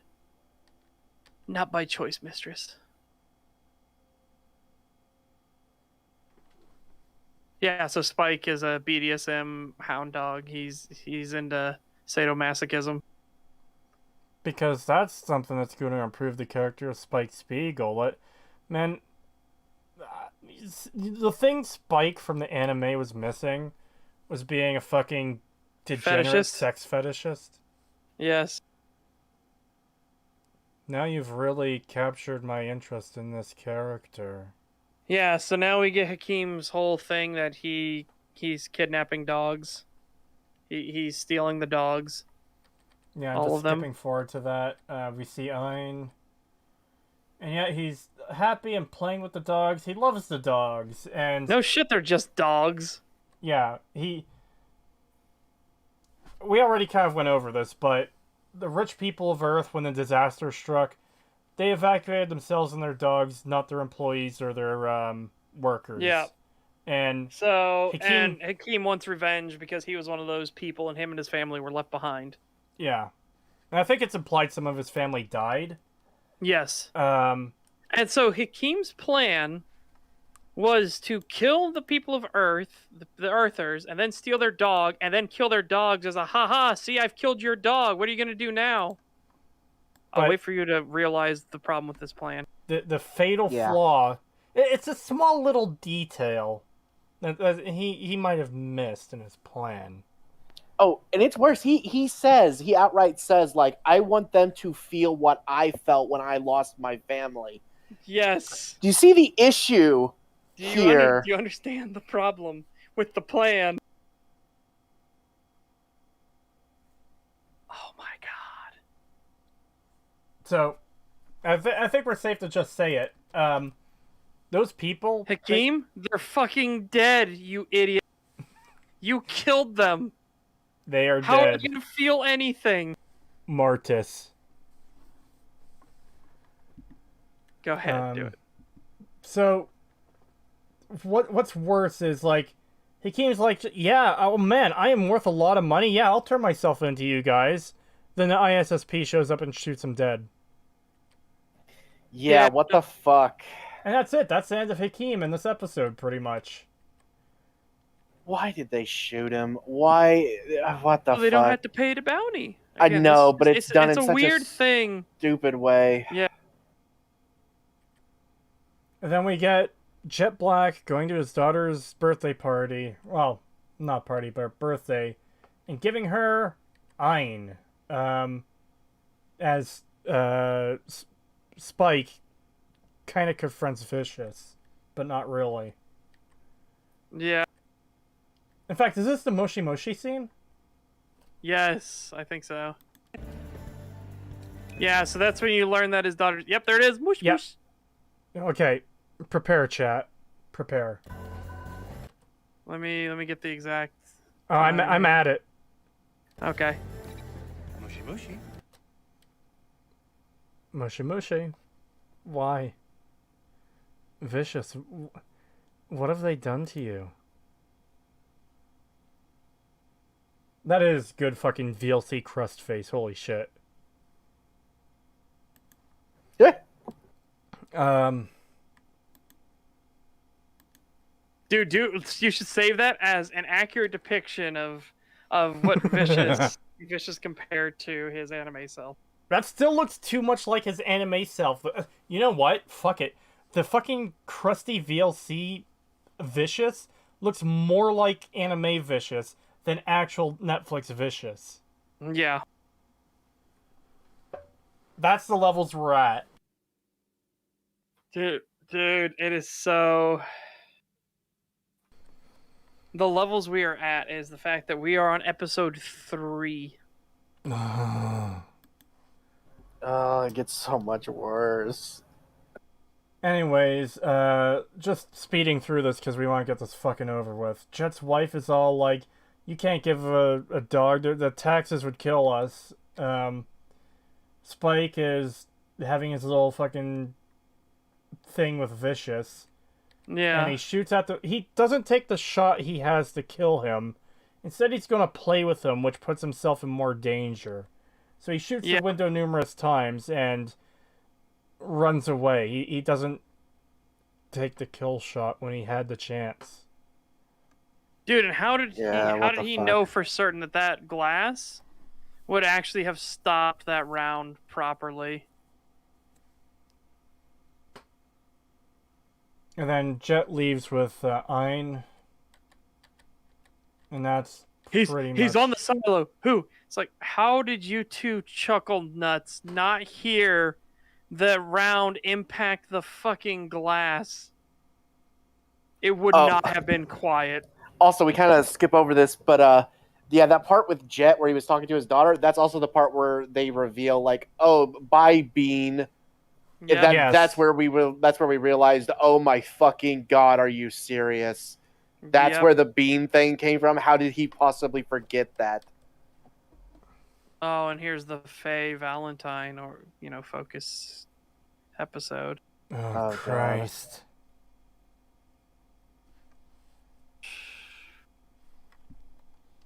So yeah, now we're gonna get into the eco-terrorists, guys, in episode 4. Oh god, I forgot about the... So yeah, as we said, nothing was sacred to the people that did this. Nothing at all. So naturally, the eco-terrorists are incompetent, bumbling morons who can't do anything right. Like, literally can't do anything right. And they kill people in a more horrifying way possible. They turn people into trees. Yeah. Which, yeah, we have tree DNA apparently. I know it's supposed to be that it terraforms, but you'll notice that it keeps the person. There's... And by the way, it is horrific and graphic. Well, we can show part of that, I guess. Is there anything to talk about this scene of Faye talking to this fucking guy? No, she just wants to see, when you thawed me out of the cooler and stole my identikit and everything like that. So this is the guy she's trying to lay the thread for where she's going about her identikit and everything like that. Yeah. And she holds a gun to his dick because... Haha, man. I guess. Yep. And that's when the eco-terrorists come in. They're taking a hostage, and... Oh yeah, the shit with the grenade, I forgot. They're bumbling idiots, you already mentioned that. They drop Yeah. the fucking terraforming grenade that's going to turn a person into a tree. It flies across the fucking room here, and it lands in between people on the ground. Now, Yes. who of all these people is it going to turn? Is it going to turn... Hold on, let me get the cover off. Is it going to turn this guy over here? Is it going to turn these people over here? Or maybe these people over here? Like, okay, Keep in mind, she's a hologram with the hat, and Yeah. she's far, far away from where the grenade landed. So, yes, we saw the grenade go flying. yes. So, who gets turned into a tree?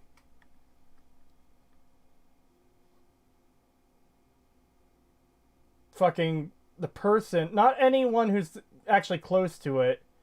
It's the eco-terrorist's fucking hostage that was like a mile away from the fucking grenade. Yeah, and it is grim. Yeah, it is fucking holy shit.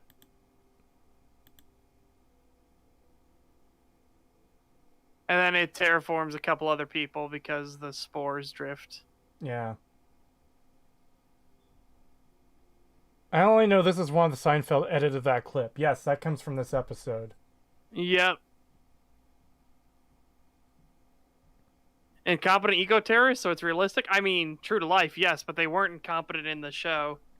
They were very effective in this show. That's what made them such a threat. Sorry, in the anime. Yeah. You know, they straight up like run in, gun people down, you know, escape.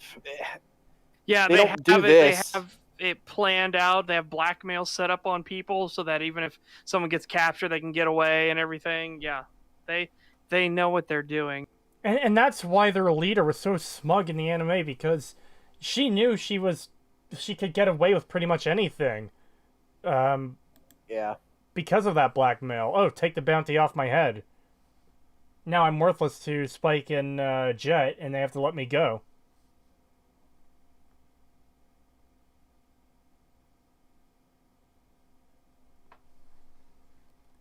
So they take off in Faye's ship because she left it unlocked and the key's in it, I guess.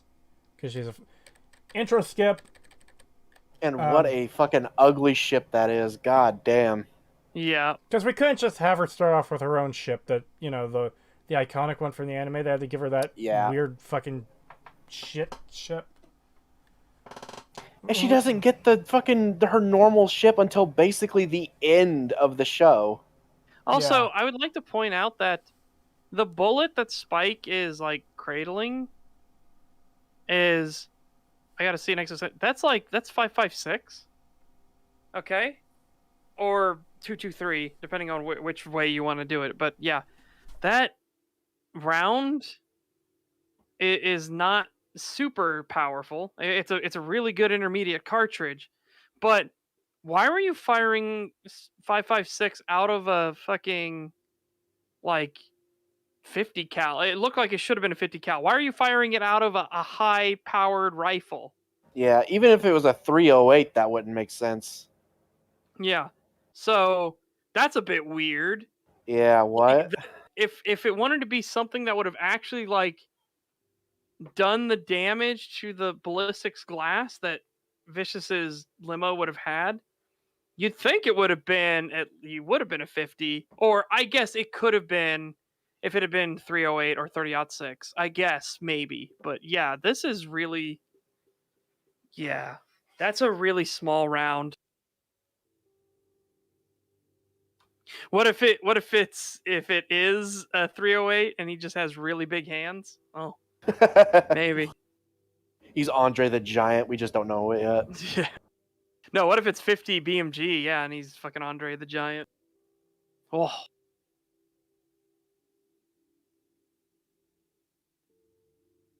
Lapua would work. Yeah, Lapua Magnum would work. It's just so weird that it's such a small round.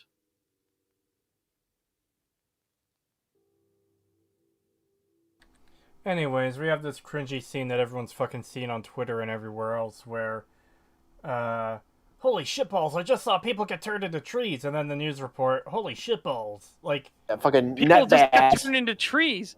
Holy shitballs! It's like, what the fuck? Yeah, they fucking say like it's nutbags. They're like, oh, they was fucking nutbags. Wow, that is nutbags. Oh, fucking shut the hell up. Yeah. It's not funny at all. not in the slightest.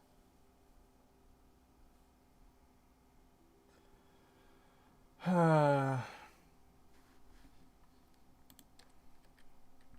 struggling to remember what even happens in most of the rest of this episode. So the terrorists are fucking going off to do their thing. There's a bounty on the woman. Faye kidnaps the dog. Yeah.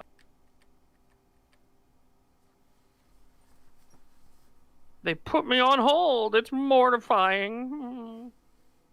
I can't even... Yeah, a lot of this episode is just a blank in my mind at this point. I don't remember... Well, she kidnaps the dog so she can sell them off, or then Faye's like, "Oh, maybe I'll just eat you," and stuff like that. Yeah. Because that's a but good line to then have the Asian say. Yeah. Oh boy, yeah. Vicious and Julia get in a little bit of a fight, but then Julia has an idea that what if we overthrow the elders and stuff like that? Faye shows up at where her ship was and sees the tree guy, and then Yeah. Oh yeah, and then reaches into his pocket and pulls out sperm. I think that's the joke. That's like, it's just disgusting slime that, okay, what else would it be in a tree? Like a person that was turned into a tree. Yeah.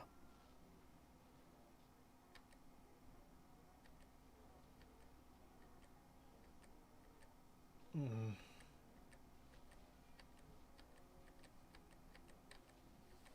Yeah, so... Oh, we've got more of Gren, which... Fuck off. Yeah, Gren trying to tell people, lower! Lower!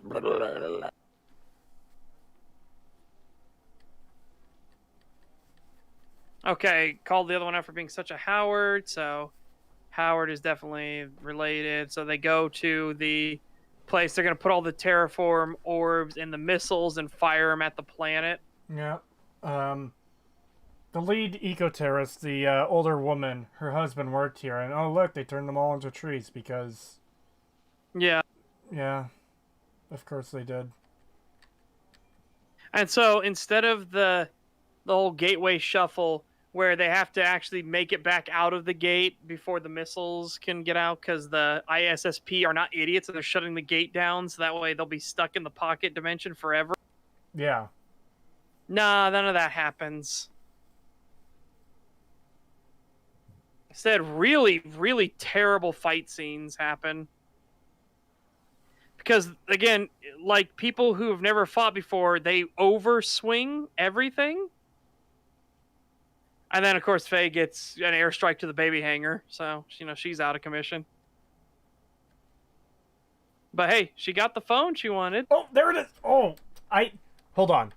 I have to show that unblocked for chat so they can, like, get as much joy from it as we did. Yes. Faye getting kicked in the baby hanger. It was definitely... No. Faye gets cunt punted. No, it's an airstrike to the baby hanger.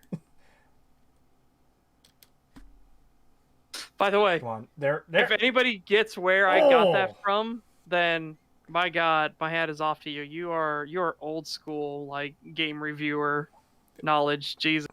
This is another one of the small moments of joy in the overwhelming torture that is this show. Faye is such an insufferable fucking cunt that seeing her get kicked like that just brings me a little bit of joy. Yeah.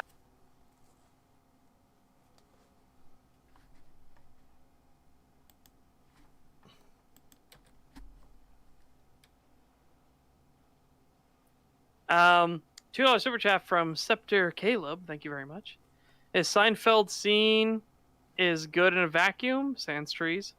In context of the episode, no, it's fucking garbage without the Seinfeld laugh track. Yeah. With it though, it makes you more depressed because you realize that Also, as Seraphin points out, do they not have guns in the future? No, they have guns everywhere. They have guns, they just don't use them because that would be too Mama, why are convenient. you leaving? Mommy? Mom, where are you going?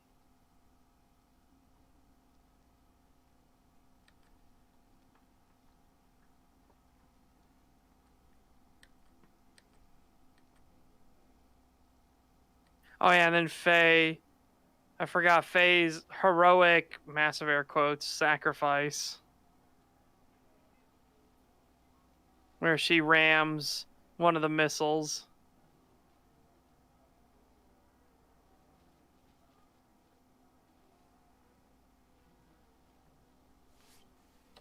Mama's got one more rabbit in her hat. She fires off a missile she had stored.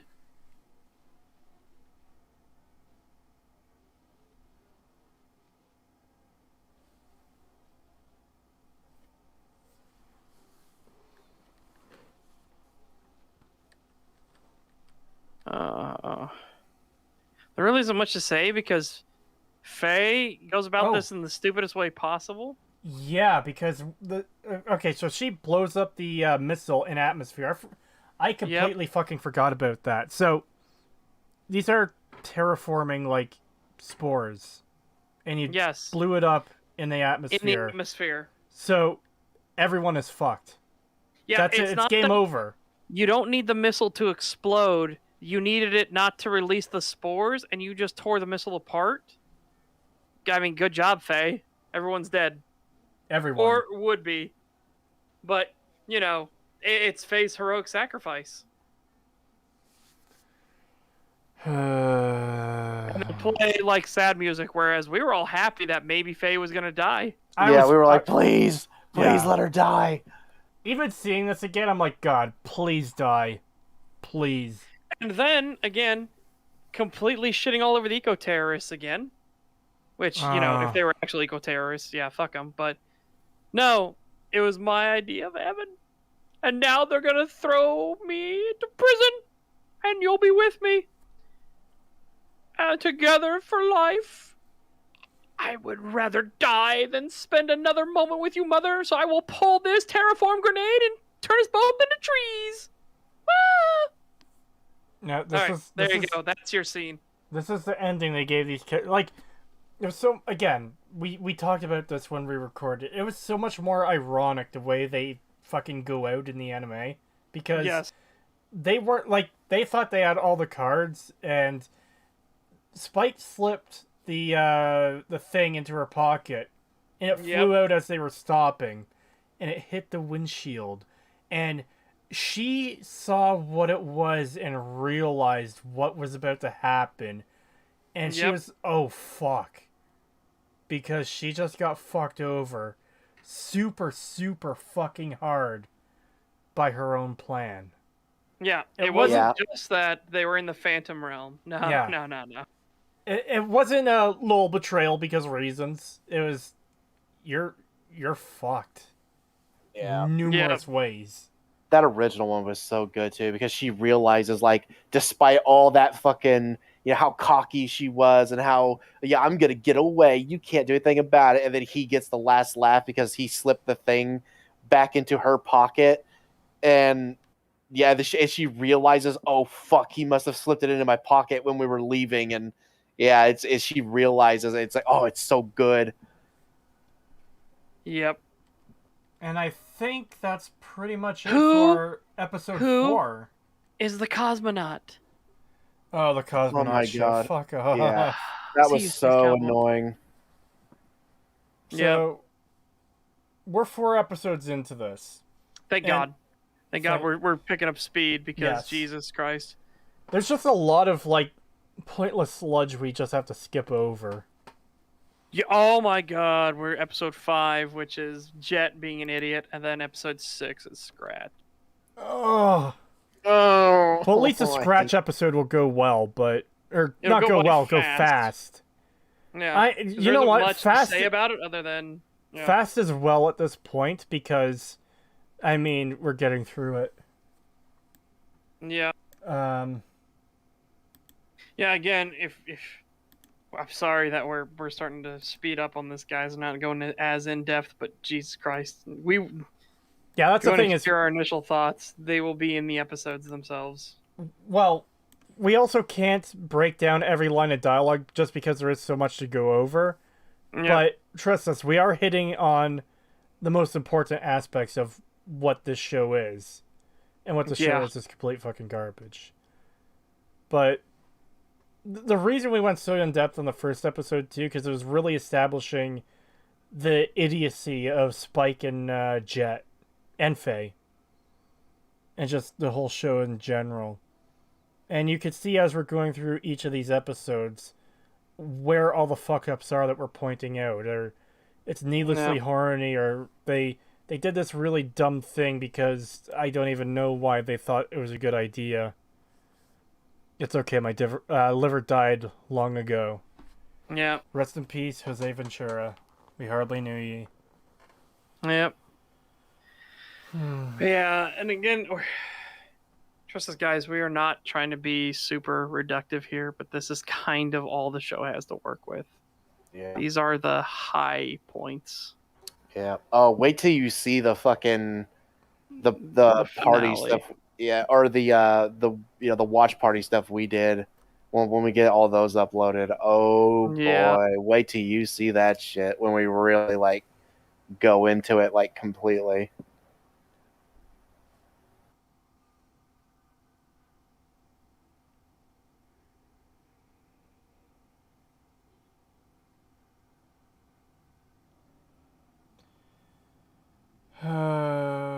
Well, alright, so episode 5, Dark Side Tango, and it's all about Jet's past. So no, there will be no prison ship. No, there'll be nothing like that.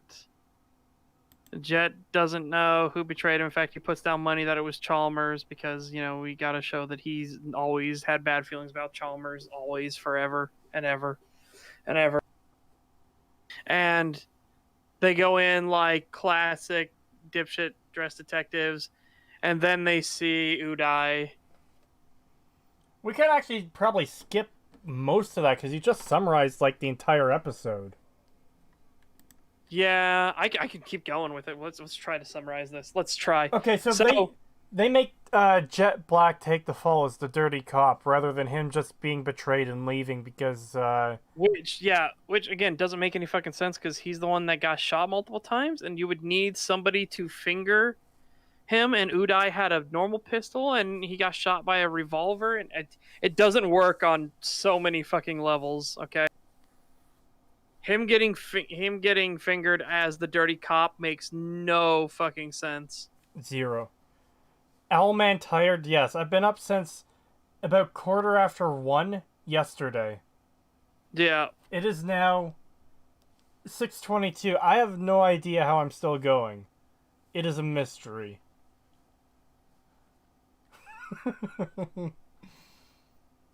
Yeah. So yeah, he gets shot, and if you've ever seen anything, it's his fucking partner. Like, it was his partner in the show and everything. Oh, I forgot. Is the thermal regulator down again? Huh?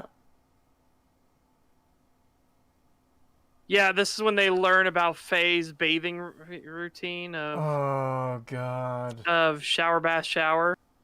Yeah. Oh yeah, this is also the episode where nothing happens with them and they just sit around for. Yeah, so again, this is an episode we can pretty much skip because they complain at each other on which bounty they're gonna go. Well, it starts off with them like fighting each other on which bounty they're going to go. Then it turns into a dick measuring contest, and then it turns out like the entire episode is just a waste of fucking time. So, like, Jet goes off to deal with this old business about this old case, because there actually is the prison ship that's taken over. We don't actually see it though. It's just, oh yeah, this guy's out now. He's on the world. Oh yeah, and the thing that makes no sense to Faye, that makes no sense. Is Faye's talking about all these different types of rock paper scissors, and it's like as if she's the hip one that's in thing. But even though Yeah. Faye came from old Earth, so she should only know rock paper scissors, and it should be Spike that's saying all these weird bullshit. Yeah. Yeah, it makes no sense. They fucked it up and switched it around because they forgot that she's supposed to be the boomer. Yeah. Yeah, and then Jet like intimidates a guy by ripping out his fake teeth from his dentures and everything like that. While Spike and Jet are, Spike and Faye are having their dick measuring contest about like, oh yeah, I got this scar from this bounty, I got this scar from this bounty, I got this from this one, and this and that. Yeah. Yeah, So- and then she mentions like some legendary one that she got, and Spike doesn't believe her, and he's like, "No, that's impossible. Nobody could have caught him." As if Faye is somehow better than he is, which fucking yeah, right. Yeah, no.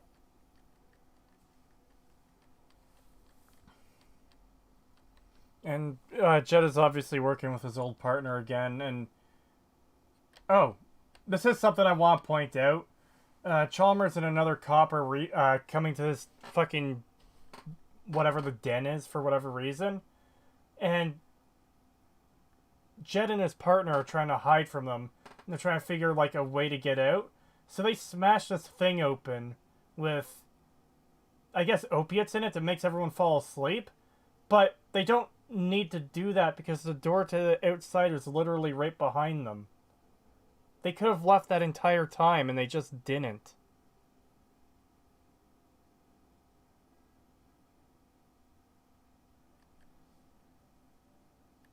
Why? Yeah. And then, of course, now there's the whole plan with Vicious, and Julia's like, we need to talk with Mal because we can overthrow the elders and stuff like that, and you just need to do this, and do exactly what I say, and here's all... So, Oh yeah, this Julia is the Sing is For doing all Me the episode, planning. too. Yeah. Yeah, so... Which triggers the shit out of Vicious. I don't get why.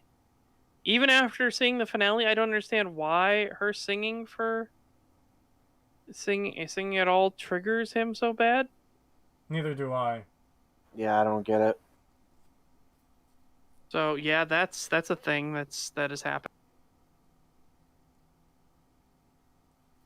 Oh yeah, that's the other thing. Julia is the one who comes up with all of Yeah, all the plans, She's the everything. mastermind behind the plan to take over the syndicate. Yeah, not Because- Vicious. It's Julia now. Julia's the one who wants to take over. She's the Yep. one who's doing all these planning and stuff. Not Vicious. He's just a dumb like pawn now.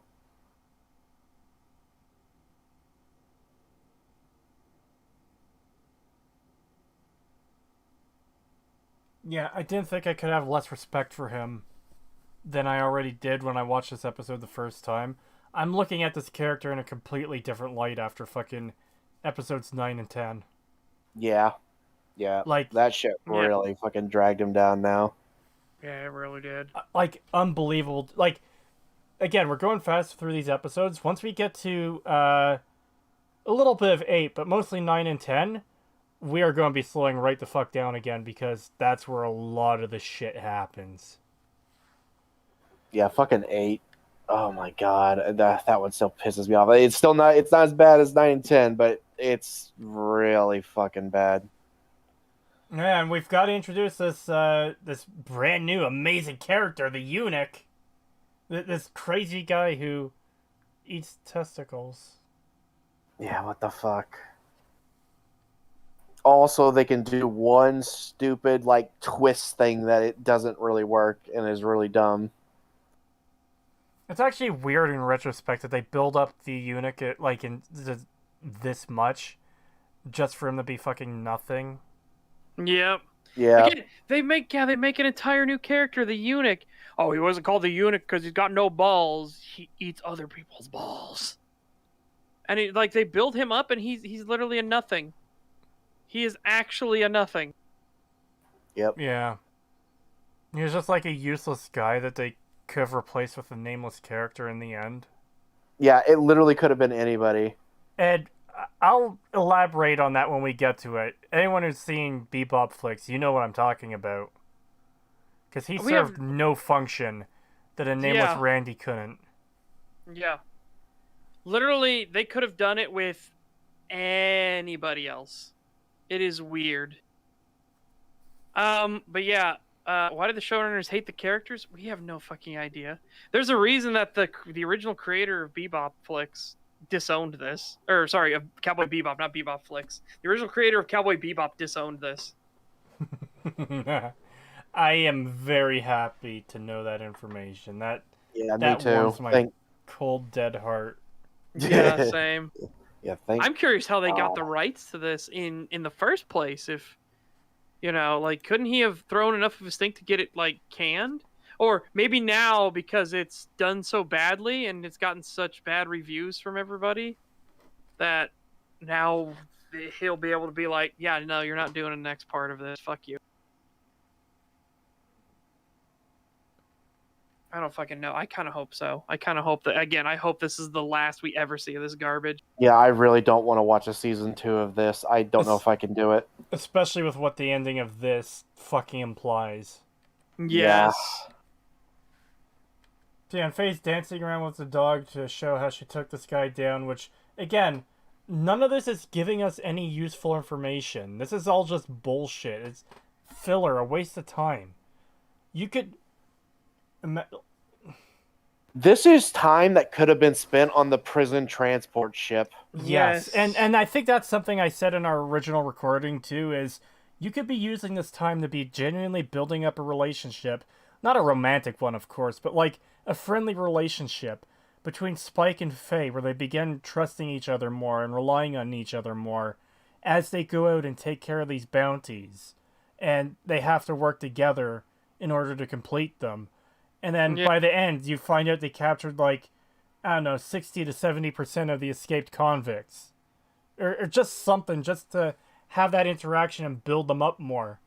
But instead, no, it's just them being dipshits the entire time. Yeah. It's just them having a dick measuring contest until eventually all the bounties get caught by other bounty hunters. Because they're too indecisive to do anything. And that actually brings us really nicely along to an issue that comes up repeatedly in this show. All the fucking interesting things are happening off screen, while the characters we're following are all just fucking jacking off and doing nothing. Yes, it is. And this will come up again, especially in episode 9. Holy shit. Yep. So, and then we get the weird thing at, like, where Vicious was mad that Mal made Julia sing, and then Vicious gets word that Fearless did something, and Julia's like, oh my god, Fearless is alive! And it's like, okay. Oh, sorry. Anyway, also, Chalmers like, wow, you killed the one dude who could have cleared your name and everything like that. We didn't quite get to there, but it'll be easy to just summarize. So, they're in this yard full of shipping containers, and they're looking for the escaped assassin. Jet Black runs into him, chases him down, and he starts to explain what the situation was, and Jet's partner, Jet's former partner, blows Udai's brains out. Udai, that's his name. Yeah, it just kills him. Now, this happens in a similar fashion in the anime, but they're on a ship, and it's just Jet. There isn't like this massive manhunt right now because the escaped convicts are in that good of a position, and Jet's partner puts a single round into his own revolver when he goes to showdown with Jet, and they do. It's not quite a high noon Western duel, but they do both shoot at each other. Yep. And the partner landed on an empty chamber, and they have this like really nice moment of like, you have to play the game because that's how you survive. But he still didn't make Jet do it, or he knew he was the bad guy in this, and he couldn't kill Jet because he was such a good person, and he respected him that much. And there's just like this mutual respect. He wanted one last cigarette, which Jet lit for him, and it was a really nice moment. Yeah. In BebopFlix, he's just an asshole who wants to kill Jet, and he just dies, and that's it. Game over. Yep. He's just a piece of shit in this all the meaning that scene had, and the time we had with them trying to take down these escaped convicts, that all just got tossed into the dumpster in this adaptation because reasons. Because reasons. Yeah. Oh, also, there's the whole stupid thing of in the anime, his partner shot him with a sniper rifle, which blew his fucking arm off, and it made it so, because he's on a rooftop with a light shining on him, he doesn't know who it is. Yeah. Whereas here, his partner is just standing slightly behind a car and shoots him with the revolver that fucking Jet knows that he has. So he should know who the dirty cop was. Yes.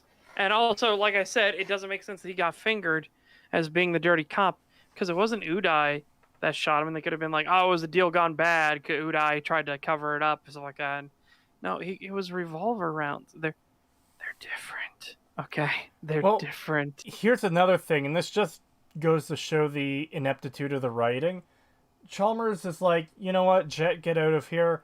As far as I'm concerned, Uday and your partner shot and killed each other. Chalmers, my dude, Uday didn't have a gun. Yeah. How are you going to say that he Uday shot and killed yes, the corrupt cop, when he doesn't have a gun to shoot him with? Yep. Well, yep, that's a big problem. Yeah. I think well. this was the fastest episode we got through, though, just because there's that much filler garbage in it. Yeah, there was a lot of filler. I think this might actually be my favorite episode due to that, because we just blew right the fuck by this shit. But yeah, I can't look at it in that context either, because sitting down and watching it episode by episode, it was genuinely frustrating as all hell that Spike and Valentine were doing fucking nothing the entire time. You could have cut all of their scenes and lost nothing. Yep. Why? Alright, I'll be right back 1 second. Rest in peace, Such. We hardly knew ye. Are the creators malicious, stupid, or both? Malicious. I mean, they're definitely stupid, but this was pure malice. The shit that they pull, especially near the end. Especially the shit that they start doing, the shit they do at the end is fucking, it's outright maliciousness. It is not just incompetence. It is outright fucking, like, mustache twirling, haha, fuck you, old fans, fuck you, you don't know anything, we're better than you. These characters sucked. They've always sucked. We're making them better. Fuck you. And normally I don't like to assume maliciousness with, like, when a product goes really bad. Like, I criticize Bethesda a lot with Skyrim and Fallout 4 and Fallout 3 and all that. And it's like, okay, I realize you're not doing this maliciously, but you're still producing garbage. With this, I feel like every other card in the deck is played. It can only be maliciousness with the changes they make. I don't know how you come to these changes without being malicious.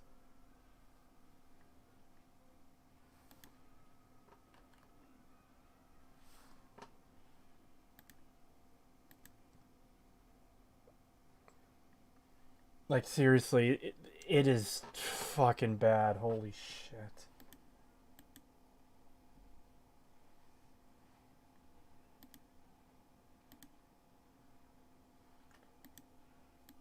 So, we are halfway through. How are you feeling, Pagan?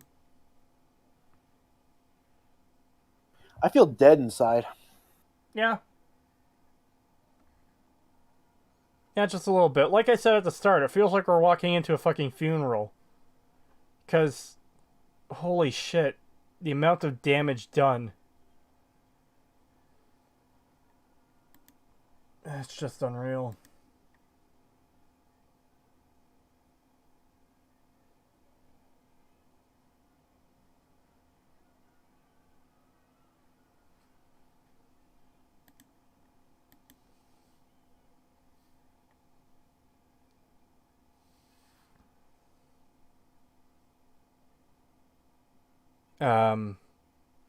I guess sorry for the little bit of dead air. It's just this is a slog to get through, and it's like Setch is gone, and me and Pagan are both dead inside. So it like you almost need a bit of a breather, a little bit of a break Alright, after I'm back. going through. Welcome back. You saved the show. I was Did just I? trying to. We had like a minute of dead air, and I just didn't know what to say because we are so fucking drained at this point from this garbage. Yep. Well, now we get to talk about Scratch. Uh... Yeah, this one really pissed me off at least before we got to like near the end. But this one really pissed me off because of the fact of what the original one was and why it was kind of important, and the fact that they just toss it out the window. Yeah. Really pisses me off because it's really fucking disrespectful to the event that this was, based on. People fucking died in real life. And this episode was kind of a PSA in a way about that. Yep. And they and just don't straight forget, up. it starts with original insert character, the lesbian mechanic. Yeah, that's right. We got to make Faye a lesbian. Yes. Who has sex with a random female mechanic on the ship because Yeah. horny. Yeah. And then she sticks around the entire time and actually helps them Yeah. with this, then- which is really weird. Then she fucking leaves, but Faye gives her her special new railgun. This railgun that she hypes up the entire episode, and everyone's like, that's a scam. And even her new lesbian lover's like, yeah, I heard those are scams. And then, yeah, Yeah, it saves the day. it saves the day. And then because, this is a super powerful weapon that could cause issues later. Let's just have her give it to this mechanic chick so that it doesn't become an issue later. Yep. Where it could have been super fucking useful. Like in a certain episode with a certain madman. Yeah. Oh! Yeah. That could have been really fucking useful in that fucking opener. Oh my god. Yeah, you're right. That is annoying as fuck. We're counting down the minutes until we reach that shit. Yep. Okay, let's start up the next fucking episode.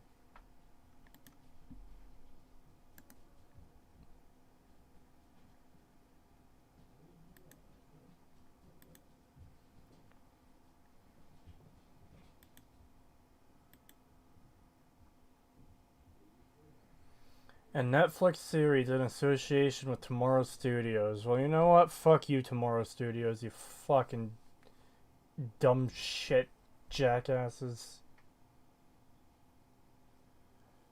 So yeah, it starts off with a mechanical issue on the Bebop, and there's a bunch of duct tape just haphazardly wrapped around wires, and Jet is incompetent here too. He doesn't take care of his ship well. Because that's the character he is now. Remember guys, improving on the originals, fixing the mistake of the original. If this railgun is such a problem, why even include it in the show? So they could do that shitty joke of, I heard it's a scam, and it turns out to be, like, the most powerful gun they have. Yeah, because they have everyone say it's a scam. If Ein could talk, he would have said it's a scam. And we also got a reference to Radical Ed, because Ed is now, I guess, an information broker, rather than just... Yeah, who has known the Bebop the entire time. Yeah. Yeah, what the fuck? Yeah, so... Spike is having memories because, of course, Faye's got her dumbass fucking gun that breaks the show if she kept it, so...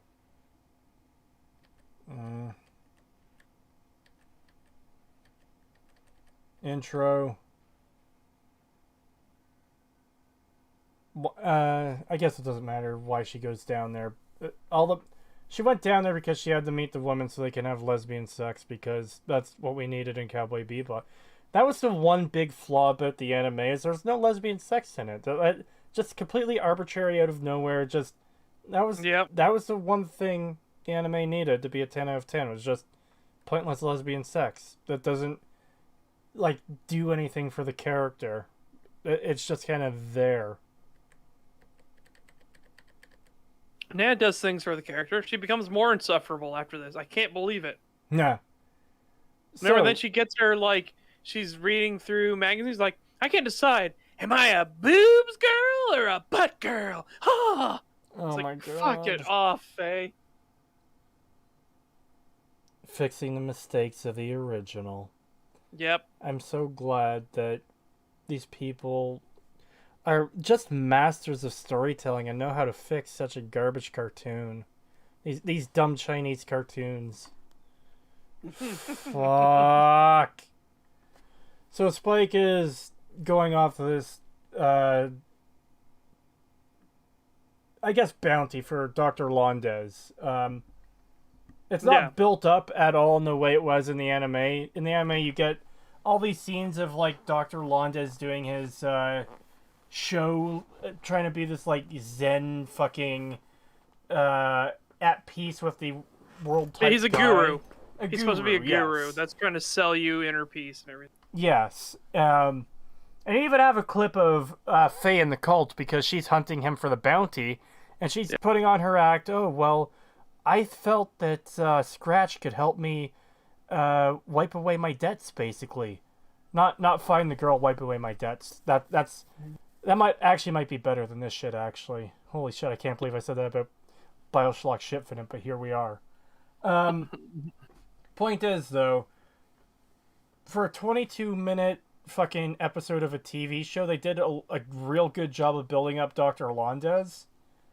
And here it's just like, yeah, he's the guy at this clinic, go see him. So, Spike enters, and it's this creepy cult thing. Girl on the TV tells him to go to the back.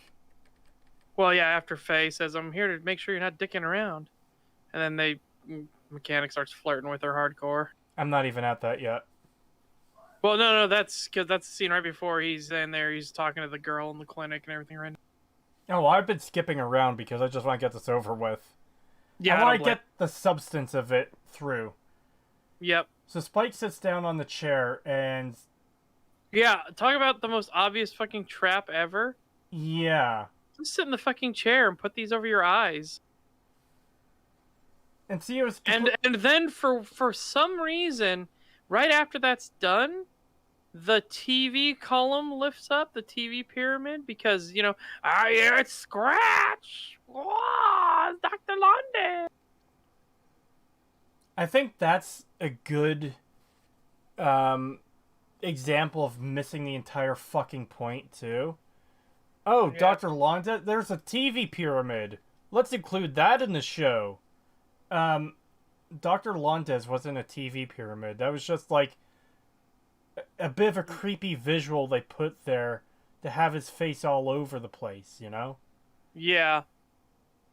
And, like, and spoilers, chat, Dr. Londes is an AI in this. He's not an actual person. Yes. And see, again, that's part of what made that episode so interesting. It was like a kid that was a master hacker. And he suffered some medical incident. I can't remember if it was like a physical accident or an illness that basically trapped his mind within his body. And that's why he made this, that's why he made Scratch and posed as Dr. Londes. Built all this history for him and this huge cult following. And he was trying to free people of the burdens of existence so they could dream like he did and everything like that. And then when Spike and Jet and them confronted him, well, I mean, again, he was trying to be wishy-washy about it, but then he got angry. He's like, how dare this happen? Why is this happening to me? How this is so unfair? It's like that. And that reveals the true motive, too, is that he wasn't trying to free people from their own bodies. He was trying to make other people feel what he felt, deal with what he was dealing with. Yep. And it led to, obviously, people within the world of Cowboy Bebop fucking committing suicide and dying over it. Yep. But here, because they can't introduce Ed, the way that he should be, where he's supposed to go onto the ship, because they can't do that. Instead, they just, we're just going to mention him and we're going to fuse the AI satellite from the original into the Dr. Londa's character. So now it's actually just an AI. It's not a real person. Do we ever So find we have out? to fuse. Do we ever find out why the AI was trying to like delete Spike? No, I don't know. It's not made clear, but all I know is that the AI needs him to give up on Julia because you got to give up your connection, and then you die. It's weird. It And makes the no numbers go sense. backwards if you reaffirm your connection. Again, it's such a lazy way to be like, no, Spike still cares for her. Yeah, no shit. We knew Which that already. you didn't need to do that. Again, just have him look longingly at the picture of her and then lightly touch it, and then that's it. You know that he still has feelings. That's all you needed. Yeah, you did not need a whole episode of some weird fucking fake bullshit that doesn't exist. Yeah. Like some weird fantasy virtual world where him and Julia are back together and he's trying to save her, but she keeps dying and all this No, they're not weird back together. She keeps trying to say the fish Well, is yeah, coming. she's You like- have to abandon me. You have to abandon me. Yeah, let go so that the computer machine can kill you. Please, just let me go. Like, shut the fuck up. I Okay. forgot how shit those fucking metal arms looked holding Spike down. But Yeah, he they're wouldn't- bad. But they wouldn't even need that since he's locked in. Yeah, And he's then, already the TV in the pyramid. thing. God, I actually hate that thing more and more the more I think of it. Especially since they shove it into the intro every time. Yeah, I fucking hate it. And for those who don't know, the original episode was, while also being like a kind of a philosophical, like what is existence and sort of thing, and it's really interesting. It was also kind of a PSA because it came out literally the year after the Heaven's Gate cult incident where nearly 40 people killed themselves. And it was like a worldwide thing that everybody knew about because it was so fucked up that they decided to make an episode based around the Heaven's Gate cult. Except that, they changed it to scratch, but it's basically the same thing. That's why it was such an influence. That's why this episode was so important. And it handled it really well.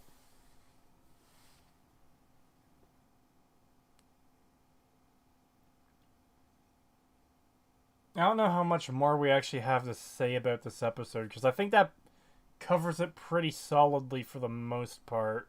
Yeah, and then some weird guy just randomly shows up and he's gonna deprogram Dr. Londes. Yeah. And then of course they have the scene of Faye staring at the mechanic after they just had sex. Showing about how awesome it was and everything like that. Yeah.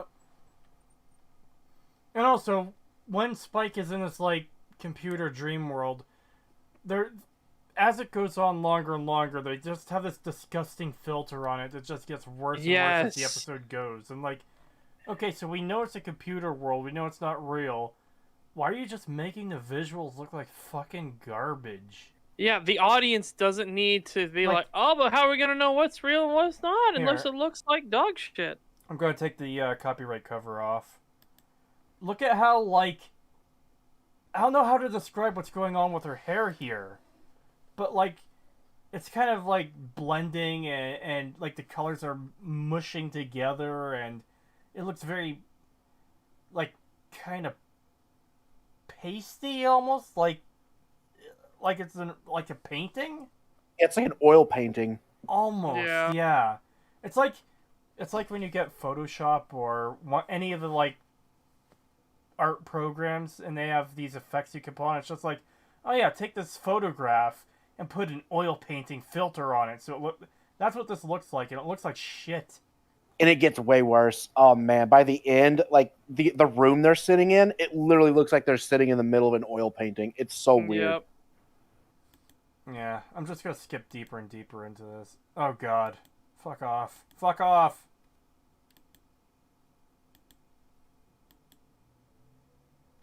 Actually, even outside of the fucking, computer world, we're seeing this on him, and it still has. Oh no, that is in the computer world because he took it off. But yeah, you like look how garbage this looks. Why are you doing this? Also, I do want to get to that one scene of Vicious's fucking dipshit smile. Because that's the smile he makes through the rest of the series from this point on, basically. Oh, yeah, that... Faye uses the railgun to... Like, okay. There's this glass. The computer's inside that they need to turn off. That's Londes, who's on Earth for some fucking reason. Yeah. They shoot it numerous times. They bash it with the gun. This glass doesn't break. Faye puts a hairpin into a bobby pin into her fucking rail gun and shoots it. And that's enough to destroy it. Those fucking time codes actually lined up really well to describe that. Yeah. And that's what frees Spike, finally. Let's see if we can find that... let's get the cover back on just so we don't get hit. Because I know there's a specific moment where we see Vicious and he just has this fucking dumb smile on his face. 3752 3752? Yeah, I put it a little bit back, but yeah. He then smiles, his eyes go wider and everything like that. It looks so fucking dumb. Oh yeah, it was after Spike was removed because he's remembering it. Yeah.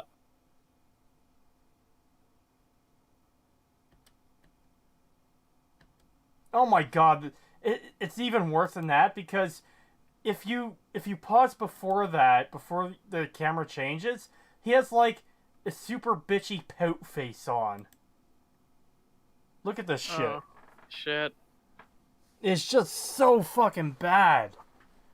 But then...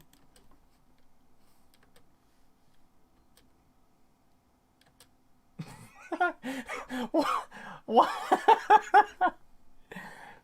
Ladies and gentlemen, Vicious. Smiling like a fucking dumbass.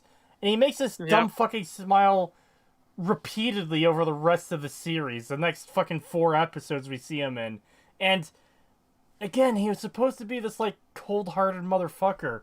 This guy looks like a clown without his makeup. Yeah. Like, I cannot take this guy seriously. Screenshot his face, Screenshot please? his face, yeah. Sure. Where do you want me to post it, Kingaroo?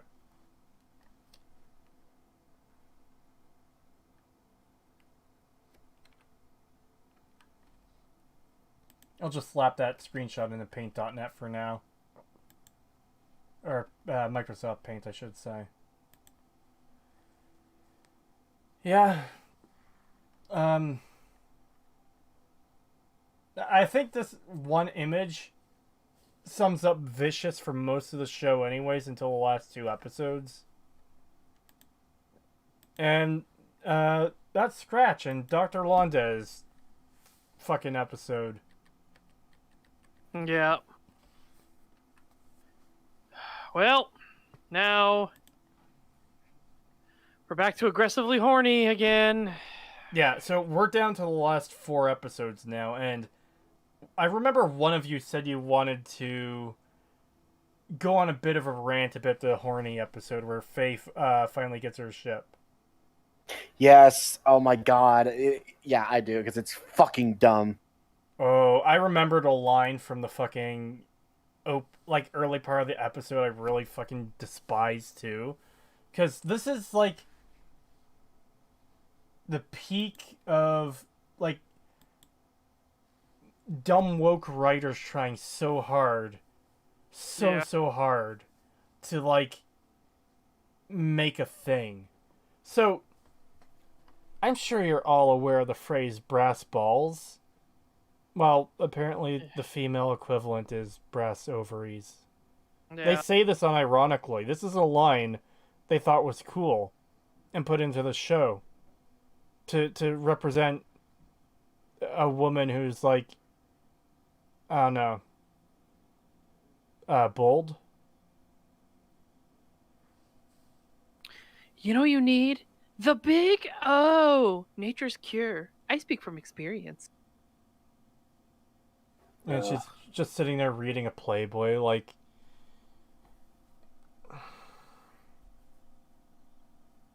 It just feels like they're trying to fuck with it as much as possible. And this goes back to what we said about the whole this feels malicious thing. This genuinely feels malicious. It seems like they're trying to ruin it.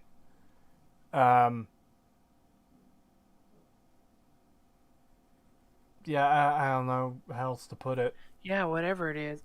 I'm ready to eat. You get the face thirsty? Oh god. You get that she's become a fucking slut? She had one scissor session, now she's a fucking slut.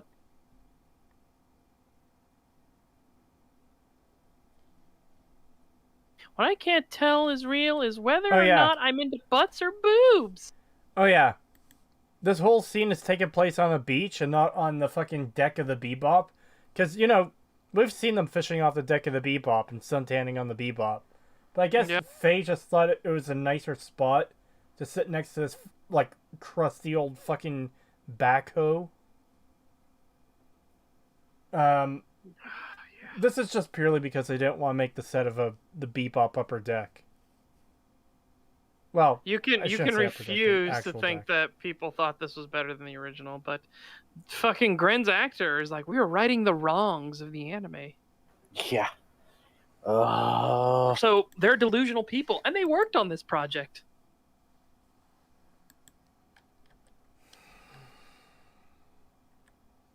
So anyways, the woman who, I guess, took Faye out of cryosleep and sold her identikit, which we still don't even know what that is. That wasn't part of the anime. And there wasn't even anything in there. There's the tape from the episode where it gets mailed to her, and they fucked that up. And it was a VHS tape instead of a fucking Betamax. Which See, even that I don't have an issue with. That's just whatever. It's a substance of what's happening. And that substance is fucking stupidity. And trying to fucking poach a genuinely heartfelt, tragic moment from the original and use it here on this character who is not Faye Valentine. Yeah. So this woman wants passage off this planet. And this is a big fucking deal. I guess she owes someone the wrong kind of person money or something, or crossed the wrong person. And this is fucking dumb, but Jet also has to go to, I think it's his daughter's ballerina thing or whatever, or a play. Her recital. Recital, whatever. She's gonna play the lead dancer at the recital. Yeah, and the solution to this is, just spoil it now because fuck it. He's going to attend via hologram, which is dumb. Like, yeah, again, he makes a big deal about not missing it when he's going to attend by hologram. So he's basically doing a fucking Zoom call. So you could do that anywhere that has even a remotely decent connection.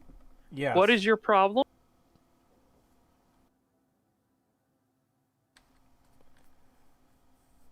We also have Faye and the mother being super suspicious the entire time, which, good job, guys. Dude, I don't understand why Spike and Jet are so dumb. Jet's the only one that like even vaguely picks up on something's weird here. But he can't. He's so dumb that he can't pick up on like because they're not. She's not being subtle at all. None of this is subtle.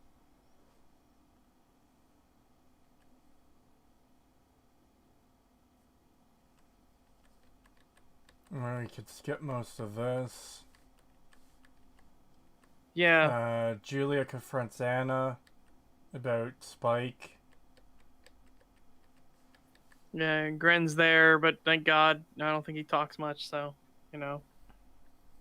Can't do more damage, at least yet.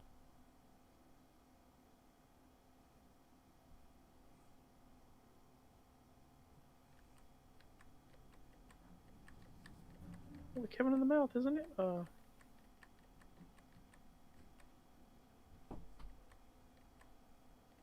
There's Oh Gren yeah, and then talking. Gren. Anna's not the only one in this establishment who listens in on other people's conversations. Yeah, fuck off, Gren. Fuck off, Gren. Bye, Gren. Or I should say, not Gren. So, I don't know why. I guess maybe Faye just isn't familiar with the ship, but she should be familiar with bounty hunter technology, considering she's a bounty hunter. Fucking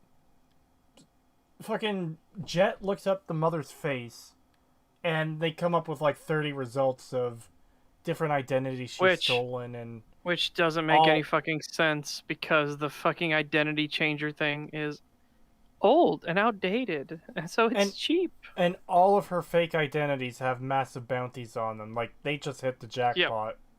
Yeah, they literally just, like, they will be set for life. And a guy hacks the ship, and he's like this weapons dealer or something. Yeah, called the Iron Mink. And if he does not show the error of her ways by punishing the mother, who's the con artist, then he shall not be the Iron Mink, just Mink. And I kid you fucking not, that is actually like what he says. Yeah. Yes, I'm being more disingenuous to him, and I'm not making fun of the actor for speaking that way. It's just this character is a fucking I should make imbecile. I should make it clear. Most of what we've said is not making fun of the actors, unless it's Faye or Gren. Material. It's the material. Except for Faye and Gren, we're absolutely making fun of those fuckers. Yeah, fuck them. Anyways, he threatens to blow up the ship if they don't deliver his fucking waifu to him. And this leads to shenanigans in the city. They take the tracking ring, and for some fucking reason, we mentioned this earlier, Spike wears it instead of keeping it in a pocket. Yeah, he wears it on his finger. Oh yeah, they meet the Unic. Yeah. Because we needed this. And he just has testicles out? In like a metal bowl. Yeah. He's got these big grapes out as well. And so then when he does the eating of the testicle, as if to be like super like sketchy, because he wants to know how this plan's gonna work and everything like that. Like, he's talking about how much he enjoys eating the balls and everything like that. It's like, the fuck. Yeah. And again, this character does nothing of significance in the entire show. The most important thing he does, spoilers, is fucking die, which is something they could have used fucking anyone for. Yes. Any nameless fucking rando. But no, Imagine if it had been fucking Stacks. Yeah. Dude, how much better... Oh my god, yeah, when we get there, we'll need to fucking talk about it. Also, yes, he's eating testicles, guys. I'm not being metaphorical, he's literally eating testicles. Yeah. They brought in a character named the Unic who cuts people's balls off and he likes to eat them. Fixing the mistakes of the original. Yeah. And this guy fucking adds nothing. He's literally nothing. They use him in one scene after this and he's gone. Pretty much, yeah. No, 2 scenes, technically. Technically 2 scenes, but... Yeah. Oh, and also... he must really love you. I need to point this out again. There's a couple episodes where we get the title card halfway fucking through, and this is one of them. Yeah. The other one was the Hakeem episode, episode 3. I'm pretty sure there's others where that happens. It's just... They're not even making a joke of it like Invincible, where it's like, the first time someone says Invincible that episode, that's when we get the title card with more blood splattering onto it, even if it's like 20 minutes into the episode. Because at least they're making it into a running gag. But here... Oh, well, some people call me... Dun, da, da, da. Yeah. It's like, yeah. But here it's just like, we're gonna randomly shove it in 20 minutes into the episode. Yeah. Why? Oh God, I forgot about this part. Yeah, they make a dumb joke because he's wearing the ring. Some Yeah, woman it's says, "Oh, funny. you No. guys must be a good married couple." He must really love you. Oh, then there's this cringe shit Yeah. with Faye and the fake mom. They try to Yeah. steal a car from a valet, and they're making a scene as extremely cringy the entire time. And then the valet grabs for the mother's wait. arm. But we need to talk about the thing that happened right before that. Not during the whole cringy thing of, oh, he did really good, didn't he? Sort of thing. Faye calls Jet Black. Okay, the team has decided to separate. Yes, I forgot about that. Yeah, this is really dumb. Faye is on her own with an unreliable ally on the run from somebody that you all know is the Iron Mink and you are fucking afraid of. So she calls you, and your first instinct, Jet Black, is hang up. Yep, he hangs up. And Spike says, go easy. I trusted her. She knew that, and she still lied. Which, Okay, by cool. the way, So, is setting up how fucking insanely petty he's going to be later on for, yes. keeping things secret. Yeah. Yeah. Anyways, we have this cringe bullshit with the mom and Faye, and the valet grabs for her arm to okay, move it along. You clearly don't have your slip for your keys for the car. And they turn it into, oh my god, you sexually assaulted her. And Yeah. it's just You really touched my mother's boob. it's just really Yeah. pathetic and cringy. Yeah. It actually hurt to watch. And I know I keep saying that, but it was extremely uncomfortable. And then right after that, we get to Julia and Mao speaking with each other. And Julia's like, did you really think Vicious came up with the plan? Huh, Mao? Huh? And Mao's like, yeah, he seems like a wild dog to me, blah, blah, blah.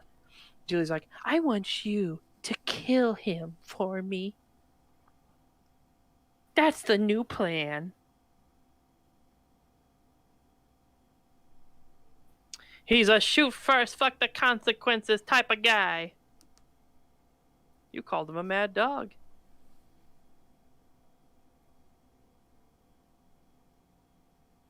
Yeah, so Julia is literally planning to double cross Vicious. Again, Julia is planning to have somebody killed.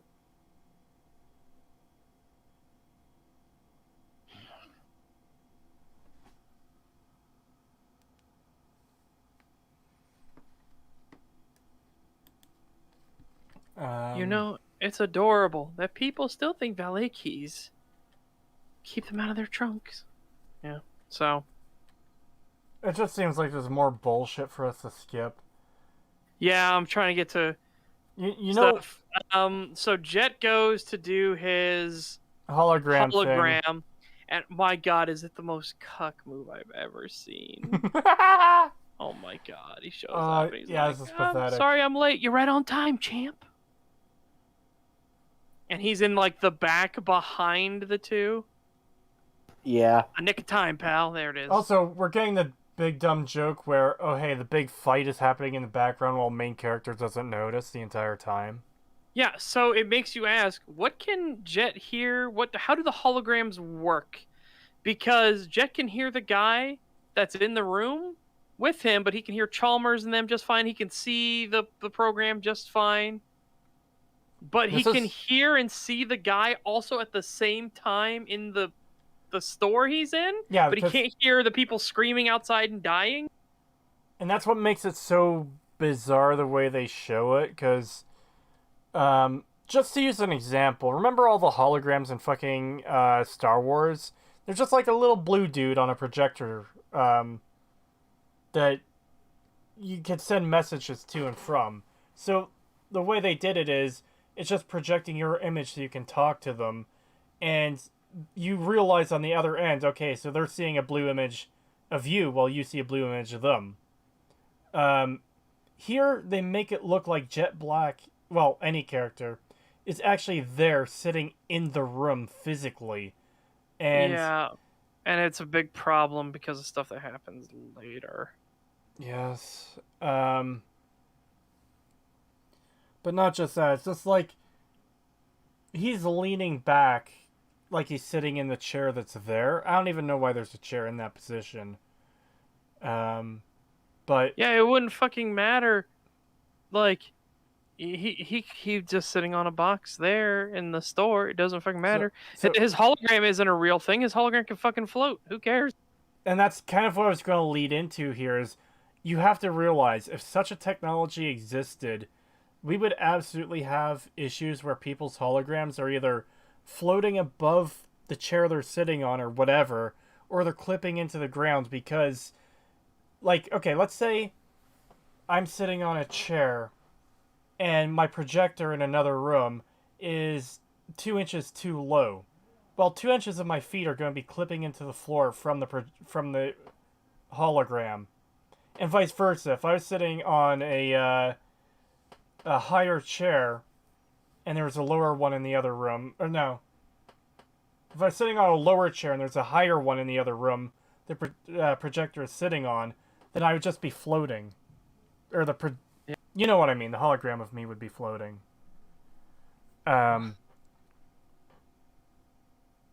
Yeah. We have those so I issues found now with something- I found VR. something Yeah. interesting. Huh? Found something interesting. It's completely unrelated, but I think Pagan will definitely get a kick out of this too. All right. So this is somebody who is an engineer, a certified engineer Uh-oh. in aerodynamics, and they wrote a research paper to prove whether or not giant anime titties are actually aerodynamic. And he said he just did it on a fucking whim, and he learned some shocking results. Are they? Turns out, yes. So yeah, What? it's fucking funny. It is funny. Using Lakoa. Yes. That's hilarious. Yeah. Well, I guess we all know that anime titties are canon now. So he wrote a 14-page, 10,000-word engineering paper about it and everything. And people were Wow. joking that he should get some publication to publish it and stuff like that. And he's like, I don't fucking know about that, but okay. Oh, dude. The fact he used Lakoa Yes. as his like model, Because that's that like is the prime example of Jesus Christ, your boobs are too big. that is hilarious. Oh, dude, that's funny. That is definitely a Chad move. I fucking agree. Dude, I love that he did it. It's just on a whim. He's like, I just wanted to fucking for shits and giggles do this. Because, I hear those debates all the time, stuff like that. Like, it's too top heavy. They'll fall over. It's not aerodynamic at all. It would suck. And, so he's just like, sure, fuck it. Let's do it. Those moments where you put in way more research than is actually ever required on a subject that nobody ever actually cared about. And you're just like, fuck it, I'll do it. It's the internet, why not?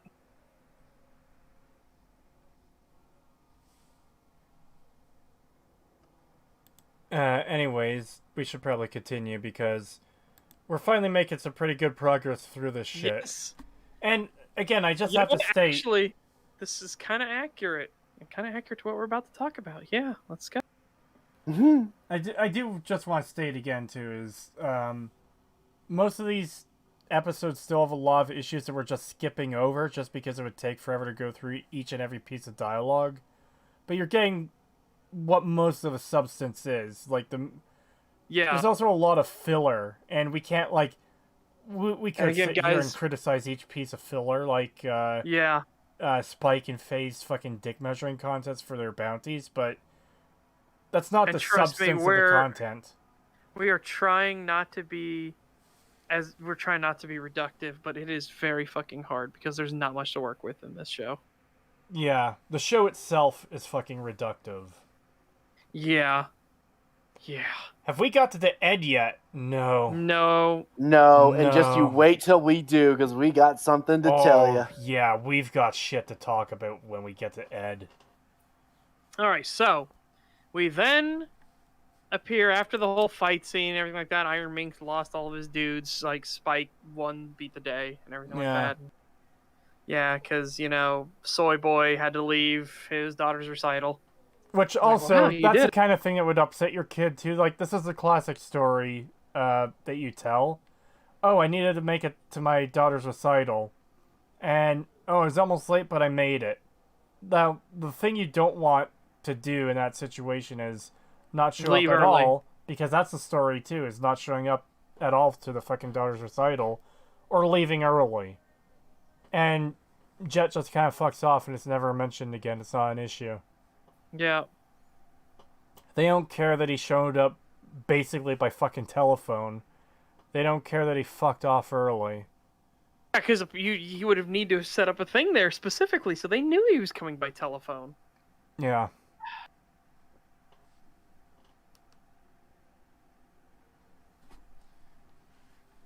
All right. Um. Yes, it is really Senator Abby Strong. It is really that bad. Yes. It is atrociously bad. And again, because Pagan will get to go on a rant here in a second, because we're about to finish this episode. And sorry, I just want to show Jet Black being a fucking retard too. So he's watching his daughter's recital. Let's get the copy protection off. And he stands up and starts dancing. So he's still projecting. Because he's in a random store on another planet dancing like a fucking dipshit.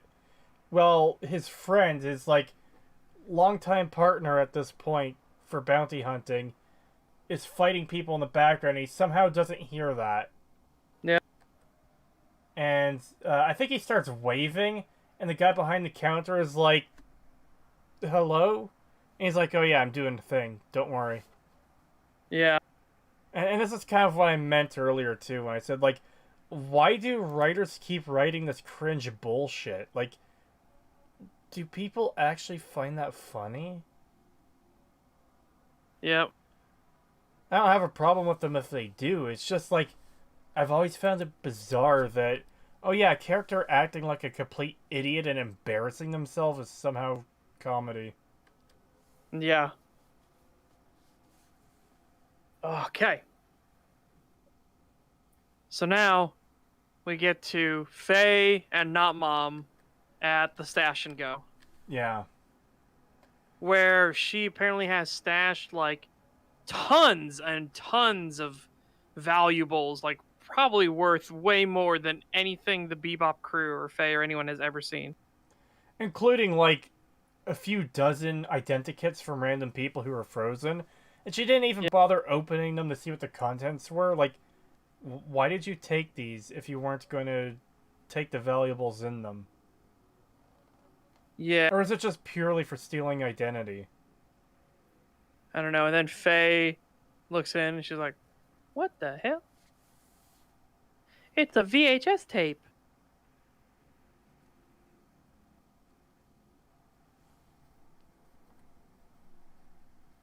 And here's where Jet waves and looks like a dipshit to the store owner.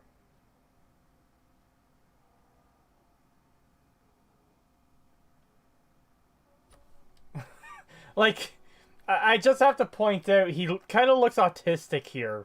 Again, also the store owner. No offense to people who have autism, but he just looks like he's got issues. Yeah, and the store owner as well is waving backwards. The store owner can't see the brawl going on outside. What the fuck? Yeah, that too. You know what? Yeah, why the fuck is he not reacting to that shit? It literally took Spike throwing a dude through the window to snap everyone out of it, to snap Jet out of it.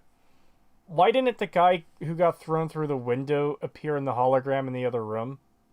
Why did Spike throw them through the window when he knew Jet was there? Probably because he needed backup, if we're going to be honest. But no, he killed everyone at this point. He killed everybody already, yeah, that's what I mean. Because I asked him, "Did you get them all?" And he's like, "Yeah." Wait, that's not the mink. I don't know.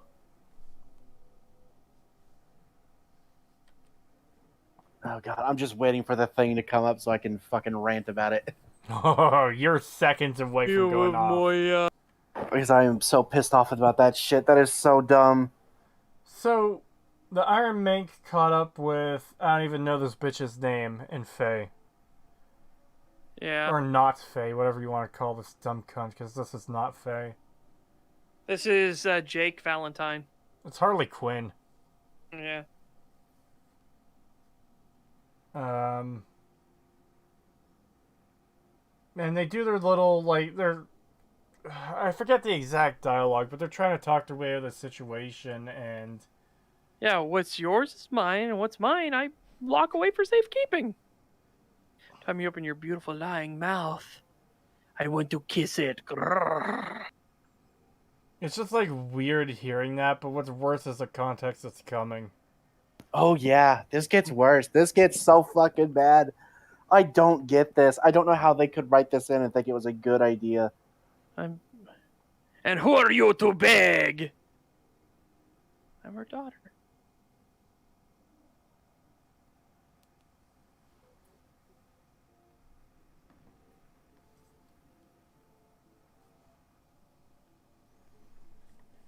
Could have been worse.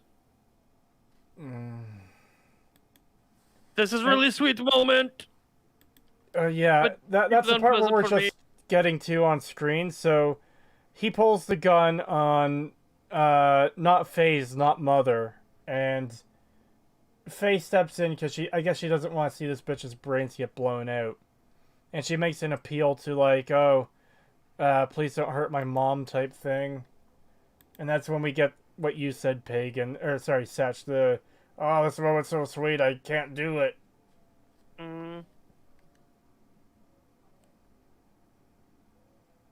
then something incredibly stupid happens.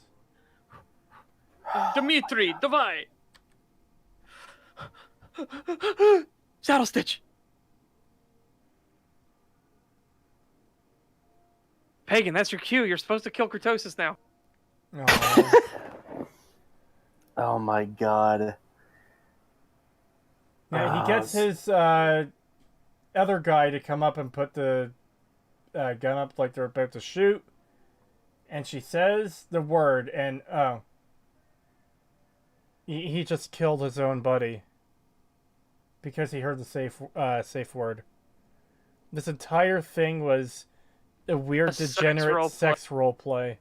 Yes, the whole thing was a fucking sex roleplay, which means he just got a dozen of his guys killed, killed literally his like personal goon. Yep. And this whole episode and where they're running from this guy, yeah, and the body double. Yep. Which again, body doubles are really fucking useful. Well, I guess not in this world where you can just because fucking remember, you project can your face. Anybody can body double for you. Yeah. Yeah. But yeah, so all these people are dead. The fucking episode, running from this guy and everything, nothing. They were never in any real danger. It was also these two could have some weird sexual fantasy role play about running from a fucking like drug dealer or fucking like arms dealer type shit. It's so fucking stupid. Who's an so actual arms dealer? Yeah. You also have to consider the implication that, I guess not the implication, but the chance that this could have gone really fucking poorly if the Bebop crew took the mother in for the bounty. Yeah. Yeah. Like, that would screw up your little dumb sex roleplay pretty fucking quickly now, wouldn't it? They're gonna collect the 20 bounties that are on your various fucking secret identities or stolen identities. And be set for life, literally never have to work ever again. Because each one of those bounties was worth millions. Millions, okay? And there was at least, 30, 40 identities? Something like that. They make a point of saying there's a lot, and they're worth a lot each. So, yeah. And now you know, well, I'm sure many of you have come to accept as you've been watching this why we're using the copyright protection image we are. Because again, it can't be overstated. Everything is fucking ruined. Yes, sorry. He heard the safe word. And then they start making out right there, and Faye's like, oh my god, why are they doing this? She collects her shit and hops in. So, But this is... now we make love. You're going to be a wonderful mother. You're going to be a wonderful father. Oh, that's my girl. As she flies off with the ship. Yeah, I have to point this out. We are at episode 7 out of 10. And the ship Faye starts with in the anime, she has now just fucking gotten. Yes. And then they watch the tape, which a lot of its meaning is lost, but oh my god, this tape. There's a thing that happens here that is eerily like real life in a very kind of scary way. But yeah, oh boy, when we get there in episode 10, oh boy. Which episode are we at? I will have to watch Patrician's stream right around the time y'all ended episode 1. Oh god, episode 7. Yeah, we're just at the end of episode 7. We're going into my most hated, besides the ending, my most hated fucking episode. Yep. Besides the ending, this is probably the worst episode. Yeah. Episode 8 is fucking what they do. They couldn't even get his fucking name right. Faye had a different ship that looked more like a literal fucking gypsy wagon. I kid you not. She had trinkets hanging from everything, her shirts and everything. I'm not kidding you. Yeah. The stereotypical gypsy wagon, like all their clothes, everything literally in one like little box hanging everywhere. It's like, what the fuck?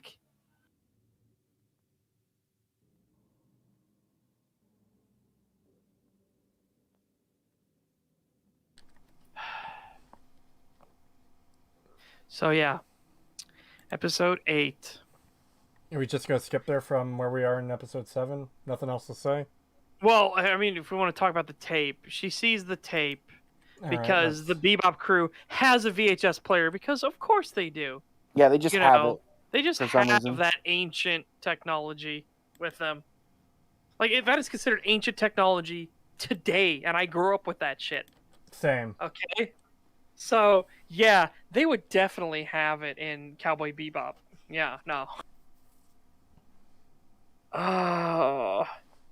But anyways, yeah. So the entire meaning of the tape is just gone. Yeah. That's actually the really weird part. It's not a time capsule for the future or anything like that anymore. It's none of that. Or well, they kind of say it is in the tape. Friends and family. They kind of say it is in the tape. Oh, you're me in the future. You're gonna be seeing this 50 years from now or whatever it is. But I mean, they don't do like her friends are there and everything like that, and they're clearly having fun and stuff. Yeah.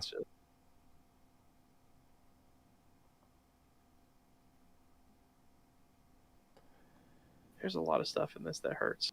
So, I guess it's time for... Also, as Seraphin points out, rightfully so, VHS tapes degrade over time because they are magnetic media, and the Earth's magnetic field slowly messes them up.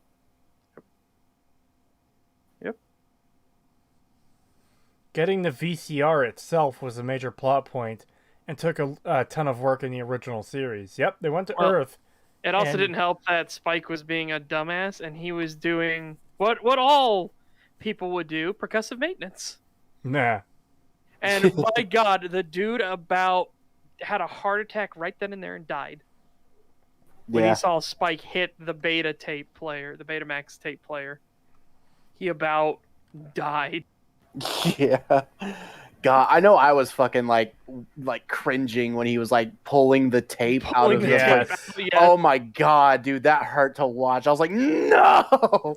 Well, especially back in the day No, when this came out, when that was like, you knew way more back then that how big of a deal that was. Yeah, he's like scrunching it up and everything. I was like, no. Oh god.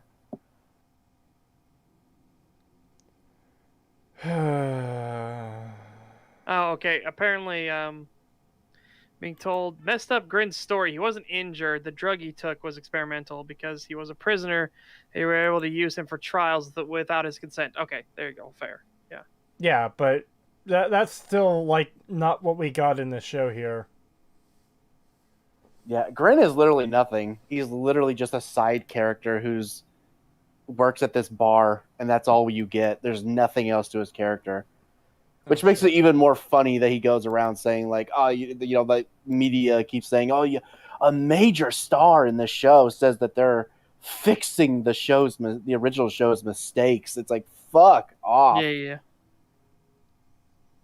Okay. Anyways, Speaking of, not to episode start a 8. huge tangent or anything, but I do just want to mention this.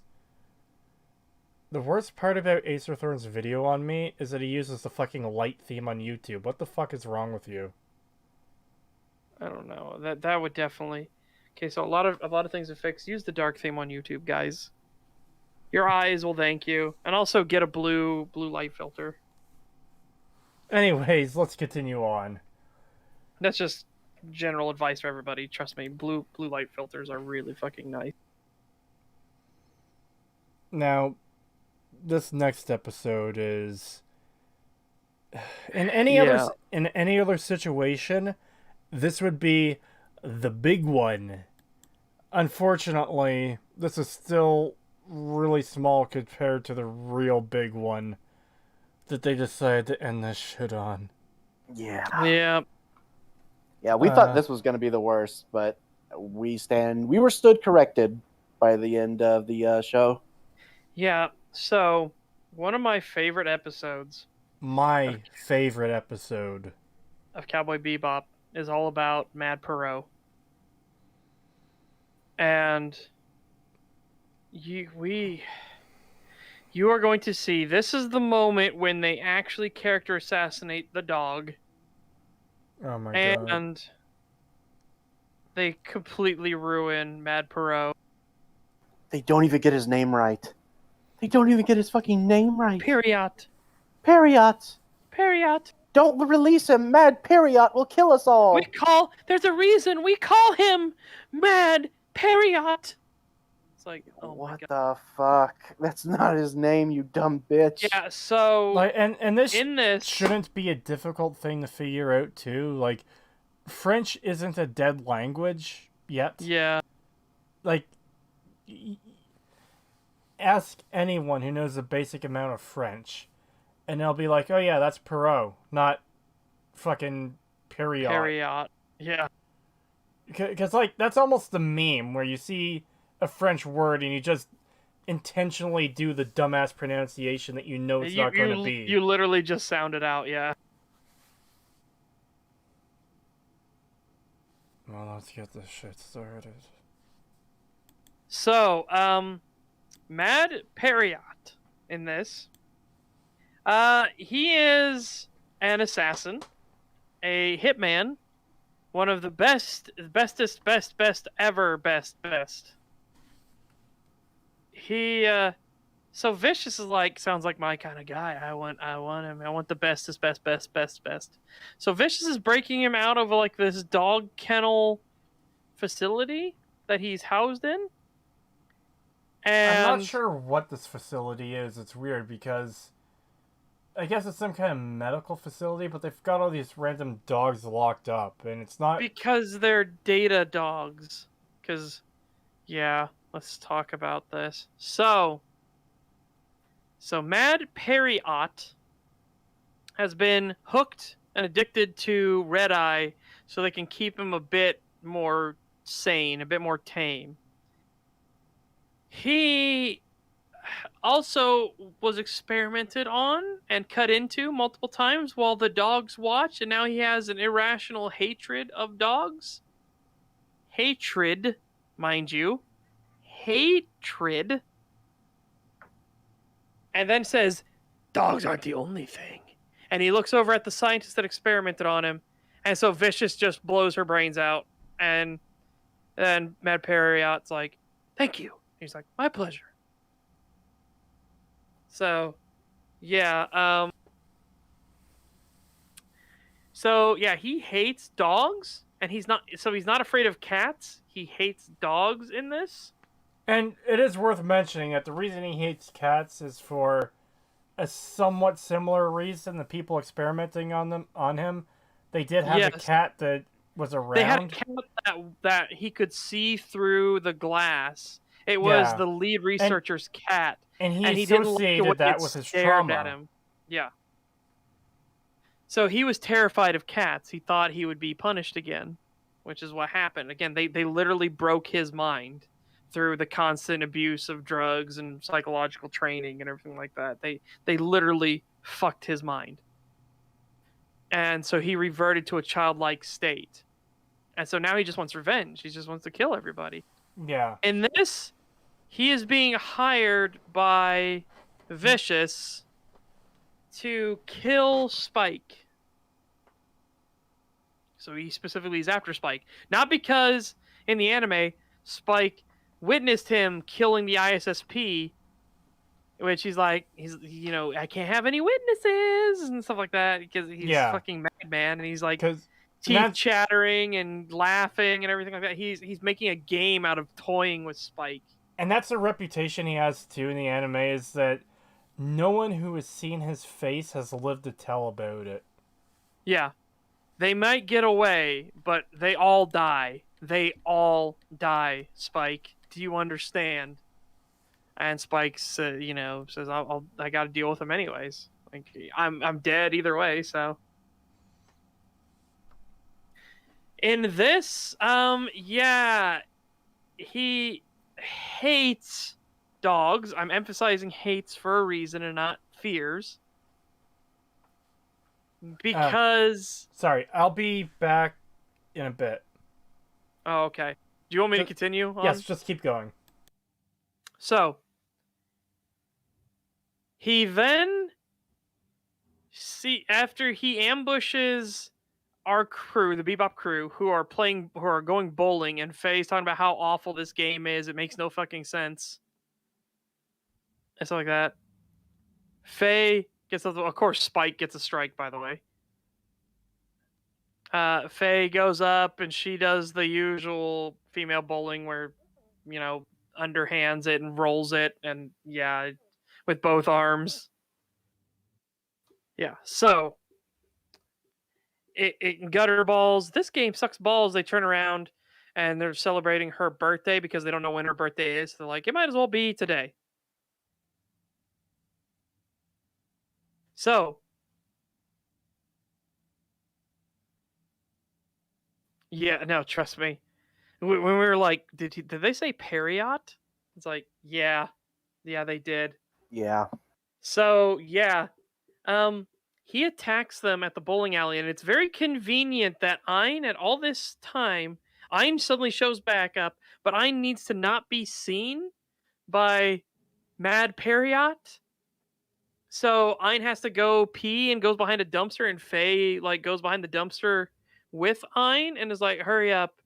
Mad Periot shows up, shows all of his guns, and Jet Black and Spike are both like, oh shit, and he just starts laughing, going, dude has the laugh down. That's about all we could say good about this. The dude has the laugh. Yeah, he has the laugh, that's it. Yeah. He also has super lightning speed for some reason that never gets used ever again. Yeah, he has it for one scene where he just he's zips literally over. Dodging Spike's bullets, zips over and starts beating the shit out of Spike. And when I say beating the shit out of, I mean it does the shadow people in CGI And the shadow people in CGI are so fucking awful.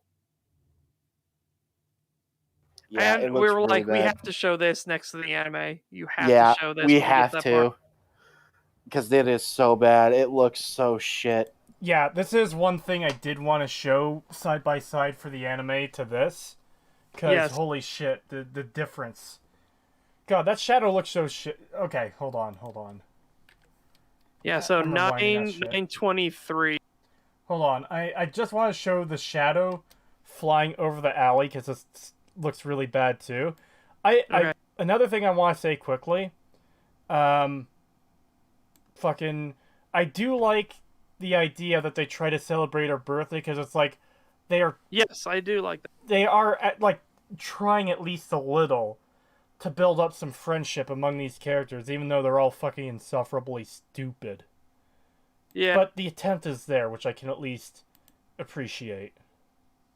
So, here's the shadow in the alley. I don't think shadows work that way.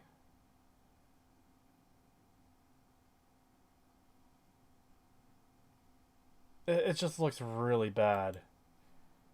What was the time code you said we need to skip to? 920 will get you there. Hopefully without any 920. VLC crust. 920. Yeah. And then you can go from there with hopefully no VLC crust to see these shadows, because you got to see these fucking shadows. Yeah. Okay, here we go. The way he throws Spike up in the air looks so shit, too. Yep. So, hold on. It looks like he's just tapping him there.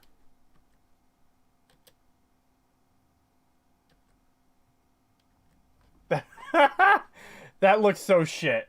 Do you guys have a clip of... Okay, no, I'll find it on YouTube. Let me grab this quickly then.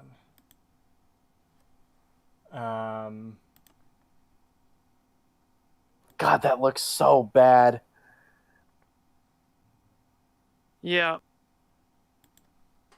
And so Mad Perot can't just fly. He has a flight suit. Oh God. Yeah, his boots. He has like anti-grav boots, and yeah, keep that in mind. That's gonna be important later. Yeah. So then Mad Perot sees Ein you know barking. what? It isn't even that you see their shadows in the anime. It's that you see the silhouette of Mad Perot and Spike in front of a wall, and their shadows are cast on the ground. It's actually done way better. Yeah, I had a feeling you could actually see them in that scene, like in it, like not just the shadows, but also like their silhouettes. I was right. Yeah, I'm just trying to get the scene up for the.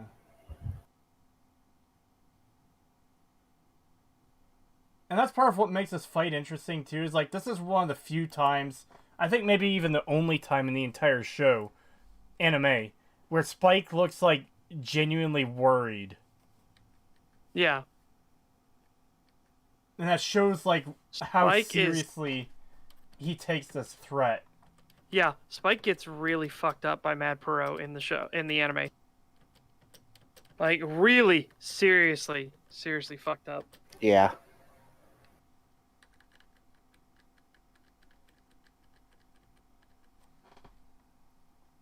And I like the way they get away more in the anime, instead of just like limping away and he just watches as they leave. In the original, he throws like a flammable container and shoots it and it explodes, and he gets blasted down an alleyway, which gives him enough of a distraction to sneak away. Yep. That's so much better than just him staring at all three of them as they like slowly limp away and he just watches. Yep.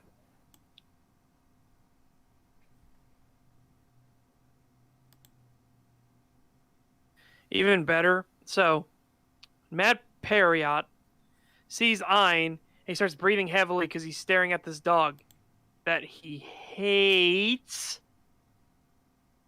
Hate is not a paralyzer, okay? Hate is a motivator.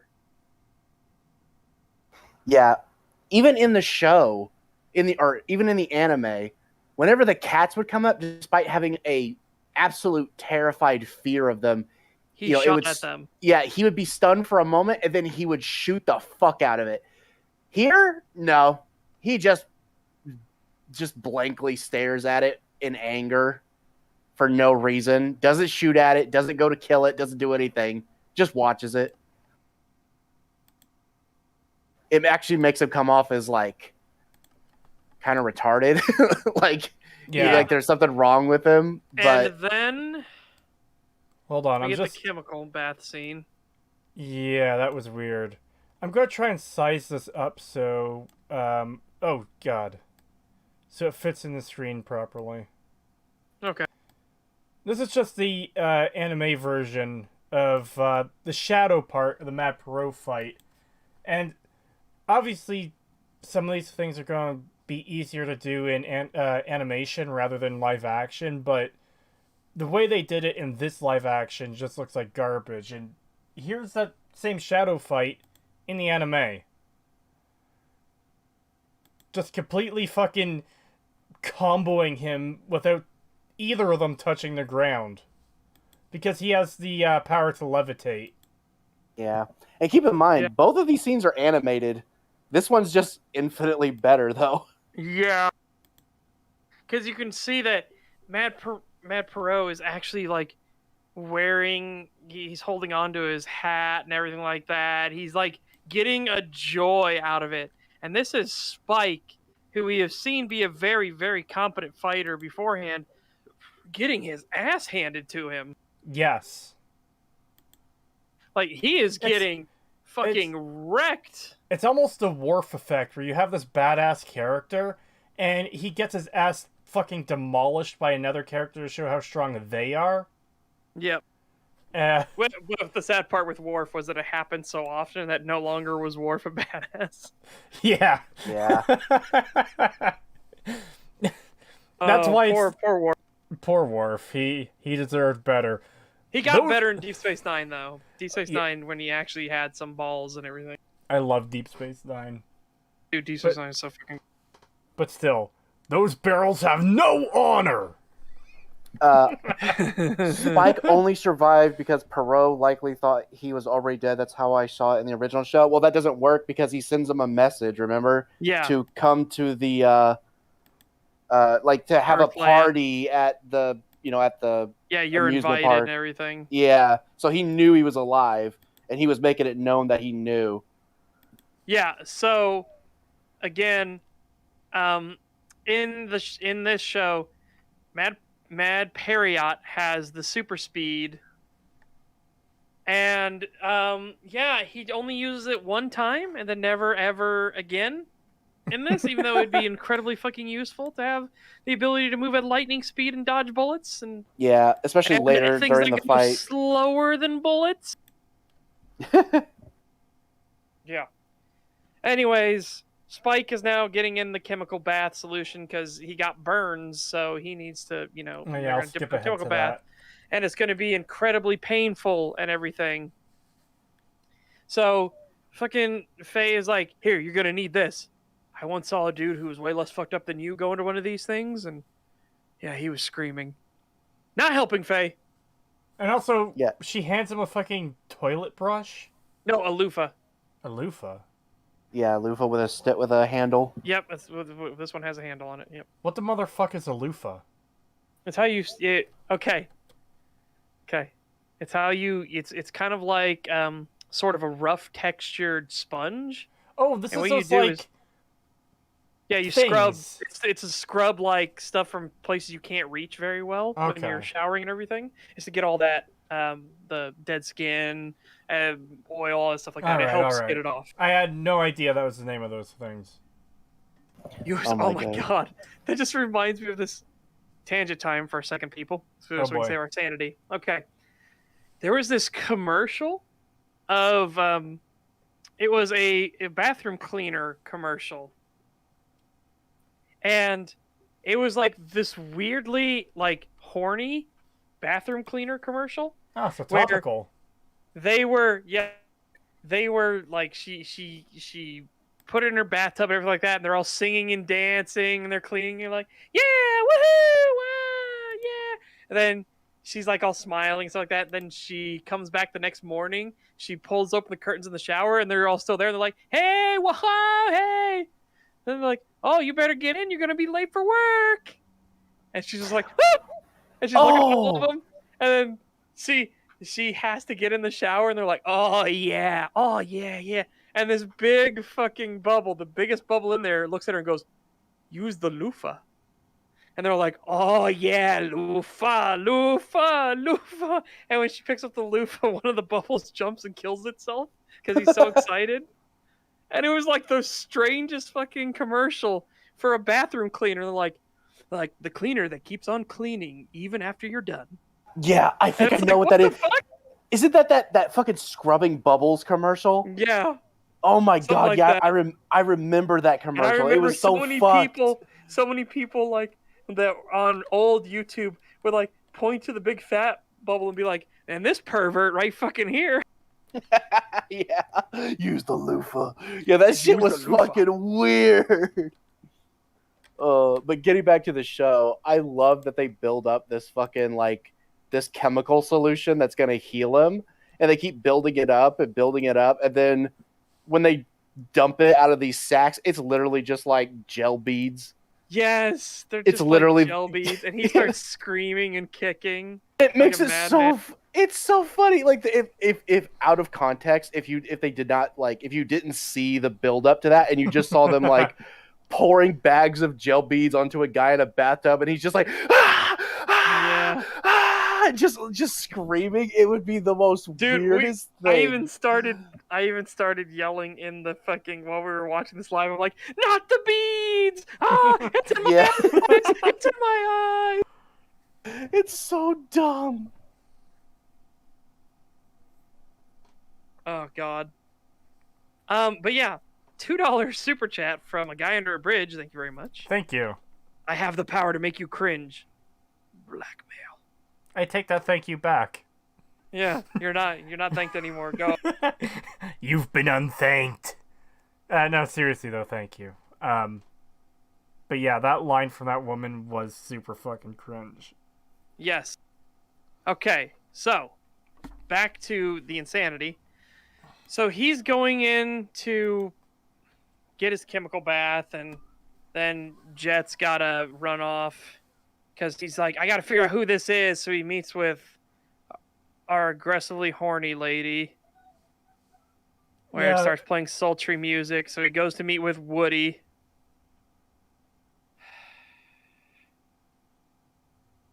Yeah. Now it's funny that a guy under a bridge sent that super chat now when we're coming back to that character here. Yep. When you called, I hope we'd be meeting someplace more candlelit. Ugh. Yeah. Yeah, and he's like, it must be bad. Yep. And then she shows the file, and there's literally nothing on Mad Perot, which is like means only one or two things. You know, it means only a few things, like X, Special Forces, Syndicate, blah, blah, blah, blah. And then she's like, and your partner's Spike. Well, he's the same exact way. Dun, dun, dun! So then he goes in to confront Spike, and he's like, so where'd you serve? And so shit like that. It's like, Jesus. Yeah, and then he starts calling him like a war hero and stuff, and and Faye's like, war hero. So we then get to the scene that actually character assassinates Ein, which is so fucking dumb. So Ein is a data dog in the anime.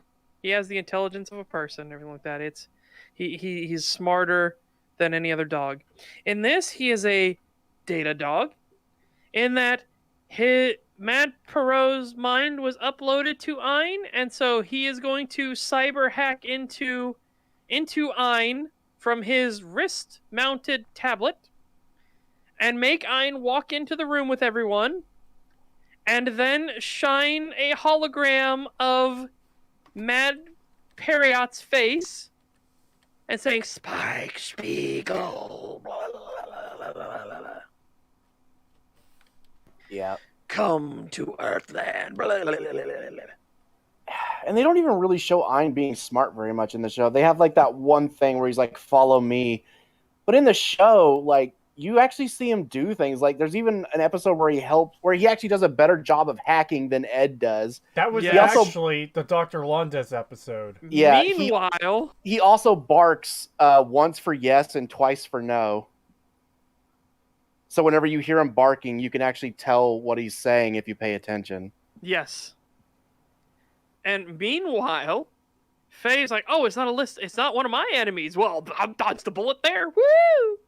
And then she's like, he's got videos out of his eyes," and she just won't let that go. She keeps saying it over and over again. That the dog had videos out of their eyes. It's like, Faye, you're an idiot. Fuck off. Well, it gets worse than that though, because it's Oh not- yeah, it gets worse. Oh, when What we get they back to do- Period, it gets so much worse. Well, I was talking about Ein. Go ahead. Go ahead with yeah, Ein, because What they yeah, do it's... with Ein, what the fuck? So, to make sure that Ein cannot potentially hijack the ship through, Mad Periot hacking into Ein again and controlling him like a puppet, they abandon Ein. Yep, they just fucking Yep. drop him off. I think And it's they at that leave him. same dock as episode 1 and episode fucking 10, yeah. 10. Yep. They just throw him to the curb and just leave his ass, and they're just like, Yep. "Yep, no, we're done with him. Just leave him here in the middle of nowhere." So Get fucked, Ein, you little bastard.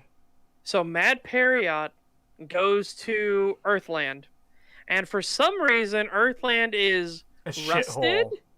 and a shithole, which Yeah. doesn't make like- sense because this is a controlled climate facility. Yeah, this isn't Earth. So There's apparently no the rain yeah, or anything. apparently the people who made this show missed the memo that the reason buildings fucking decay in the real world is due to weather and fucking the natural elements taking eroding these places. And it's the proper maintenance that keeps them updated. If you're in a fucking biodome on the moon or on an asteroid and you don't fucking have rain or storms or fucking anything like that, Yeah, probably 'Cause not gonna fucking decay nearly as quick, nearly as bad. because if you didn't know, rain is slightly acidic. Slightly. So yeah, without rain, you're not having stuff eat through your paint or anything like that to then get to the metal and warp the metal and allow oxidation to begin. So there's no rust or anything like that. You don't have cold cycles and hot cycles where the water turns into ice and expands and pushes the crack out and then turns back to water in the heat and gets into new areas because the crack has opened more and then to freeze again. Yep. So There's yeah, no wind to blow sand and dirt into places, and yeah. oh my god. And with all that said, We fucking get Earthland to- looks like an amusement park that's been abandoned for fucking 10 years at least. Yes. And honestly, you guys could go look up videos like this. I posted some of them in the Discord server, but there's You want to know plenty what's of crazy? channels, but a good one to check out is The Proper People. They do Yeah. videos where they go explore abandoned buildings, like factories, hospitals, hotels, amusement parks. One of the amusement parks they visited was Six Flags in Florida after Hurricane Katrina. So this was a place that, well, I don't mean like immediately after. Like, this was a park that was closed down due to Hurricane Katrina, and it never reopened. It was like a decade later or something they ended up visiting it to see what has become of it. And you see all these moldy fucking stuffed toys that were abandoned at the game booths and everything falling apart. That's basically what Earthland looks like here in BebopFlix.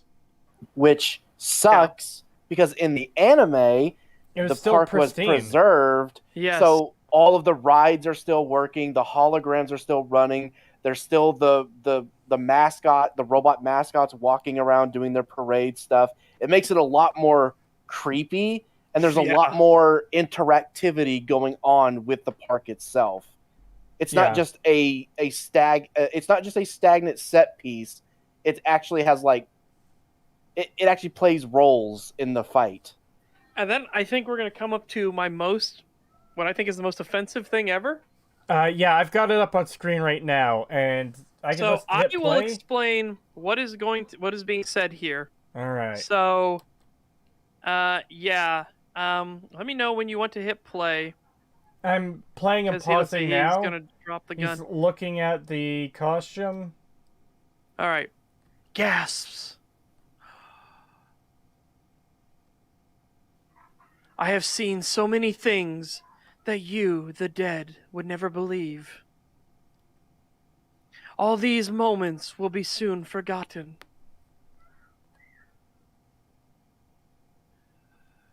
Like tears in the rain. He's speaking French here too. Obviously, it's time to die. Obviously, chat can't hear what he's saying, but if you could, he's speaking in French. What Setch just read out was the Netflix fucking subtitles. They're trying what he's saying. Huh? Of what he's saying. Of what he's saying. Yep. Isn't that what I said? Basically. Yeah. Sorry. I'm more exacerbated by the fact you would fucking try to tie Blade Runner to this rancid horseshit. Yeah. Is how genuinely dare offensive. Yeah. This is actually. How dare you quote Blade Runner? This is Fuck you. This is actually worse than Fallout 3 and 4 making their shitty little references to Blade Runner. Hey, Cree, just got here. How much have they butchered everything? Completely. It's terrible. Everything. Okay. It's probably the worst show on Netflix, hands down, besides the stuff that should be illegal on it. Yeah. We recommend don't ever watch it. And watch the anime. Yes, and it's so bad, and they do shit in this show that goes beyond just incompetence. It is downright malicious. They change things and do things to the characters out of outright spite for the original show. And this is how mad Periot, because his name's Periot in fucking the Netflix version. This is how he gets his uniform. It's not just something he chose for himself.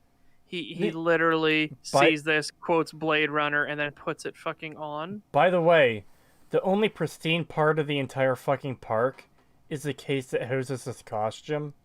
Yep. Yep. It has the lights still working on it and everything. Yep. And he even does the time to die thing, which is goddamn. So yeah. So then we get to Spike is gearing up, trying to think about what to do. Oh god, this shit! I forgot about this. On the docks. They leave Iron on the docks to just rot. Vicious is then talking to the Unic, and he's like, no. The plan is this. Get rid of your goons, and we take my ship. You still get to put me in cuffs and everything like that, but we take my ship, and your goons leave.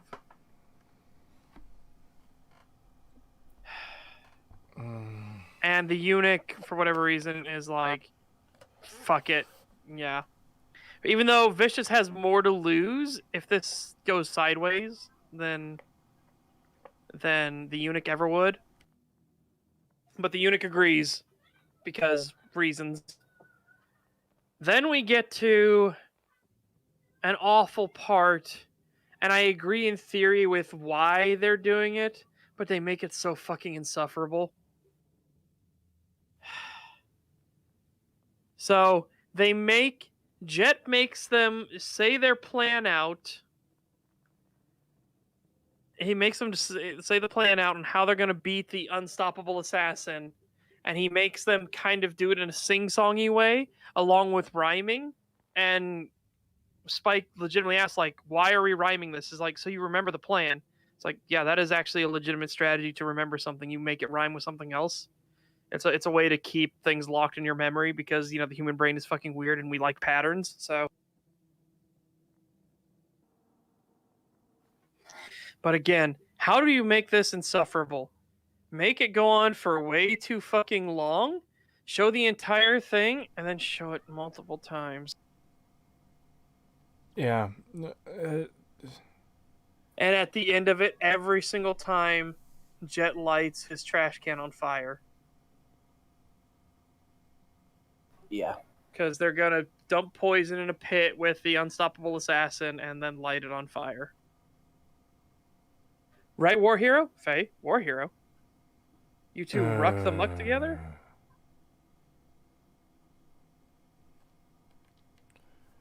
Well, we could start pushing a bit forward with this. Oh, I forgot about this. So, we've got the Syndicate scene where Vicious is being held, he's tied up. And the other two capos are there, Mao and the Unic. And Unic, yep. Presenting him to the fucking elders. Because he was planning on betraying them and killing them. That's some good fucking... good quality VLC crust. Oh, yeah. You know what? The VLC knows it's just foreshadowing. So it's trying to improve it. So Vicious is struggling, everything like that. Caliban is reading out that he should die. The Unic says yes. Treason. Treason. Treason. With his own weapon.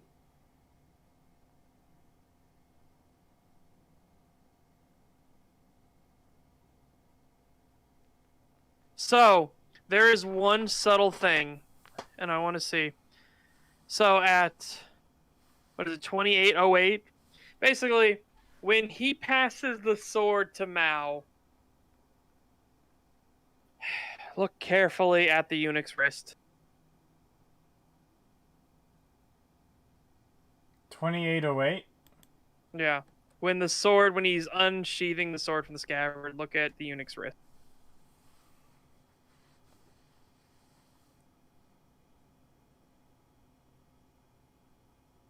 He'll struggle and then it'll switch over. Yeah. That is a genuinely nice, subtle thing. The problem is, as we discussed, why this technology literally ruins this universe.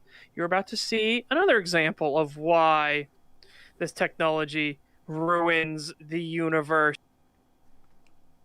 My problem with showing the scar there is...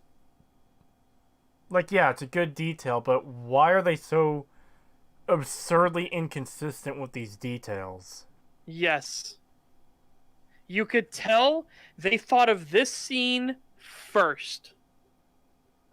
I guarantee you, this scene was thought of first. Yeah, I can imagine, how they went down. What if we did a Cowboy Bebop live action, and one of the scenes... Vicious, he gets his head cut off, but it's not actually Vicious. It was a hologram. It was someone else disguised as him. So as Kree explains, should have known better, Vicious. And then the not Vicious, who is the Unic, is screaming and everything like that.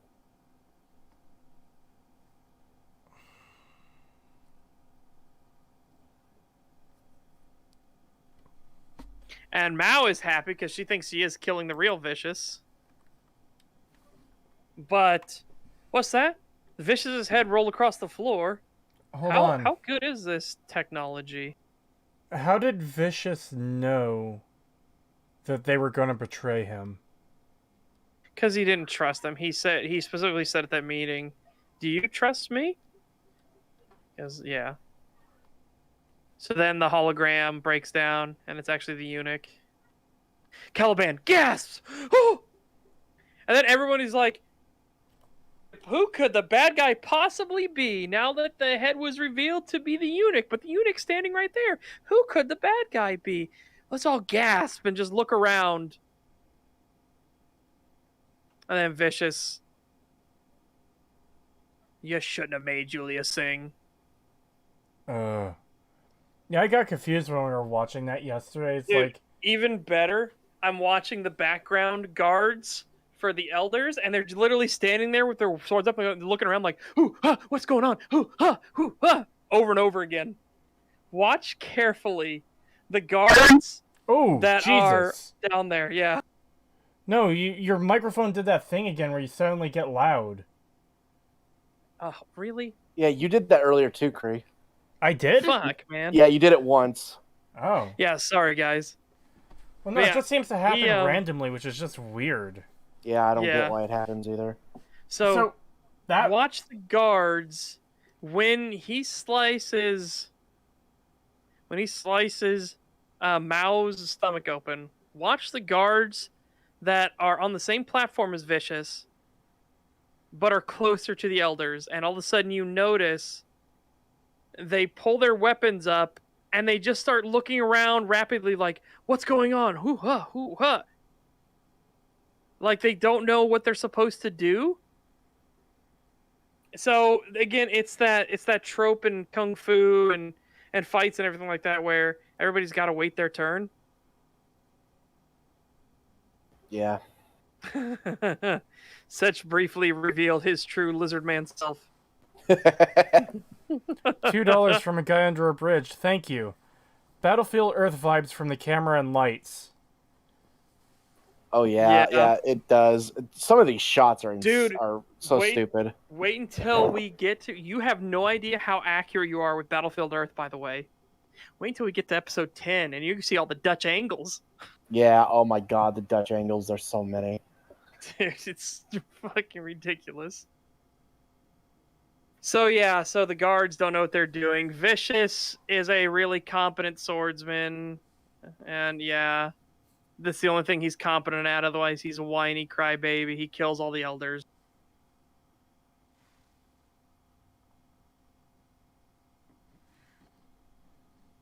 And then they play like some Halloween, ba, ba, ba, ba, ba, on like an organ. It's weird. Then he drops him in the hole, puts in some gas to finish our big goal.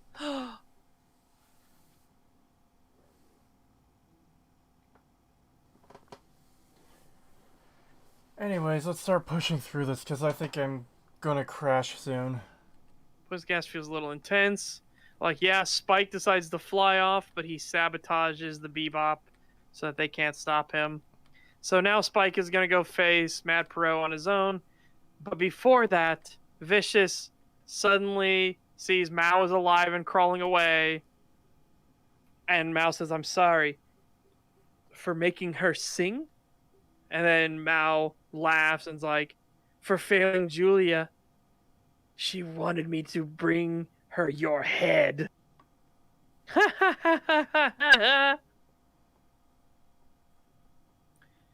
So then we go to Earthland, and Spike, all the rides and everything turn on, and Periot, we have to be specific with this, Mad Periot is on top.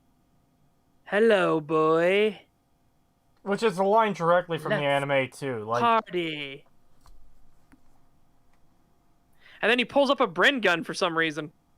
Yeah, I didn't get that either. Why does he just have a fucking Bren gun? Of all things. And again, this is a clip directly out of the opening. Let's see here. You gotta get that shot of... Okay. Mad Perot... Did it again? Did it? Did it loud Spike again? I didn't hear anything. Mad Perot was not a fucking clown. Yeah, he didn't wear fucking makeup. What the fuck? He did not dress like a clown. Well, he kind of did, but not like an actual clown. He didn't wear makeup on his face. He just wore a fancy suit with a collar on it. By the way, yes, he has not reloaded this weapon once yet. But hey, it doesn't matter because he did it. Yeah. But there we go. Spike just had confirmed that the knife will go through the shield. He just cut the strap on the grenades that Mad Pro is carrying. And now Periot is firing a grenade launcher at Spike, but missing everything and going, woo! And then somehow the grenade launcher will fire out 2 rockets at once? Yeah. The last shot, it just randomly fires 2. Yeah, and they twirl around each other? That is such a useless fucking grenade launcher. Yeah. Yeah. But we're actually coming up to the dumbest thing ever. I want to explain it. So yeah, go ahead. So in the anime,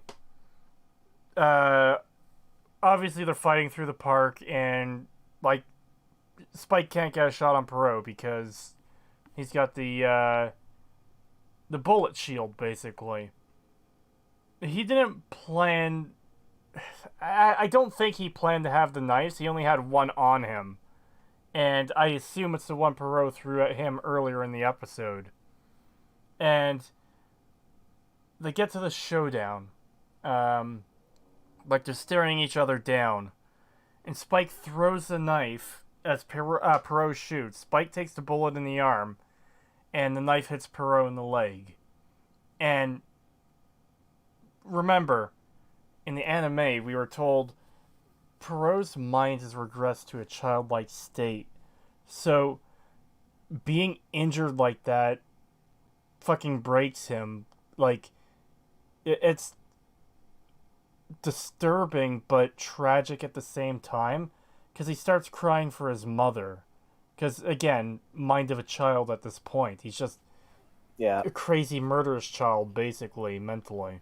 Who can't get hurt. That's the point of the shield. So he has not been hurt in a very, very long time, and he's regressed back into a child. It's literally the equivalent of stabbing a 3-year-old. Yeah, they're gonna fucking scream for their mom.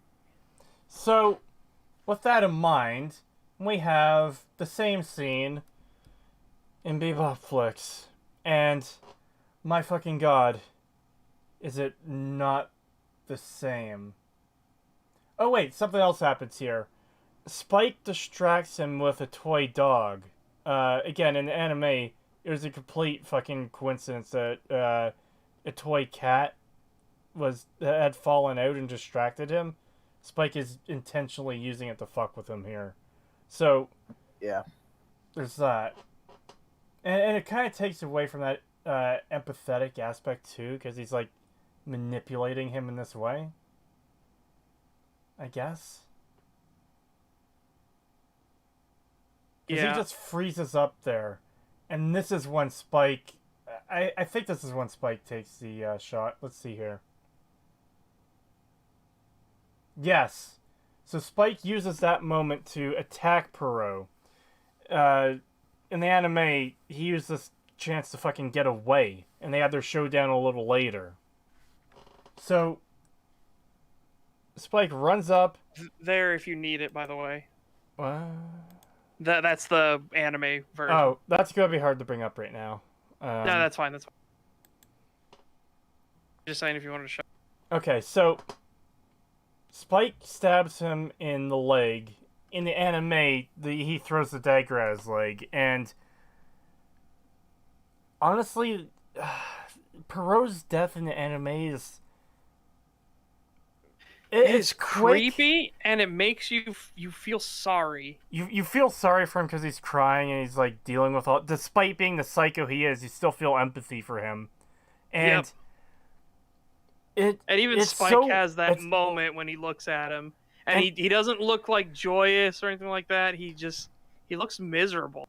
But here's the thing too, is it's over so quick, and it's almost kind of disturbing the way it plays out, especially for a fucking cartoon. Like, there he is crying, and then he gets stepped on by a giant robot, and it's just over. He's gone. And it really is a tragic moment. Yeah, I told you, it's disturbing. It is Yeah. a disturbing episode, and it's really good. And the thing Yes. about not having Spike kill him, it's like, yeah, because he sees that, he's a victim too, and he feels Exactly. bad for him. But then the robot steps on him. It's like, well, there's nothing he could do. Here, he sees him. Let Yeah, me do yeah. this. I'll go ahead and let you go. But yeah, Chat, how do you think the show handles it? Because, my God, there's only one way to explain this death, and I've only seen it once in media before. And it was used as a joke. Immediately. I must go, my planet needs me. I must go, my people need me. This is Perot's method of death. I am not fucking shitting you in the slightest. You have to see. I'm gonna put the cover back up until we get to the part where it happens, but yeah, Spike stabs him in the leg and he pauses, and he starts doing the whole crying for mommy thing, and like, that doesn't make sense in the context of this Perot. We didn't get the childlike state of mind thing. He was just experimented on. yeah. So, he even comes... we were clearly shown he's not a kid because he does the fucking Blade Runner reference where he speaks in French and all that. So he does not have the mind of a child. Exactly. So this comes completely out of left fucking field when it happens here. They're only doing it because the anime did it. So while he's like hunched over crying, Spike is just like, oh yeah. he kicks the control on the boot or the wristband or whatever. Yeah. And how does Perot die? I must go. My planet needs me. Yes. Literally. This is it. This is the end of Perot. He just floats off screen. He fucking flies out of frame. This is how they kill him off. He doesn't even explode or anything. He just floats away, crying. He's just sitting there crying for mommy as he floats away and just disappears off set. And he's just gone. It's just implied that he dies. Spike says I killed him. That's all. That's what it is. So that's Mad Periot gone. He just floats away. Also, Pagan, Pieces Never an Option sent me this picture.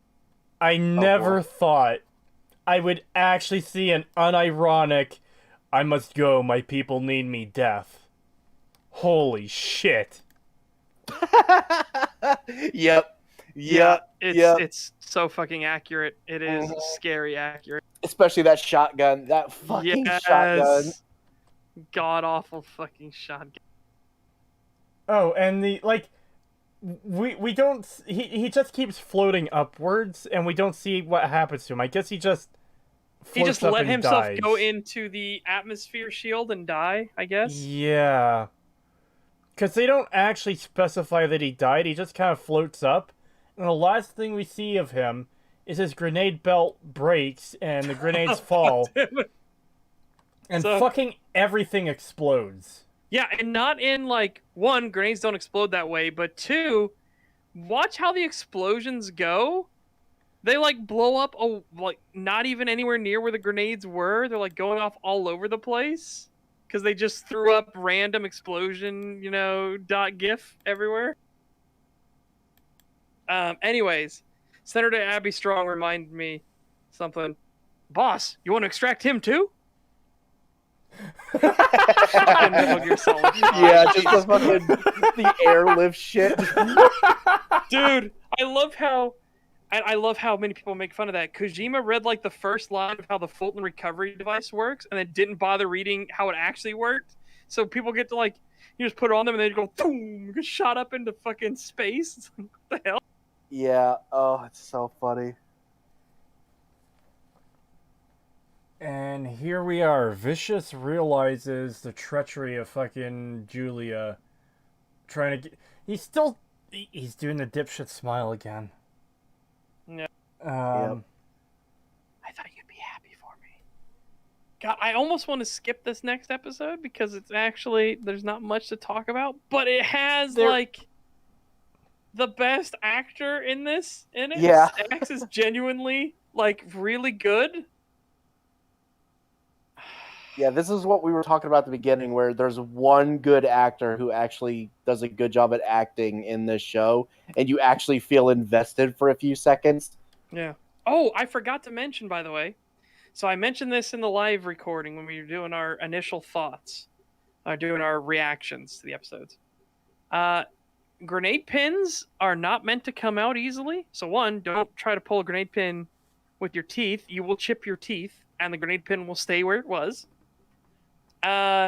So for the exact reason of what happened when Periot dropped those grenades, when they hit the ground, they don't accidentally release the fucking pin, which releases the primer. Oh my god. Yeah. Fucking Jesus Christ, they can't even get a single thing right. Except again, for casting Stax, okay? Why they named everybody new character in this episode after money, I don't fucking know, but yeah. So we Oh my god. We have Stax and Kaching in this episode. I just remembered something. The fucking so Periot floating into space, he's literally the fucking invincible thing of like The vulture? don't know what to do. Throw him into space. Yeah, if you out of options, just throw him into space. Yeah. And you see that satellite go by, and both the Defender, the guy who's coming to test Earth, and Invincible both see him, and they're like, what the fuck? Yeah. Dude, I love that later on when that gets called back to, and they're like, they legitimately go, man, what would we ever do without this? And to hell, like, says, I hear that, brother, and he tries to give Invincible like a knuckle, a high five, but Yeah. pound it. Space literally solves so many problems for superheroes. It's crazy. So, we're nearly there. We fucking Daniel K says one of the grenades just landed on the central blow up everything button. All theme parks have those. Yeah. 8 episodes down, 2 to go. Yep. And I think this... See, it's hard to tell because this episode actually has the most parts in it that I actually like. But it also has some of the more stupid moments from fucking Vicious in particular. That just make it so frustrating. That he's just fucking stupid. Yeah.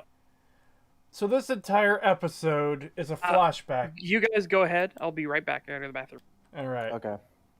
Yeah, this entire episode is a flashback episode, so this is like a good chunk of the history between Spike and Vicious. And why they went from good friends to the fucking mortal enemies they are now.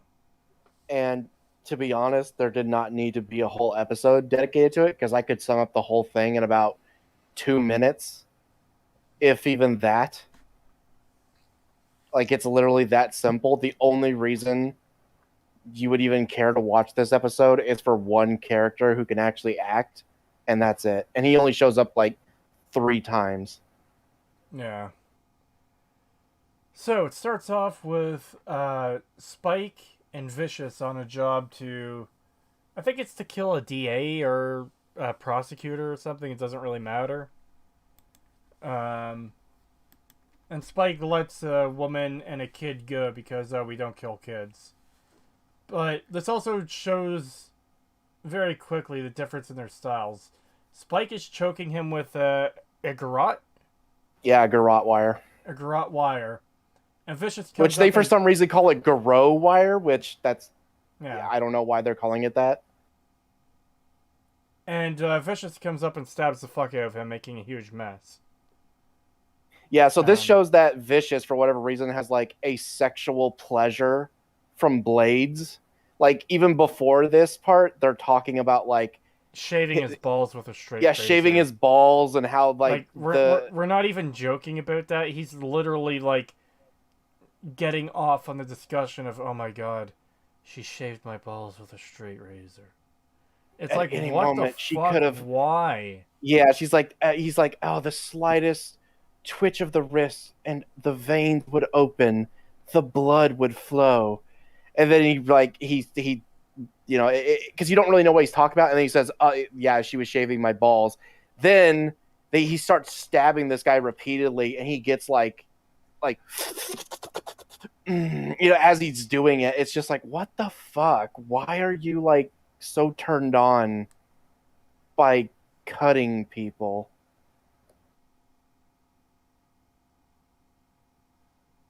Yeah. Why bother with a flashback episode when Vicious is in every episode, apparently? He is in... Okay. He's in literally every single episode, but there is one episode we don't see actual Vicious in, and that's the Dr. Londes episode. Because we do see him as part of the fucking virtual world that Spike is in. That's the only episode we don't get any actual progress or progression with fucking Vicious. Yeah. So, we get set up with what most of this episode is going to be about and around here. One of the big capos for the Syndicate is lining up a big deal for, I believe it was Diamonds on Neptune or something? Yes, Diamonds on Neptune, and so that they can, well, they don't reveal this yet, but it's also so they can get, like, access to the outer worlds. Yeah, because they're dealing with a cartel that works out there. So, Vicious, being the son of one of the elders, is being groomed to eventually take on that role. So, this is his chance to do the deal and, like, do some real good work for the Syndicate. But for some reason, he's just this hot-headed, arrogant asshole the entire time. Like, with very simple and minor things that should not be an issue. Like, when they go to the deal, for example, yeah, you don't bring any iron in with you. This is a business deal, not a fucking war. And what does he do? He tries to sneak weapons in. And... Yeah. I'm back. Welcome back. I was just Did we skip the entire episode? Huh? Did we skip the episode? Did I miss it? No, we're going into it right now. Damn. Yeah. I was just talking about how Vicious is a dumb fuck asshole the entire time. And he went into the business deal with weapons after he was told that was a rule to not do. Yeah. So, Yeah. now, you would think that this business deal, whether it went off really well or really poorly, would be a very significant scene that we would see. But instead, we get a scene of Julia being told she's the mainline act because we knew that information already and we needed it told to us again. And this was such a significant moment that we had to see her getting the promotion itself rather than just being told it later, because it's not actually anywhere near as important as this business deal. And we're just told the business deal went fucking sideways because Vicious is a hot-headed fucking retard. Yeah, so he tries to sneak in a piece. It looks like a 45 Colt. And Spike notices it and grabs it and gives it to one of the Syndicate guys outside and says, hang on to this.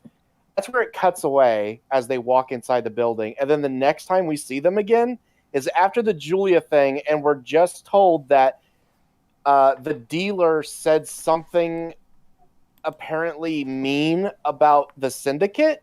So Vicious just cuts his hand off. Yeah. So, like... Yeah, that's not how you deal. That's not how you do a deal. Yeah. Also, I just want to point out quickly, too, the guy on the left is the character we were referring to before, where, I don't know if all three of us like this character, but, I know this character got some level of investment from all three of us, because he feels like a character that's part of the world. He's not some brain-dead fucking idiot cracking wise or doing stupid shit for no reason. He's got a job to do and he wants to get it done. And he put trust in Vicious. And Vicious blew that trust and he's genuinely fucking pissed off. Every scene that this guy has, he fucking knocks out of the park. Yes. And again, watching the rest of the show up until this point has been a fucking slog. This guy got us invested in, hey, there's shit going on in the story. I want to see where this goes. Yeah, this guy was actually interesting. He adds nothing to the world, but he's such a good actor, you can't help but listen to what he says and get invested in it. Yeah.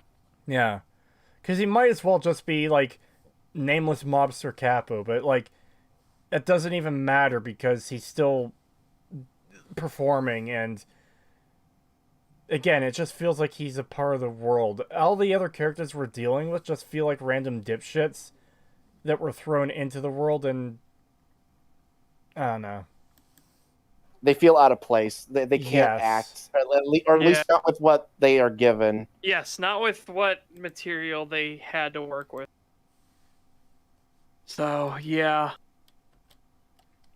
But even more than that, so Vicious has blown the deal, obviously. Yeah, I'm just skipping forward to that. Yeah, they fuck up the deal. Oh, sorry. Julia sings in this bar, and both Spike and Vicious get interested. And it's strange, they're really vague about it at first, but Vicious makes the first move, and she ends up being his girlfriend. Yeah. So keep that in mind. She's going steady with Vicious. Yes. And then we have her singing, which, for whatever reason, that's something she does now instead of Gren playing the sax. Yeah.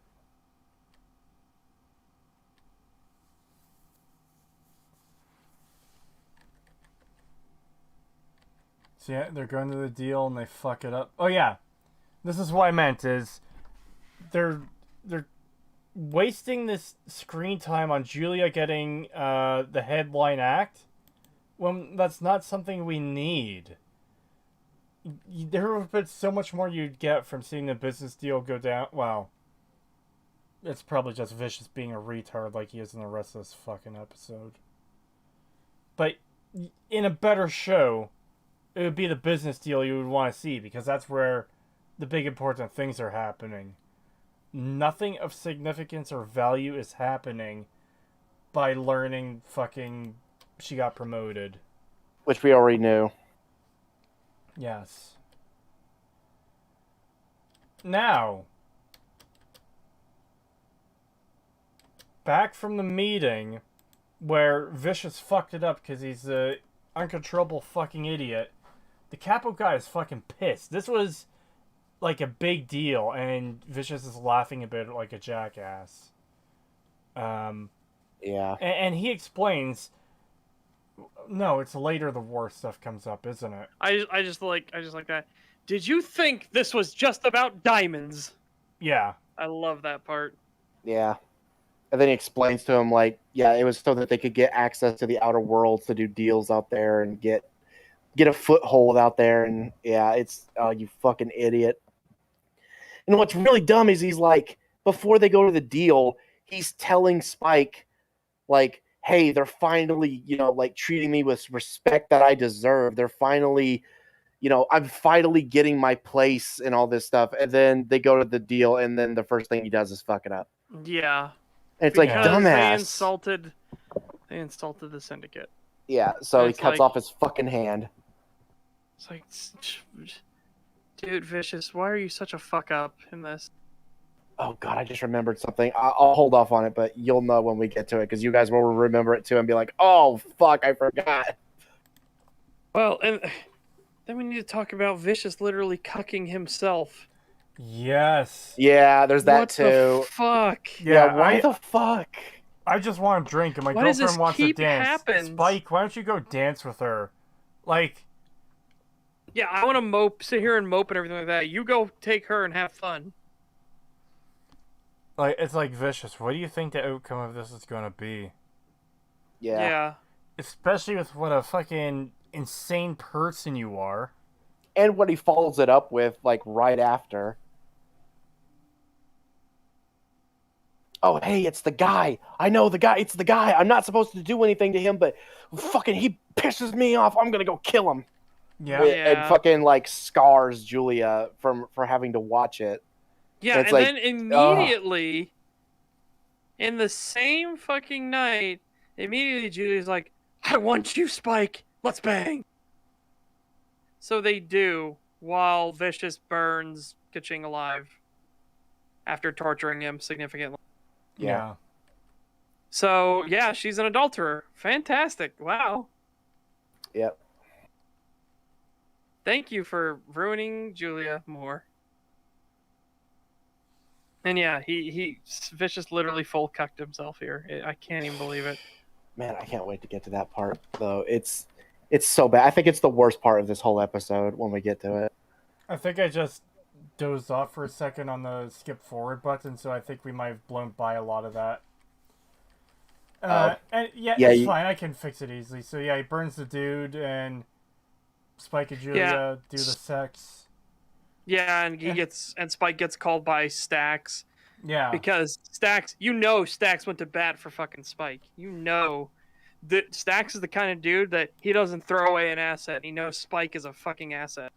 Yeah, and this is the part where we get the whole, I know where this kind of thing ends. It's war. And it will continue unless everyone is dead. Or until everyone is there. Something to that effect. So, and it even does a close up on his scars. So, like, it's just telling you that, yeah, those scars he got was from another gang war that he fucking survived. Yeah, and he doesn't want to see another one happen. Yeah. Yeah. But this is going to get a whole lot more stupid because, the Syndicate, they're a big organization, so... Yeah. So, how big is the organization that they're going against? Yep, this is what I was talking about. This is the worst part. This is the worst part. It would have to be a very big organization, and we're told it's a cartel. It's on Neptune. So yeah, they control the diamond trade and everything like that. But again, but as Stax makes clear, it's not about the diamonds. Yeah. But let's just put a pin in that for now because something else is happening. Stax is telling Spike Vicious needs to be put down like the rabid fucking dog he is. His father, one of the elders, has not only given the okay, he wants it done. Yes. So it's not just approval, it's something he actively wants at this point because Vicious is that much of a fuck up. Yep. He was given an opportunity and he blew it that fucking bad. Yeah, twice. Right away, instantly. First thing he did, blew it. Literally twice. He blew the fucking deal, then he went and killed the guy, making things so much worse. Yep. So, what does Spike do? Man, I still can't get over that he's just hiding the knife behind his back in like the most obvious fucking way. Yeah, Spike is also told to go kill Vicious. Like, he's the one who has to do it because... Yes. His father is like, well, he'll make it quick because everyone else would just torture him. Yeah. So you're going to make it quick. And Spike walks in and, nothing suspicious going on here that would set Vicious off at all. Especially right now. And then Vicious starts spilling his whole life story like, my father made me watch my mother contemplative living or dying was better, and then she jumped off the fucking roof. And then he called me weak. He called me not a man because I cried. Because I cried that my mother died. I guess this is like the sob story that convinces Spike to not just put this miserable wretch out of his fucking existence. Which, I mean, if I heard that, I'd be like, oh, damn, okay, I'm doing you a favor. Yeah, I'm doing you a favor, man. You are fucked. Your father is a piece of shit, man. This was going to happen one way or the other, man. Yeah. So I will make this incredibly quick. You will not suffer at all. But that's not what we get. It would be No. nice if that's what we got. Spike leans over and sultrily whispers in his ear, "I'm not gonna let that happen." Yeah. Yep. So he's casing out the joint, and oh hey, it's a few. It's a few of those members from that cartel. Yes. And Yeah, it's a few of them. a few of them. So And this fight is so stupid insane. on so many levels. So, oh god, how do we want to approach this?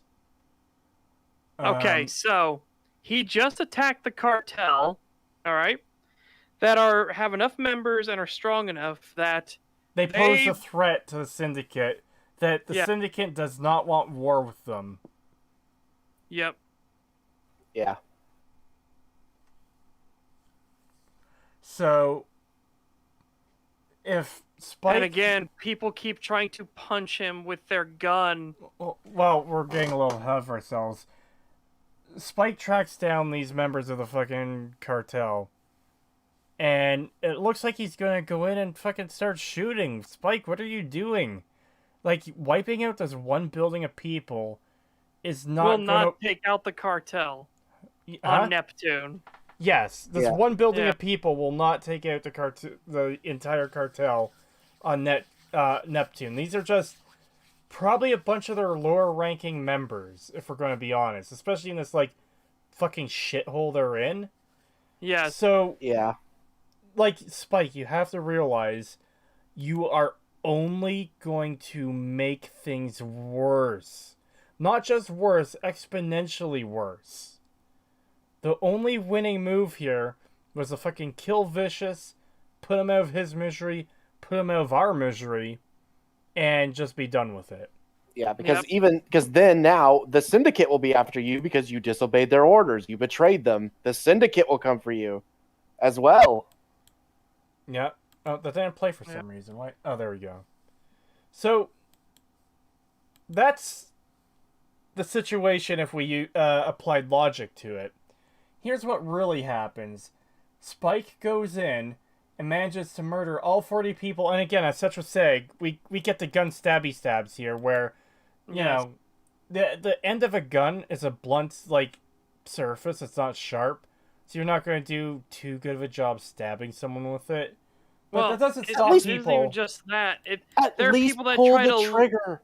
At There are least people that pull the try to trigger. long arm stab, okay? There are people that they throw their arm forward with the gun and then they rush forward with the gun as they have it pointed at Spike instead of shooting at him with the gun pointed at Spike. They don't shoot at him. They Yeah. instead try to run at him to push it into him as if they're going to make the bullet go faster. Yeah, it's so fucking dumb. It's insane.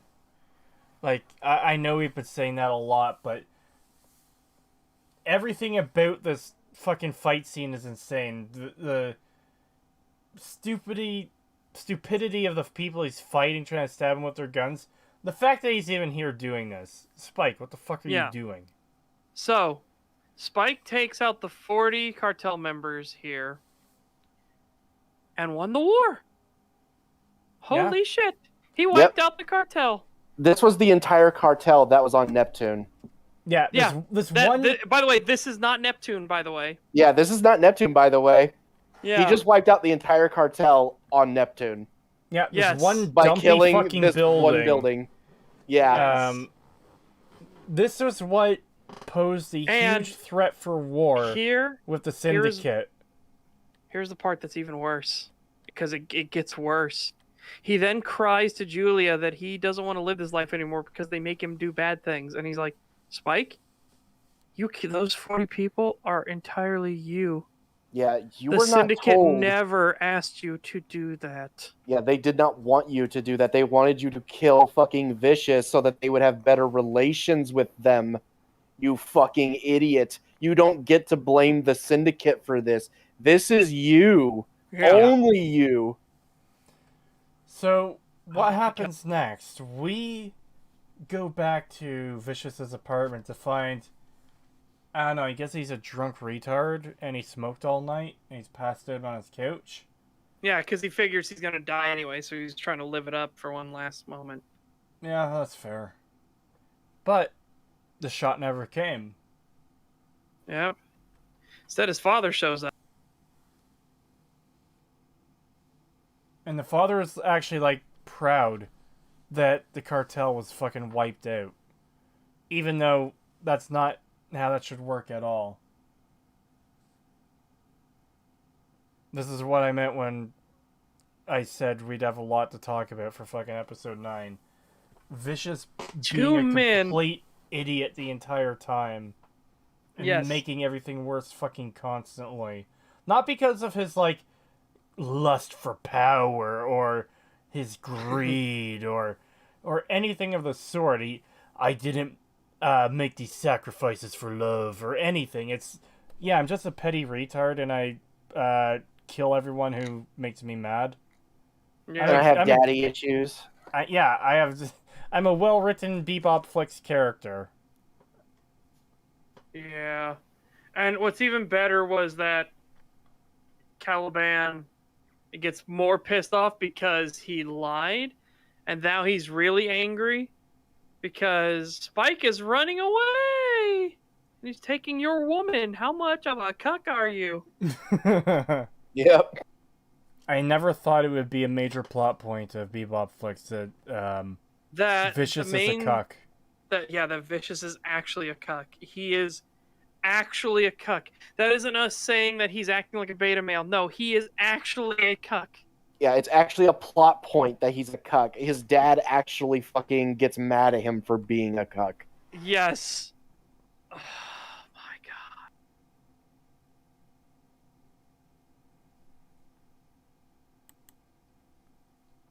god. Yeah, and then of course we get the showdown between Vicious and not Spike.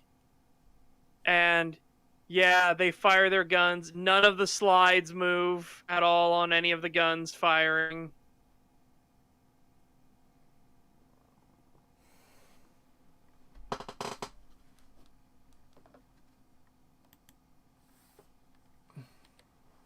I missed that last part. I drifted out. What was firing? All of the guns were firing, but none of the slides were moving because, you know. For when they shoot Spike. Yeah, and Spike is floating downriver face down in the water. So, how does he survive? Because the script said he needed to. Yeah. Ain't that the fucking truth? And that's episode 9. This is the amazing backstory of why Vicious wants to kill Spike. It's because... Yeah. Vicious... Oh, and he stabbed to find where Spike was. He went to Anna's and he literally beat the shit out of Gren and then stabbed his sword through Anna's thigh. Which is why she walks with a limp now. So yeah. So yeah, Anna should be dead, by the way. Not because of the sword, but because she just helped Spike run away with his girl? Yeah. Or try to? Yeah. She dead. Spike is Aquaman, obviously, yeah. Yeah, I still can't get over it. The fact that fucking Vicious is just an idiot. He's a hot-tempered moron who is constantly making everything worse with his terrible decisions. It's fucking hell. Like we said, it is malicious what they do to, especially him. Yep.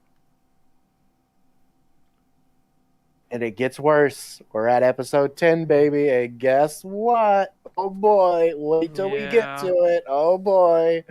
Yeah, we're in the home stretch now. And then I can go to sleep. So, let's get this shit up.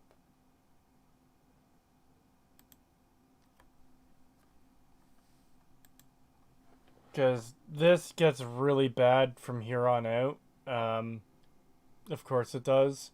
And when I say really bad, that's relative. Like, of course, everything we've seen up until this point was fucking garbage. Yeah. This just fucking makes it so much worse. Yeah, Vicious so says he's gonna torture. Like he becomes a real edgy boy right here. I'm gonna torture you in ways that haven't even been invented yet, and all this time you're gonna have Spike's head next to you because he hates Julia for betraying him. yeah. And of course, she did the dumb thing saying that he wouldn't be man enough and stuff like that. So yeah. Spike then wakes up because it was Gren and Anna who saved Spike And we for don't. some reason. Yeah, we don't know why. Like, why were they there? Why did they pick up Spike when his friends probably would have gotten him? Yeah. So, not Gren finds Spike and takes him away while Jet Black and Faye are trying to find him. For the record, this place is creepy as shit. So, Faye then sees a sign that gives her a flashback of maybe my home is like that because her house or something that looks like it is on a picture board on a fucking carnival called Earthland on its own moon. I fucking what? Yeah, what? Why is that there? And then we're gonna get into the thing that's terrifying about real life here soon. So Spike grunts. He's wondering why the hell is he here. Gren's like, I got you. And Anna's like, truth is, I've been involved from the start. That doesn't explain how you knew where the hell Spike was at all. Like, at all. Oh god, I So, did it again. You conked out for a bit? Yeah.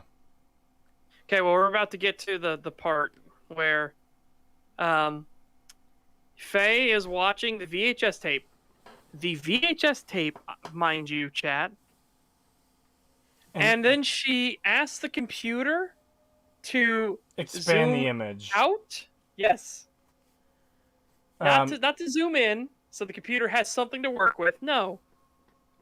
To zoom out. and just completely generate new information that would be around that image. Yes. Boy, doesn't that sound like something that happened recently? Not usable in the court of law, by the way. Yeah, not by any stretch of the imagination. So yeah, the computer is literally guessing and filling in the image, and then has the helpful thing at the end to say, "Hey, this is 98%, you know, or something like that." Yeah, probability 93%. Yeah.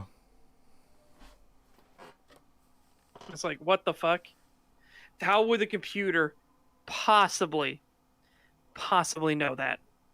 How? And same thing here in real life. The computer doesn't know what the final image is supposed to be. It does not know what it's trying to create, okay? It guesses. I don't know how this is even remotely sane.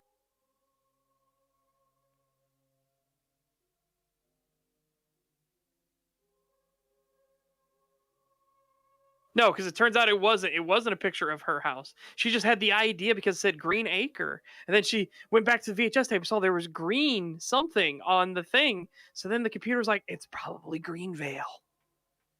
It's like, what? Okay. And she's super excited because I found something about my past. Fuck that. And Jet's like, yeah, but we gotta go about Spike because Spike got taken, so we need to go get Spike back. And she's like, oh, yeah, you know, it can hold. We'll go get Spike back. And then they have the Mexican standoff in the fucking Anna's, like, bar thing.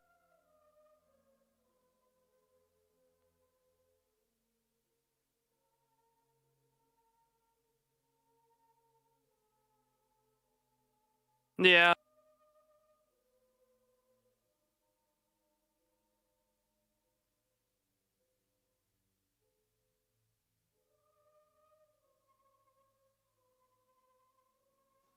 You were Syndicate, motherfucker! How dare you? How dare you be Syndicate? I trusted you. So then Jet Black throws him in the back of the trunk. Risks his life for sure, yeah. He knew the rules, no lies. Yeah, how fucking petty. He could have done a million things, he didn't. What'd he do? He put my daughter's life in a killer's hands. By my math, the slate is clean. Yeah, Jet, you're a fucking petty piece of shit.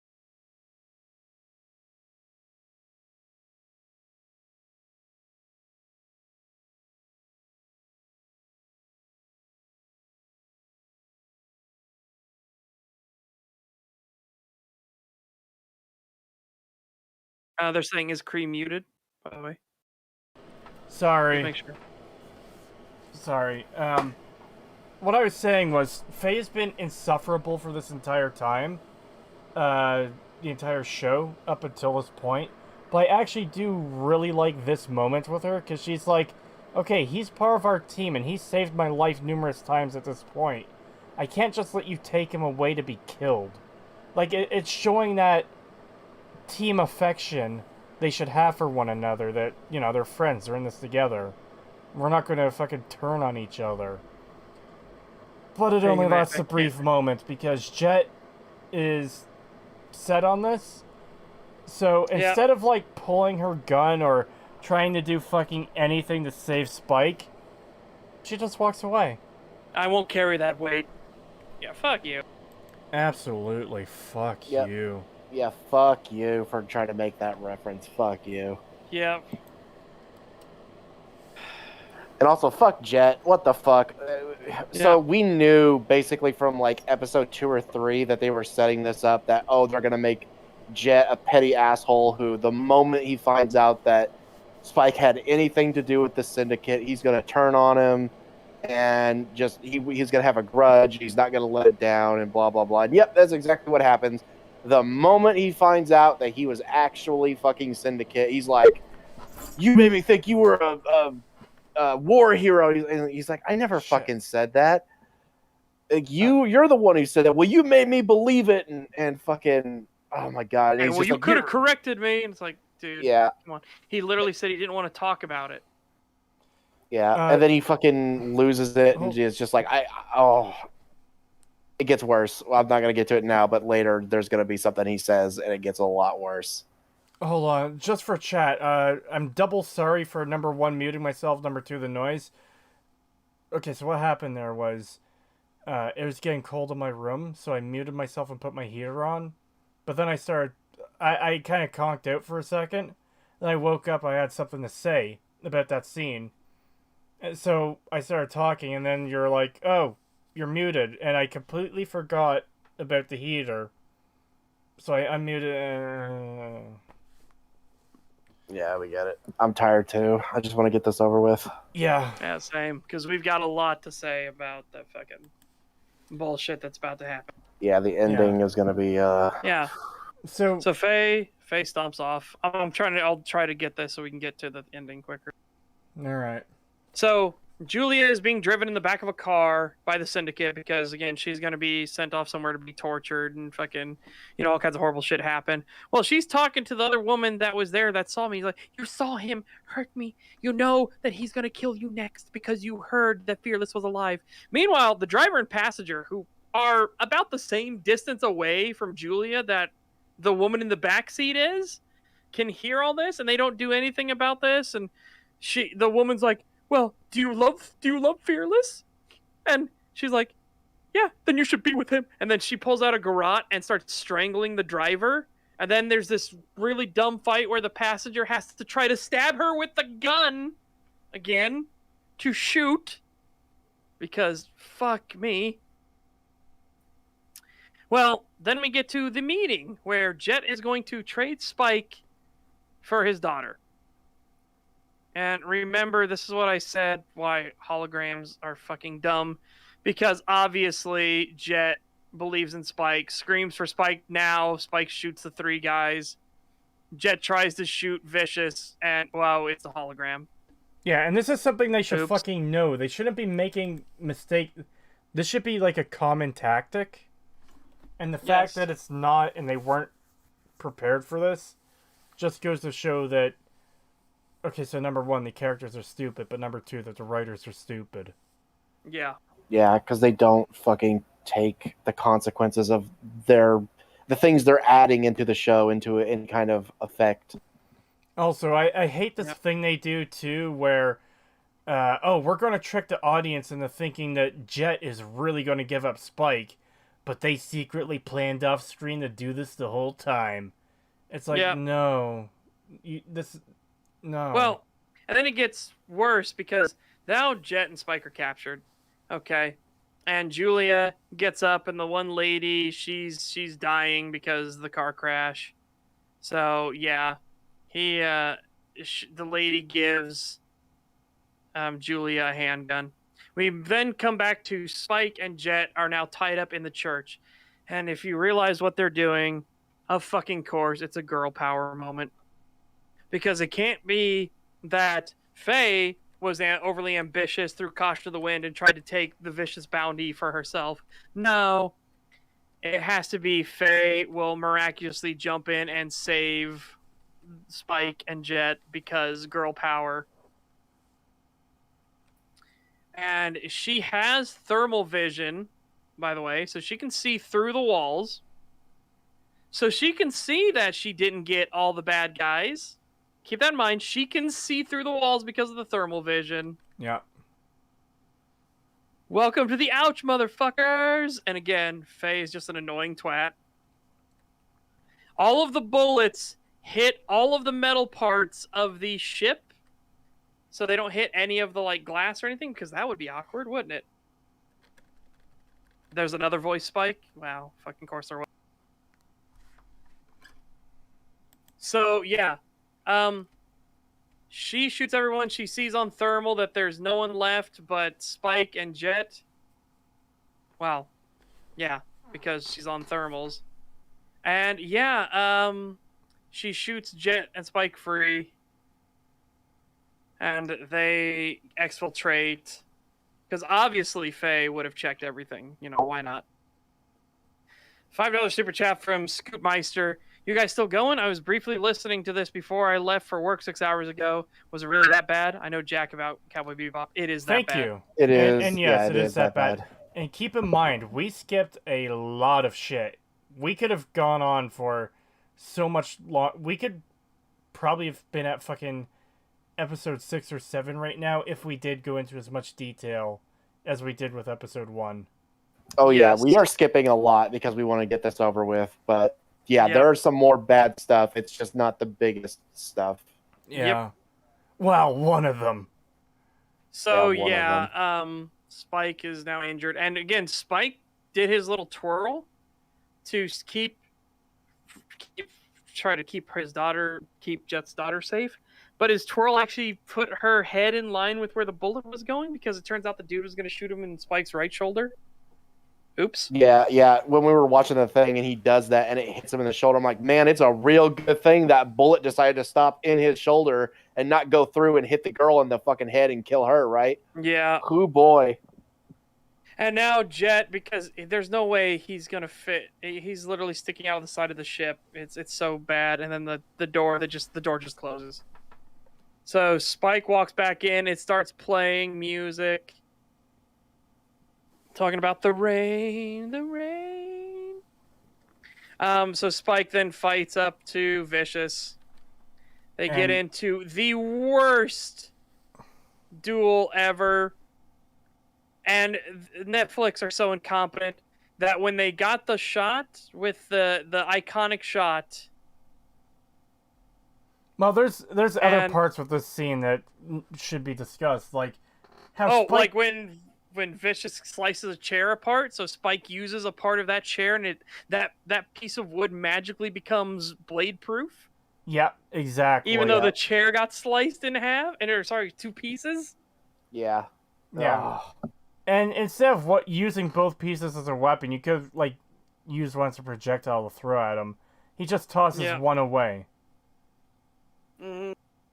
It's a good thing he did keep the one chair that could deflect a fucking sword. Yeah. Yeah.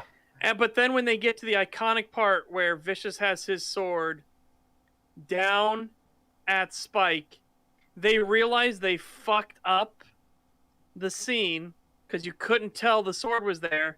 So between frames, the sword suddenly turns 90 degrees because they fucked it.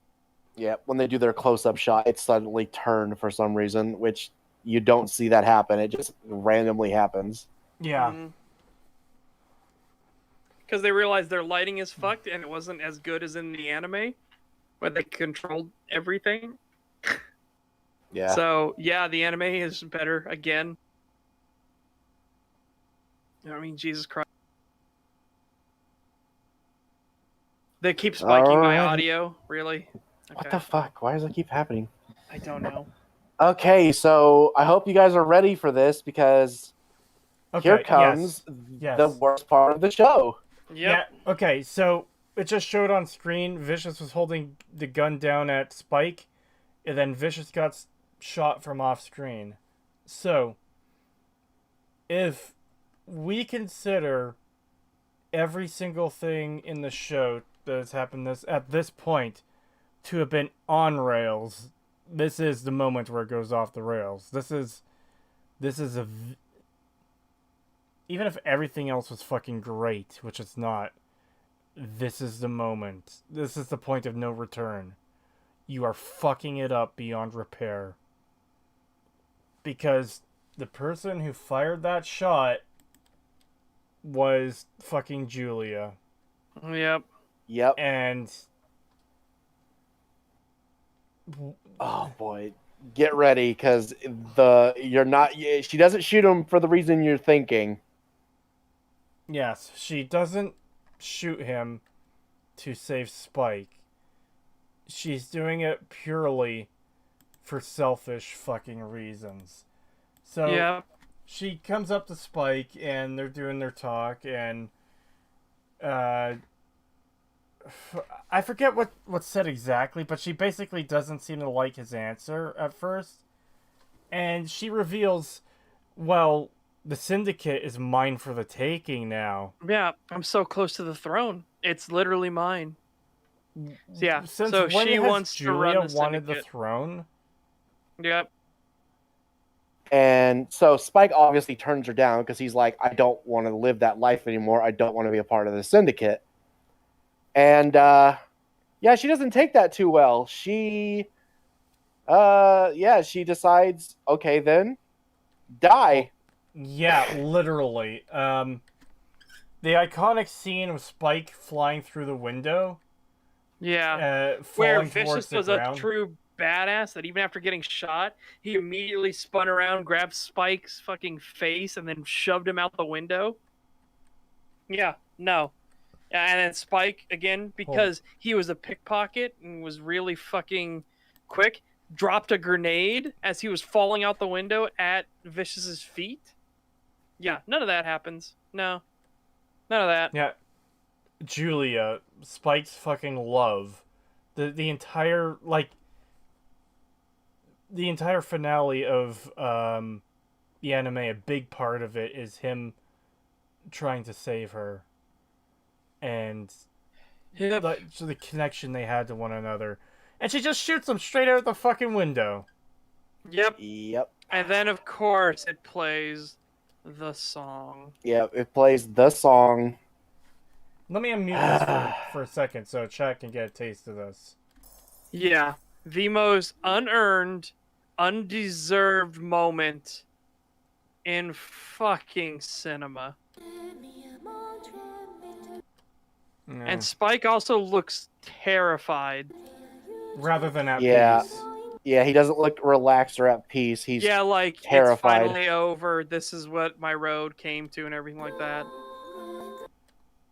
The phrases the frames aren't working on my end, but maybe it's better that we're getting VLC crust right now.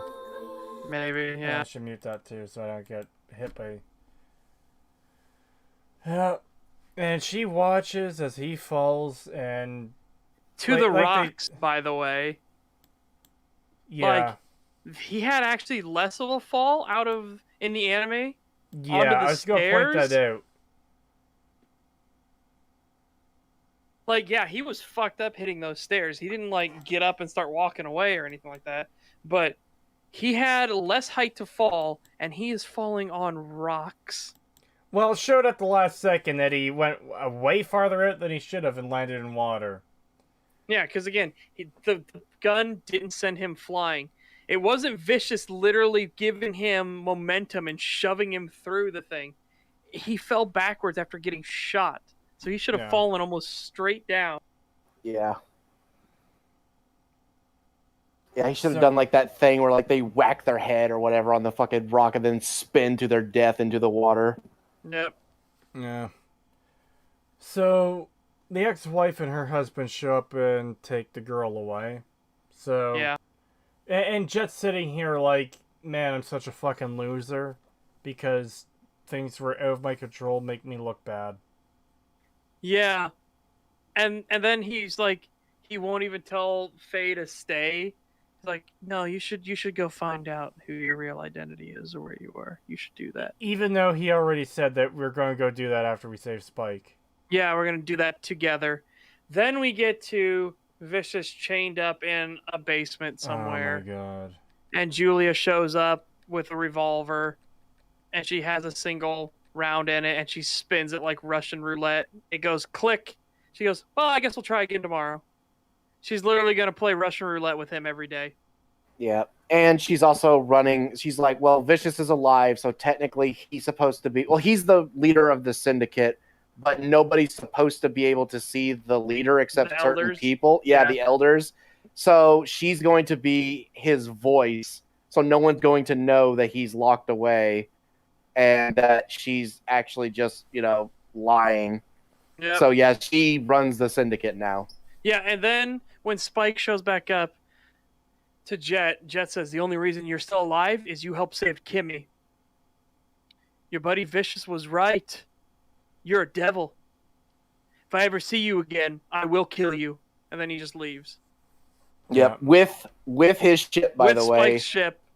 So Spike goes to a bar, gets plastered, somehow takes the glass away from the bar with him, and then throws it at the ground. Yeah, what the fuck? And then collapses in the cleanest alley I've ever seen. Yeah. And then we get it. We get. Not gonna lie, I screamed at this. I had a moment of like, Yeah, he legitimately screamed. He had not seen Ed before, so Yeah. he was not expecting it, and he legitimately was like, ah. Yeah. I keep saying it. Ed has 5 head. It looks like a receding hairline. That looks so Yes. bad. So, yeah, Ed shows up and is cranked up to 11, full retard shit. Just, I mean, I can't even begin to explain how terrible Ed is in this. They way overdid Ed. Way overdid. And now here's the thing we said at the beginning. So me and Cree noticed something. It's what she says about who they're going after. Yeah, so the bounty that she wants to go after is the spooky butterfly man. If you know it, if you've seen the anime and you've seen the movie specifically, you know who that is. Meaning, They're gonna do the movie. They're gonna do the movie or somehow insert it into the show. Yeah. So, yeah. If they get a season 2. Yeah, so fuck off with that. What the hell? Yep. And thus we are done with Cowboy Bebop on Netflix. Yes, it is fucking over. Fucking god damn it. Yeah. I want to die. So, what would you guys rate it out of 10? It's a 1. A 1. I would say a 1, yeah. Easy. Yeah, I would not give it anything higher than a 1. Yeah. Like I said, this is literally the worst show on Netflix that isn't something that should be illegal. Yeah. Yeah. Hands down, easily. Like, there's no competition. There's nothing else. Not even Deathflix was anywhere near this bad. We can't do 0 out of 10 because, again, just stuff like Stacks is in there. And he genuinely tries and he actually does elevate his scenes he's in. Yeah. Yeah. And God, the guy that plays Caliban is a really, really good fucking actor. He's the father in Fringe, which is really fucking. He knows how to play parts, but he just couldn't do anything with it. He had no screen time. There's just what was he gonna do with the material? Yeah. Oh, also, I don't know if you guys noticed it, but we did. But I don't know if the chat did. Ein was with Ed, so Yeah. that's how Ein ends up coming back into the team. Yeah. Somehow Ed just happened to randomly come across Ein somehow, and brings him back to Spike.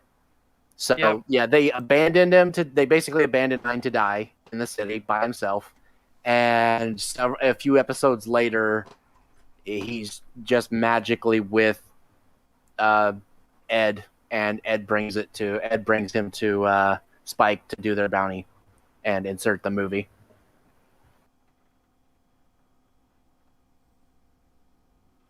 Yep. And sorry for everyone in chat that I'm dying basically know, right now, but yeah. You want to know the worst part about this? Was remember the whole media circus? Because I see what Vehicles just said. Netflix Korea should have made this. They were parroting the fact that it should be an Asian actor playing Spike, and it should be written by Asians and stuff like that. They were going hardcore on the virtue signaling here. Yeah. And of course, what do we get? We get some woke trash garbage of a show that is so disrespectful to the fucking source material that this is Cowboy Bebop in name only. Yeah. Yeah. This is the closest you can get to something that is in name only.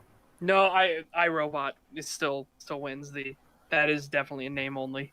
I don't even remember anything about that. The Will Smith movie iRobot has nothing to do with the novel iRobot.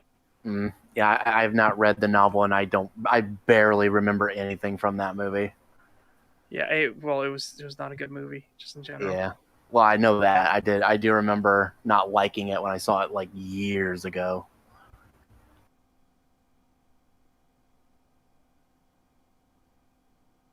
No, it's not really the sign of the end of times because even critics were ripping this apart. So thankfully, most of them. Obviously the hardcore nut jobs didn't, but yeah, most. There's a reason it's labeled rotten and everything on Rotten. Some of these articles that have come out, though, oh my god, what the fuck? It's not meant to be good. You're not supposed to think it's amazing. Are you fucking kidding? Yeah, righting the wrongs. But no, it's not meant to be. We'll have to cover that fucking article at some point. So, based off of critic reviews on just Metacritic, which is still awful, but it's not as bad. 47. Yeah. 47. It's yeah. God, that's just 10. Really liked the show and really enjoyed it. I am disappointed with how much hate do original anime fans give it. It's because it's fucking garbage, mate. Yeah, it's fucking shit. Try again. It's fucking shit.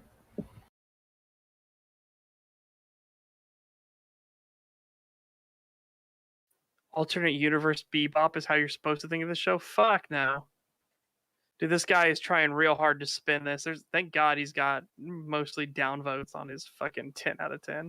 Thank God. Yeah, no, alternate universe Bebop doesn't even work here because even if that was the case, it still would not stand on its own at all. Wow, I am shocked Polygon gave it a bad review. Wow. Yeah, I am too. Wow, Polygon gave it a bad review. Holy shit. I figured they would be like one of the few people who would give it a 10. Theirs is 58 out of 100. And I know fucking Metacritic does its god-awful scale. Trust me, Metacritic's scale is shit. Yeah. Oh my god, the New York Times gave it a 50. Jesus. Wow. CNN gave it a 40. I am surprised. Holy fuck. What the hell? Even that. Wow. Slant gave it 38. Time gave it 30. Collider. Oh, Collider is the most brutal. They give it a 16. The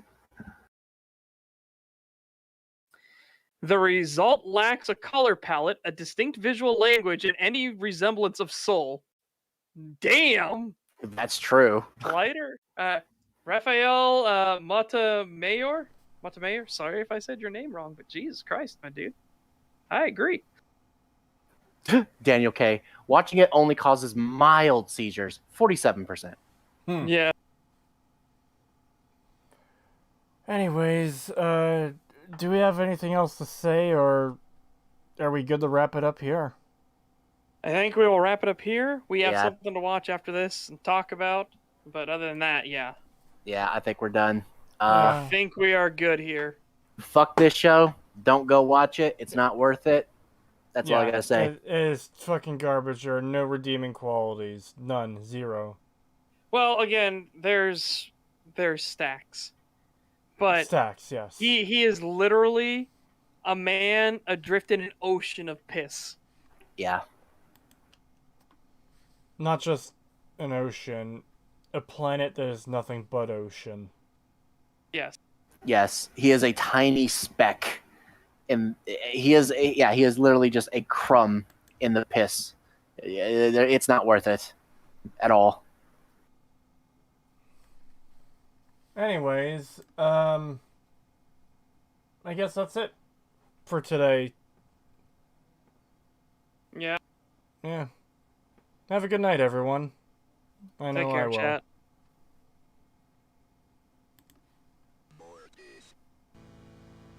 Yes, rewatch the original.